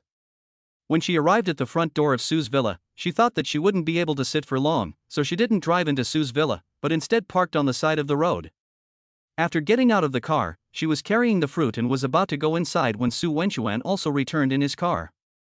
"Suji, why don't you drive the car in?" Suji turned around and saw it was Su Wenchuan. "No, I have to drive it out later. It's a hassle. You go in first." Su Wenchuan went in first. As soon as Suji stepped into the Su family's gate, Su Xiaoxian, Mrs. Su, Su Wenbin, Su Wenjun, and Su Wenro all came forward to greet her with smiles on their faces. Suji had never seen such a scene before, and thought that there might be a VIP behind her that the Sue family had invited. She looked back and saw that there was no one else but her. Gigi, you finally came back. We all missed you so much. Mrs. Sue, who was not her usual self, quickly walked up to take the fruit from her hand and handed it to her two daughters, then cordially took her hand. Yes, Gigi, you finally came back. I and Ro were discussing that if you didn't come back today, we were going to go and find you ourselves. Su Wenjun also agreed. Dad, Mom, Gigi is your daughter, she is a member of our Sue family, so we don't need to say anything else. The food is already on the table, let's go in quickly. Su Wenchuan came over and said to everyone. Right. You see, I'm so happy with your father that I've forgotten everything. Gigi, let's go in and celebrate your father's 60th birthday. The family surrounded Suji and walked into the hall, as if she were a VIP they had invited. The whole family wore their most sincere smiles on their faces to welcome her. Suji was confused by their warm welcome and was still a little slow on the uptake. What's wrong with the Sue family today? Have they all changed their personalities? They used to look at her with cold, angry eyes, but today, what's going on? Mrs. Sue arranged Suji next to her, and Suji was a little flattered, but she had already figured it out by now. They are acting so hard, I'm afraid they will ask for her help later. She knew her own worth, and they were probably only doing this to show her face because of her patron, Lu Jiucheng. Since they like to act, she will give them a little more face and watch for a while. Chapter 76, Suji becomes a guest of honor. For this birthday party, Su Xiaoxian didn't invite anyone, only the Su family. The room was brightly lit, and the table was full of delicacies from the mountains and the sea. Before the birthday party began, everyone offered their best wishes to Su Xiaoxian, who was delighted and kept nodding. After the blessings were over, he announced the birthday party was starting. Mrs. Su saw Su Zhiguan eating vegetables, so she put a piece of tuna into her bowl. Gigi, you're too skinny. You need to eat more nutritious food. Suji didn't want to eat the fish, but since it had been put in her bowl, she couldn't take it back. She had to take a bite of the fish and put it in her mouth. After chewing it for a while, she suddenly felt nauseous and quickly ran to the bathroom with her hands over her mouth. The others didn't know what was wrong with her until they heard the sound of retching coming from the bathroom. Mrs. Su and Su Xiaoxian exchanged a glance, and a hint of joy appeared in their eyes. If she gets pregnant with the Lu family's little master, won't the Su family follow and become prosperous? Could it be that Gigi is pregnant? Su Wenro suddenly asked. I'll go take a look. Mrs. Su quickly got up and walked to the bathroom. She pushed open the bathroom door and saw Suji lying on the toilet, dry heaving. Mrs. Lu frowned in disgust, reached down and blew her nose, then walked over to Suji. Gigi, what's wrong with you? Why are you throwing up? Mrs. Su looked concerned and reached out to pat Gigi's back gently. After vomiting a few more times, Suji felt a little better in her stomach. She got up and went to the sink to rinse her mouth, and after calming down for a while, she finally felt better. Gigi, tell me, are you pregnant? Mrs. Su asked with a smile. No, I think I caught a cold. Don't guess. Suji didn't want them to know she was pregnant. Gigi, don't be embarrassed. If you are pregnant, don't hide it from your mother. I've been there before, and if you don't understand, I can give you some guidance. It's better than you not knowing anything. Mrs. Su, please don't make wild guesses. I'll say it again, I'm not pregnant, I just have a stomach cold. You're asking a girl who hasn't married yet such a thing. If it gets out, what will people think of me? Mrs. Su's voice was clearly displeased, and Mrs. Su smiled sheepishly. Okay, Mom knows. There are no outsiders here. If there were, I wouldn't have asked, right? Seeing that Suji had returned to normal, she quickly took Suji's arm and said, let's go out. They are all waiting for us, right? As soon as they reached the dining table, Su Wenru asked with a smile, Gigi, are you pregnant? Then I'll be an auntie. Ruru, don't talk nonsense. Gigi is just suffering from a cold. Mrs. Su quickly stopped Su Wenru with a stern voice. Su Wenru did not understand why Mrs. Su was so strict. She looked up at Suji's face and saw that she had a layer of frost on her face, so she quietly left. Suji took 2 more bites, but she really couldn't eat anymore. Seeing that the soup was light and refreshing, she was about to scoop some up, but Mrs. Su quickly got up and served her a bowl of soup herself. After everyone had finished eating and the servants had cleared the table, two servants brought a three-tiered cake up. Suji had been waiting impatiently, thinking that she would leave as soon as Su Xiaoxian finished making his wish. Before making a wish, Su Xiaoxian looked at Suji and then smiled and said, "Whether or not my wish will come true this year depends on Suji." Everyone turned their attention to Suji, who pretended not to understand and calmly picked up a bunch of grapes and started eating. Su Xiaoxian was a little embarrassed, and Mrs. Su quickly stepped in to smooth things over. "Old Su, make your wish quickly. Gigi is our daughter and a member of the Su family. If the Su family needs her help, she will definitely not stand by idly." "Yes, Dad, you should make your wish quickly. If the Su family needs help, I believe that Gigi will definitely work with us to contribute to the Su family." Shen Wenjun followed up. "Gigi, you see how much hope Dad has placed in you. You won't let him down, will you?" Suji coldly surveyed the people present. Are they starting to moralize? But she had already made up her mind. As long as they didn't make it clear, she would pretend to be confused. Su Xiaoxian closed his eyes and began to make a wish. Everyone clapped their hands and sang him a birthday song. Everyone's faces were filled with happy smiles, except for Suji, who sat there coldly watching the smiling faces, like an outsider. She knew that she was out of place in this warm and loving scene. She had tried hard to fit in with the family, but none of them had accepted her or welcomed her. Now they have given her a chance, but she no longer wants it because she sees the snobbery behind their hypocritical faces. It's really ridiculous. They think she's valuable because she's seen next to Lu Jiucheng, and they're desperately trying to please her. But they don't think about it. Who is Lu Jiucheng? Is he someone that she, his mistress, can influence? After Su Xiaoxian cut the cake, Suji took a spoonful and pushed it aside with longing. "Sorry, I have to go. You guys enjoy your meal."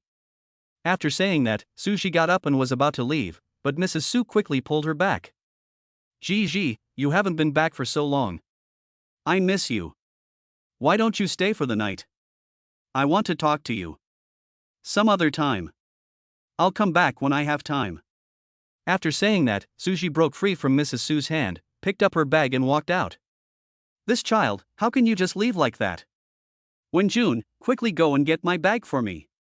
Mrs. Su followed behind Suji and caught up with her.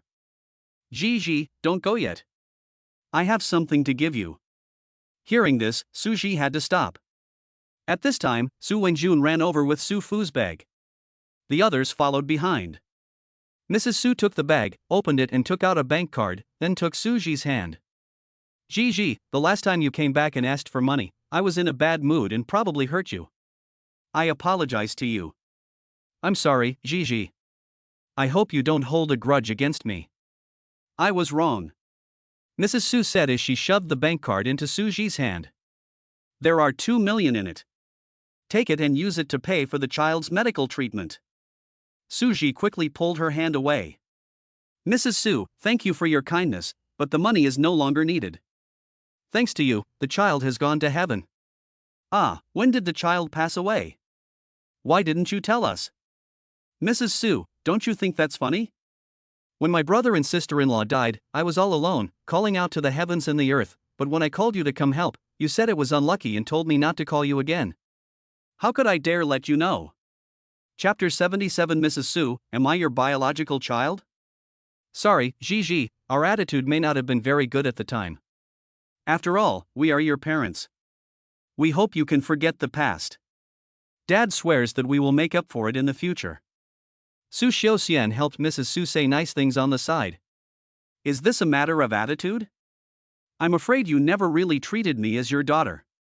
Otherwise, which parent would choose to ignore their daughter when she is in such a big trouble and so helpless?" Suji said this and then turned to look at Mrs. Su. "Mrs. Su, people say that mother and daughter are as one. Your daughter has been wandering for so many years, and it was only after so much trouble that she was finally found. Shouldn't you be doubly affectionate towards her? But before, when you saw me, you were like a thorn in your eye, full of disgust. Why is that?" This has always been the biggest question in Suji's heart, and she finally asked it today. Mrs. Su was stammering for a long time after being asked by Suji, and finally stammered to defend herself. I may not be used to it yet. I know I haven't been good enough in front of you, Gigi. From now on, I will definitely love you well, just like I love your brothers and sisters. Mrs. Sue's promise did not comfort Suji's heart. Parents should love their children from the bottom of their hearts. Now they are promising and swearing, which makes Suji feel uncomfortable, as if she is forcing them. Even if they really do love her in the future, she will feel that the love is extremely utilitarian and too much of a performance. She looked up and stared straight at Mrs. Sue. Mrs. Sue, I have something I've been wanting to ask you for a long time. Mrs. Sue was stunned.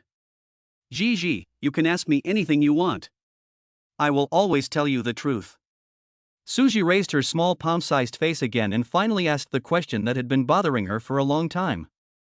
Mrs. Sue, am I your biological child? When Suji thought about the day Mrs. Sue gave her a present she had carefully prepared for her birthday, and when she burst into tears because she was embarrassed, and when Mrs. Sue told her never to call her mother again, her heart ached again. She forbade her to call her mother, and told her to call her Mrs. Sue, just like the servants in the house. There is no mother in the world who does not allow her children to call her mom. I'm afraid Mrs. Sue is the first. Upon hearing this, Mrs. Sue looked away and dared not look at Suji. Gigi, how could you ask such a question? I am your mother. Gee, don't be silly. We are your parents. We've already done a paternity test, so there's no doubt about it. Su Xiaoxian quickly answered for Mrs. Sue. It is true that I have done a paternity test with you, but it seems that I have not done one with Mrs. Sue. When Suji said this, she was just angry. After she said it, she was shocked by herself. How could she suddenly say such a thing? She looked up and saw Mrs. Sue staring at her with a strange expression on her face, her hand clutching the strap of her bag. Suji thought that she was hurt by her words, and her heart suddenly softened. Today is Dad's birthday, so I won't say much. You go back and continue celebrating. I'm leaving first.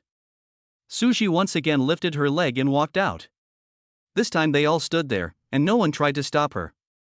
After watching Suji's back disappear outside the gate, Mrs. Sue glared at Su Xiaoshen and threw the bag in her hand at him. It's all your fault. Mrs. Sue angrily left these words and walked towards the house.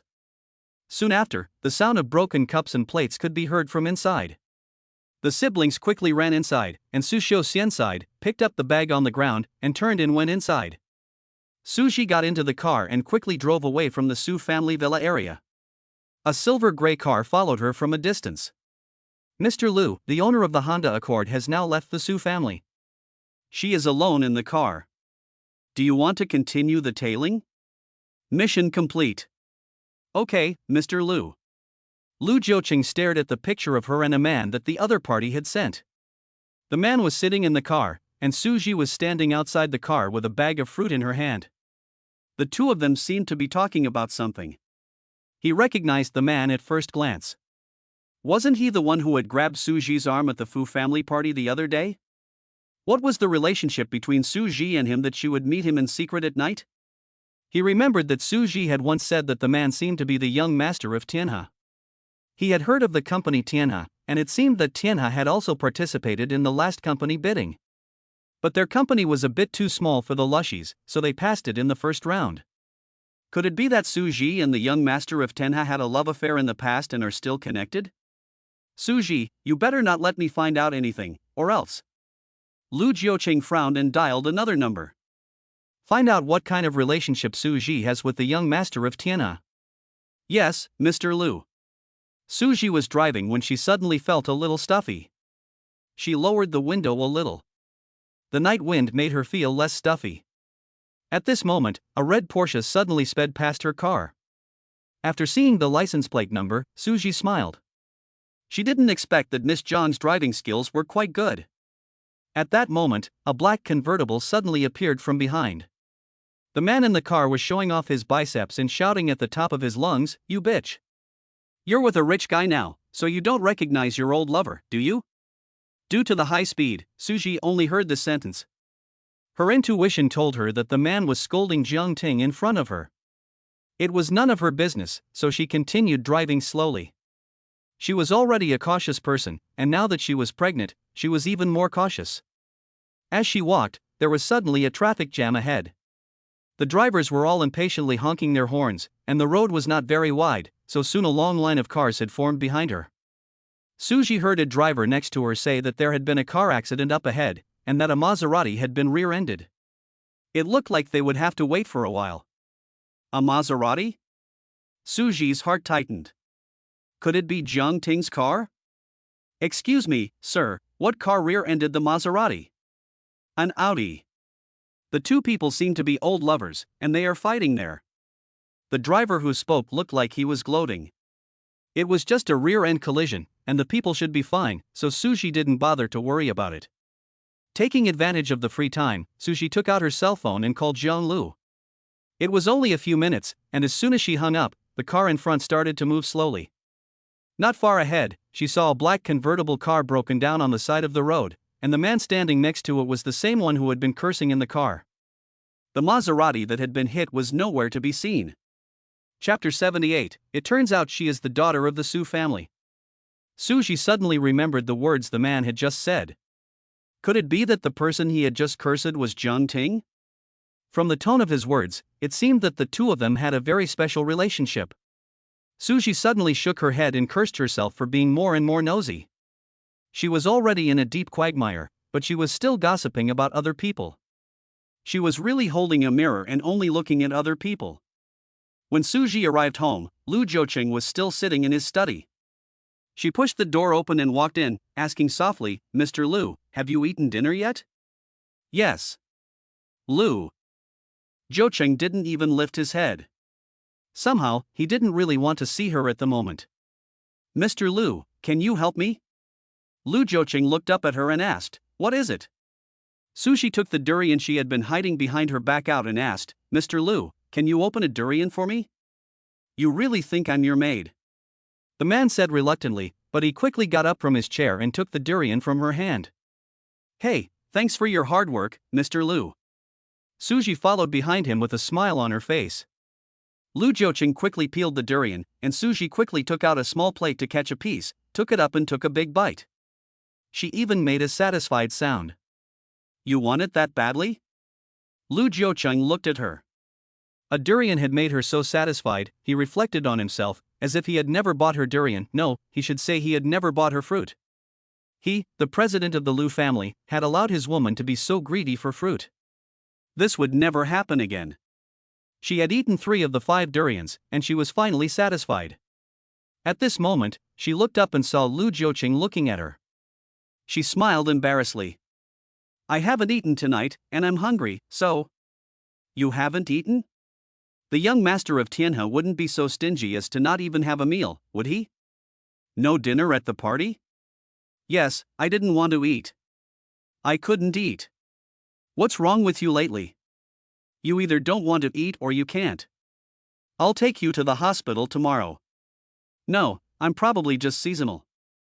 It'll pass in a while. Are you sure? I'm sure. At this moment, Lu Jiuqing's phone suddenly rang. He picked up the phone, looked at the caller ID, and quickly went to the study. Mr. Lu, I have already found out about Miss Sue's relationship with the young master of Tianhe. Lu Jiuqing didn't expect it to be so fast. It had only been an hour since he gave the order. He said, Mr. Lu, Miss Sue is the biological daughter of Tianhe chairman Su Xiuxian.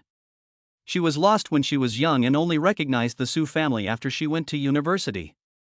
In other words, the young master of Tianhe is Miss Sue's brother, and Miss Sue is the second daughter of Tianhe. So is Suji the second daughter of Tianhe? He couldn't quite believe that Suji had sold herself to him for just 1 million. Are you sure that Suji is the biological daughter of Su Xiuxian? Mr. Lu, I'm sure, because I have a buddy who is a high-ranking executive at Tianhe and is on very good terms with Su Xiuxian. I got the information from him. He said that they had a paternity test and he saw the results. Okay, I understand. Lu Jiuqing hung up the phone. It turns out that Suji is the daughter of Tianhe, a wealthy daughter, who sold herself for 1 million yuan to cure her child. Although Tianhe is small, 1 million is just a drop in the bucket for it. Why didn't the Sue family even give her the 1 million? Is there something else going on that no one knows about? Lu Jiuqing thought for a long time and couldn't figure out what was going on. They had even done a paternity test. If a biological daughter is in trouble and her parents don't help her, they will eventually force her to sell her body. How can they bear it? Lu Jiucheng really wanted to ask Suji what was going on. He thought that when she left, she just told him that she was going to a party. He guessed that she didn't want him to know about her affairs, so he finally endured it. No matter what, as long as she is not meeting with a man in secret, his heart will not be upset. After the two finished washing up, Suji just laid down, and Lu Jiucheng hugged her from behind. His pair of hot hands slowly climbed up her nightgown. Suji's whole body stiffened. This man could always easily ignite her. But for the sake of the child in her belly, she tried to restrain herself. Mr. Lu, I'm a little tired. He had already made her pregnant once during the day, and she was afraid of moving the fetus again. People say that the placenta is not yet stable in the first 3 months, and it is the easiest time to miscarry. She didn't want to take that risk again. What did you say during the day? Lu Jiucheng suddenly looked cold. Didn't I already do it during the day? The daytime snack is just a snack, and now it's the main meal. You? Suji was speechless. This kind of thing, there is actually a snack in a meal, and this is the first time Suji has heard of it. Thinking that her job is to sleep with him, she knows that it is definitely not okay to always refuse him. She knew how powerful he was in this kind of thing, and the daytime affair was really just like a snack to him. But now that she was pregnant, she couldn't let him do whatever he wanted. Suji bit her lip and said, Can you be a little gentler? Don't women like to be hurt? What's wrong? Are you scared? And, don't press my stomach, okay? Suji asked him again. You're really a lot of trouble. Why don't you just do it yourself? Lu Jiucheng said, then he lay down on the bed, his body in a big T shape, waiting to be bullied by her. Recalling the scene in the lounge during the day, Suji's face turned red. But for the sake of the child in her womb, she shamefully closed her eyes and climbed on top of him. After a passionate moment, Suji got up and wanted to go to the bathroom to take a shower, but Lu Jiucheng reached out and held her still. She had been too reserved just now, and he had not been able to enjoy himself. He wanted to teach her a lesson. Chapter 79, Spoiling. In the morning, a melodious ringtone sounded. Lu Jiucheng was sleeping soundly with Suji in his arms.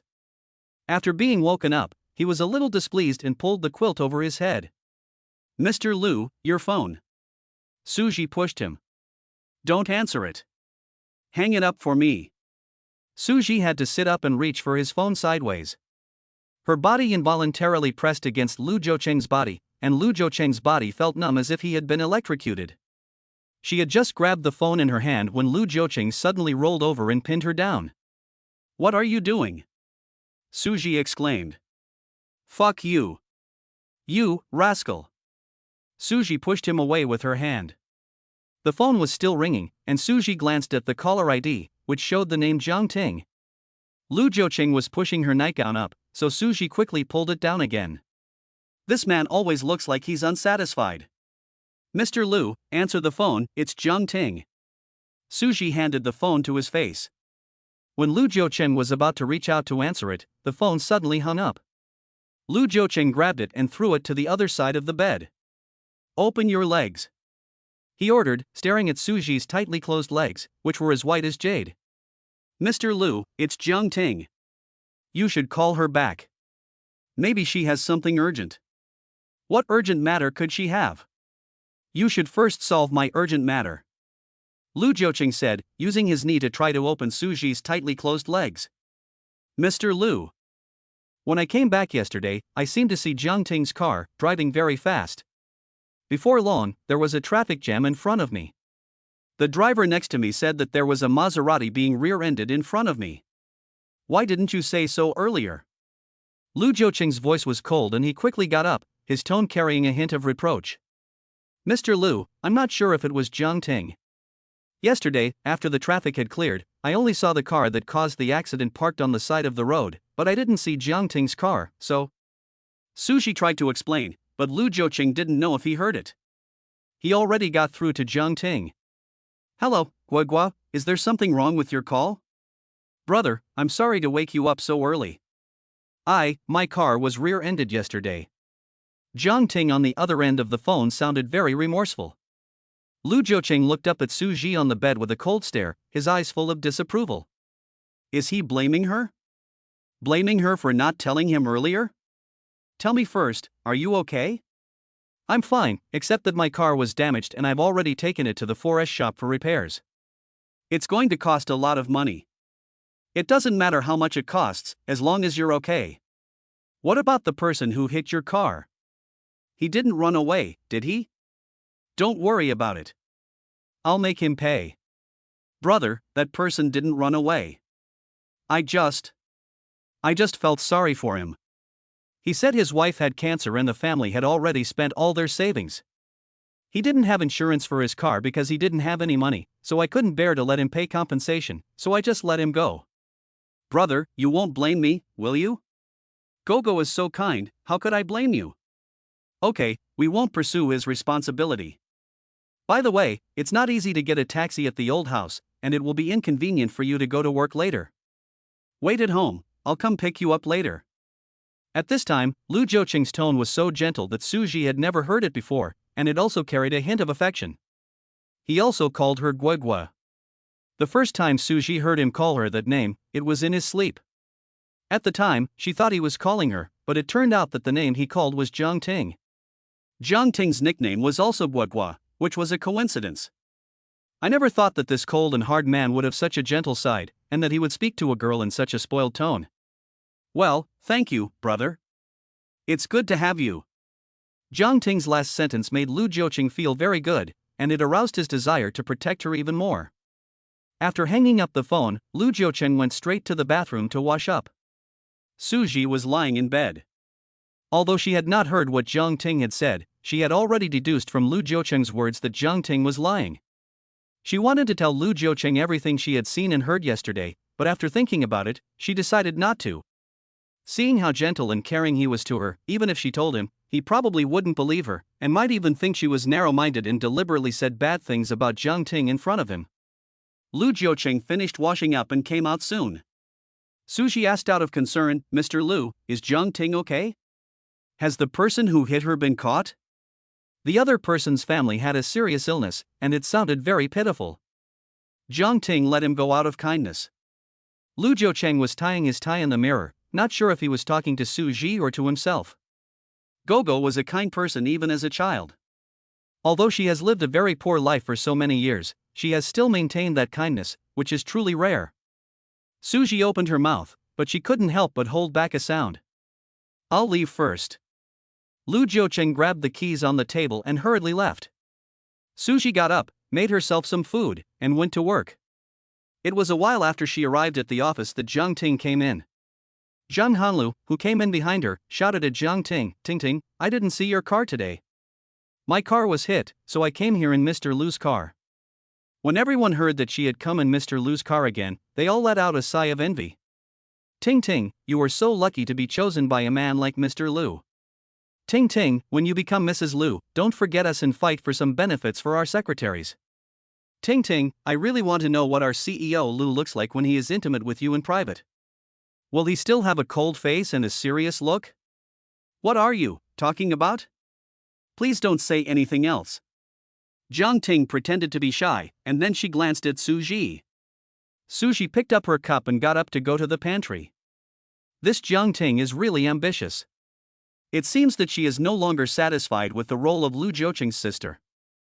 I just don't know if Lu Jiuqing will turn her from a sister into a wife.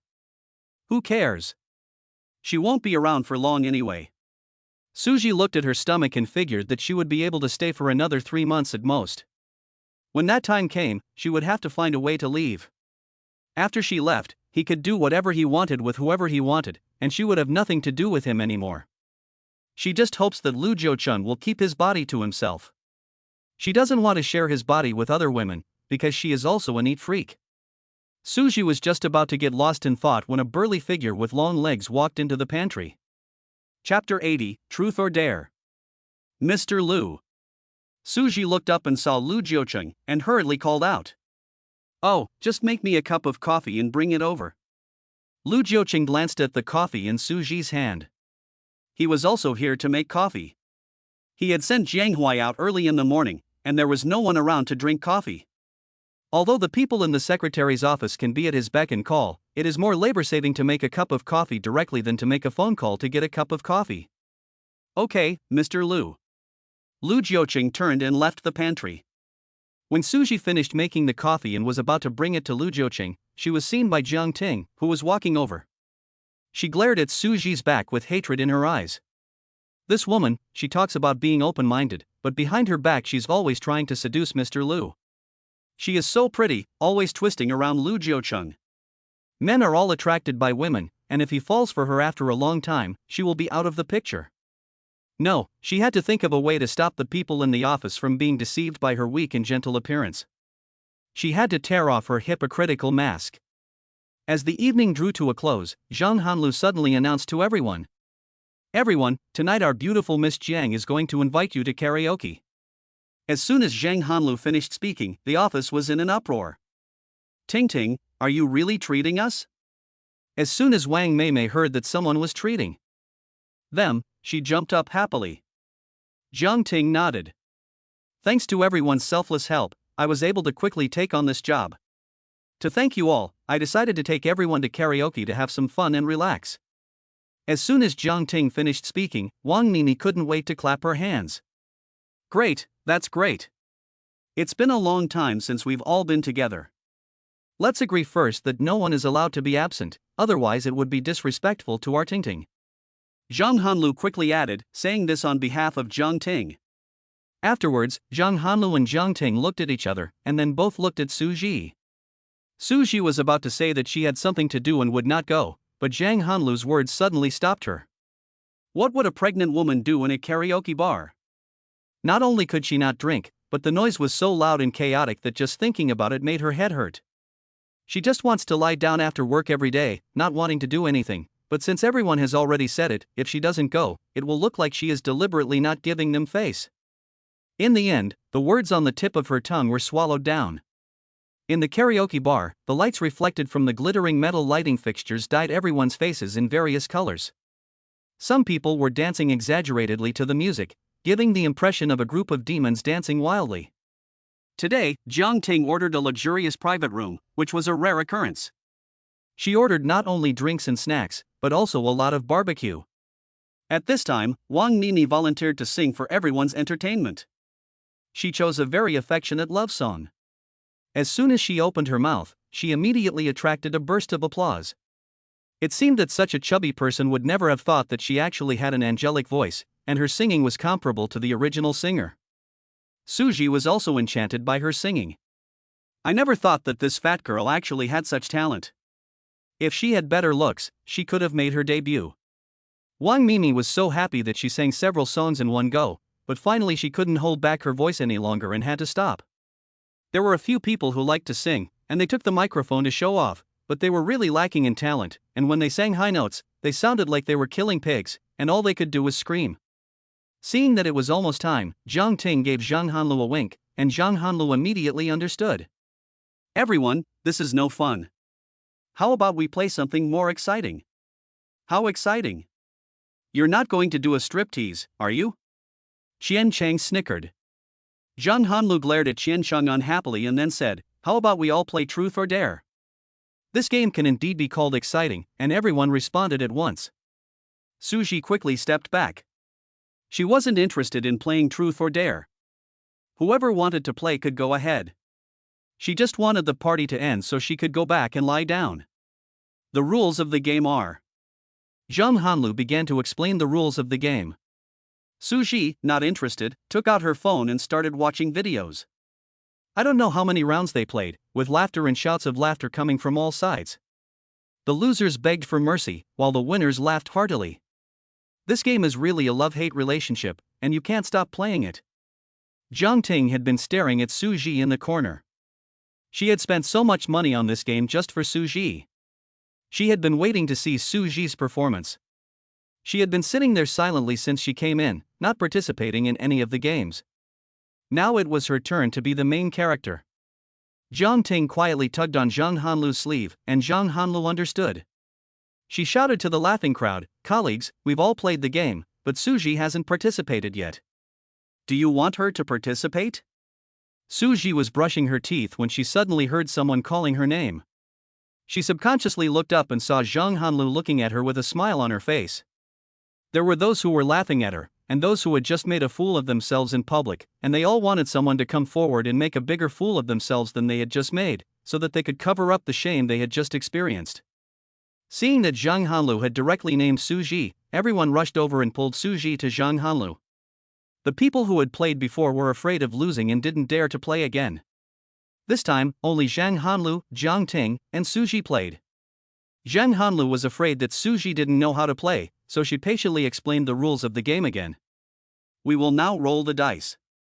Each of the three of us will roll 3 times. The one with the lowest total loses, and the one with the highest total wins. Suji had played this game with her classmates when she was in college. The winning team would only ask the most difficult questions to make things difficult for you. Suji didn't like this game very much, but since she was already in this situation, she had no choice but to go ahead and pray in her heart that she wouldn't lose. Suji, do you want to play truth or dare? Suji thought about it and decided to choose the truth. If she chose the truth, she would only have to lose face in front of her colleagues. If she chose the truth, she might have to lose face in front of outsiders. Zhang Hanlu and Jiang Ting chose the big adventure and the truth, respectively, and the game officially began. The three of them were a bit hesitant, but in the end, Jiang Ting picked up the dice and rolled them 3 times in a row, adding up to 17. Suji was a little scared, so she asked Zhang Hanlu to roll the dice first. Zhang Hanlu rolled 3 times and got 16. The two of them had high scores, and Suji already felt that she was not up to it. The first throw was a 5, which slightly calmed her nerves. The second throw was also a 5, and Suji's pressure increased instantly. The third throw had to be a 6 in order to be on par with Zhang Hanlu. Otherwise, she would have the lowest score, and her hand holding the dice began to shake involuntarily. Hurry up, the outcome is at stake. The onlookers couldn't wait any longer and urged her on. Suji shook the dice in her hand and then threw it with a gritted teeth.